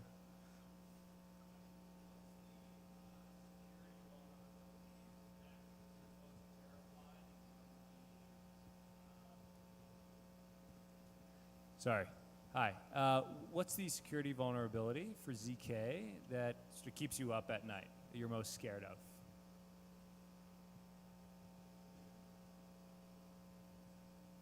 The ones we don't know about. If we know about them, we can probably fix them before. but sadly, you usually don't have any clue of what can come. Like we have the areas that maybe they will be attacked, but you never know.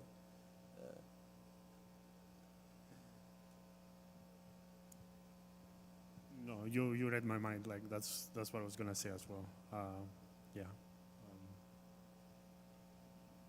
Well, in the world of formal verification, right? There was a case where the same question was asked about the interactive theorem provers, like Koch, Lin, and so on. And the main fear was that maybe I can prove false with an empty theory.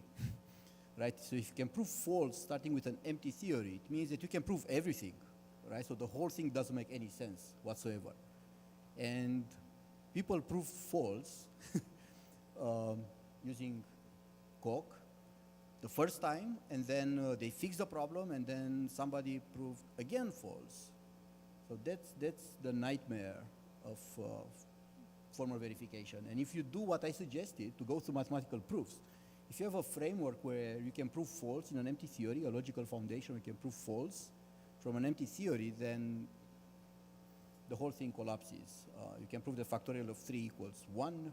You can prove that sum of numbers up to 10 is minus 3. You can prove everything. And that's scary. That's the ultimate worry that I have a proof system, logical proof system that can prove false, that's inconsistent. And that's not obvious. It's very hard to prove things mathematically consistent. I just had one follow-up question.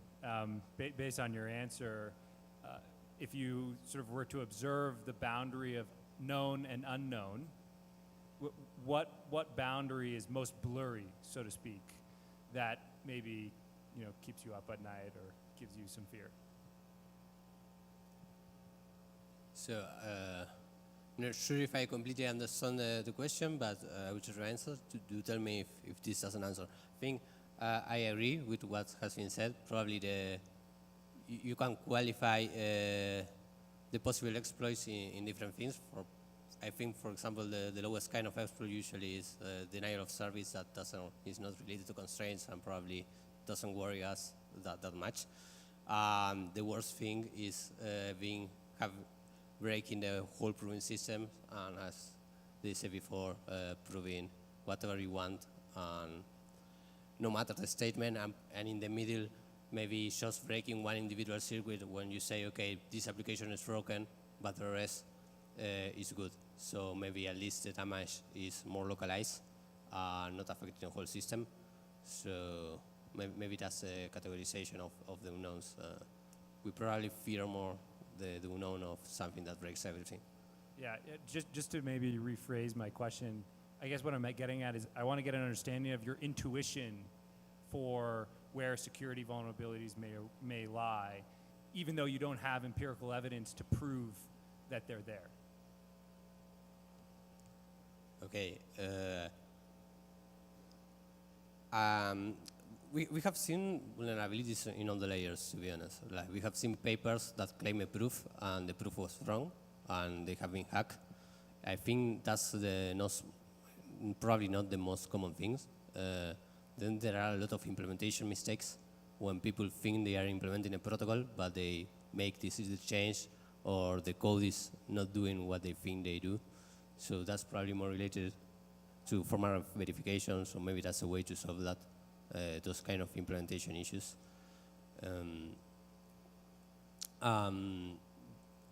Then maybe as we keep adding things and adding more and more things and building things on top of the other things, all the teams are picking something that someone else made and tuning it a bit and changing and adding some changes.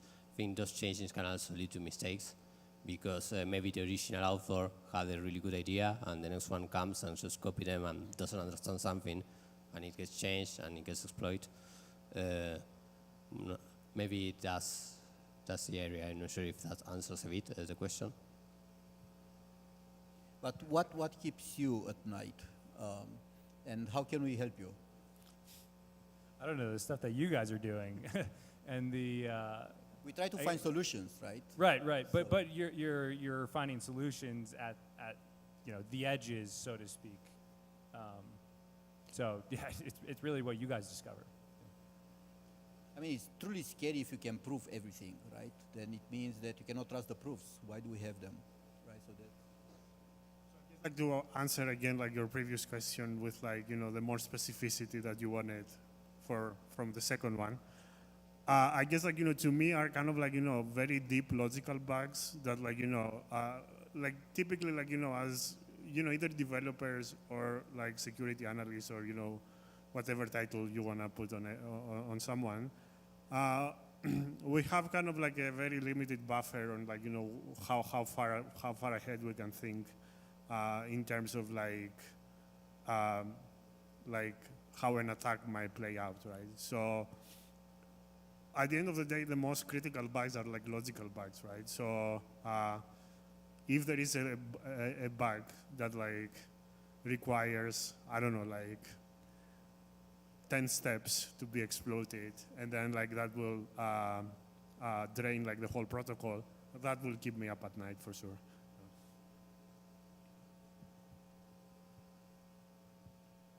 Yeah, I guess that's the 0 days that we're talking about.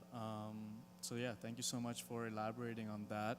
If there's any more questions, happy to field them. But yeah, feel free to come up to us and ask us any questions after the panel. But yeah, thank you guys so much for listening in, and yeah, hope you guys enjoy the rest of the event.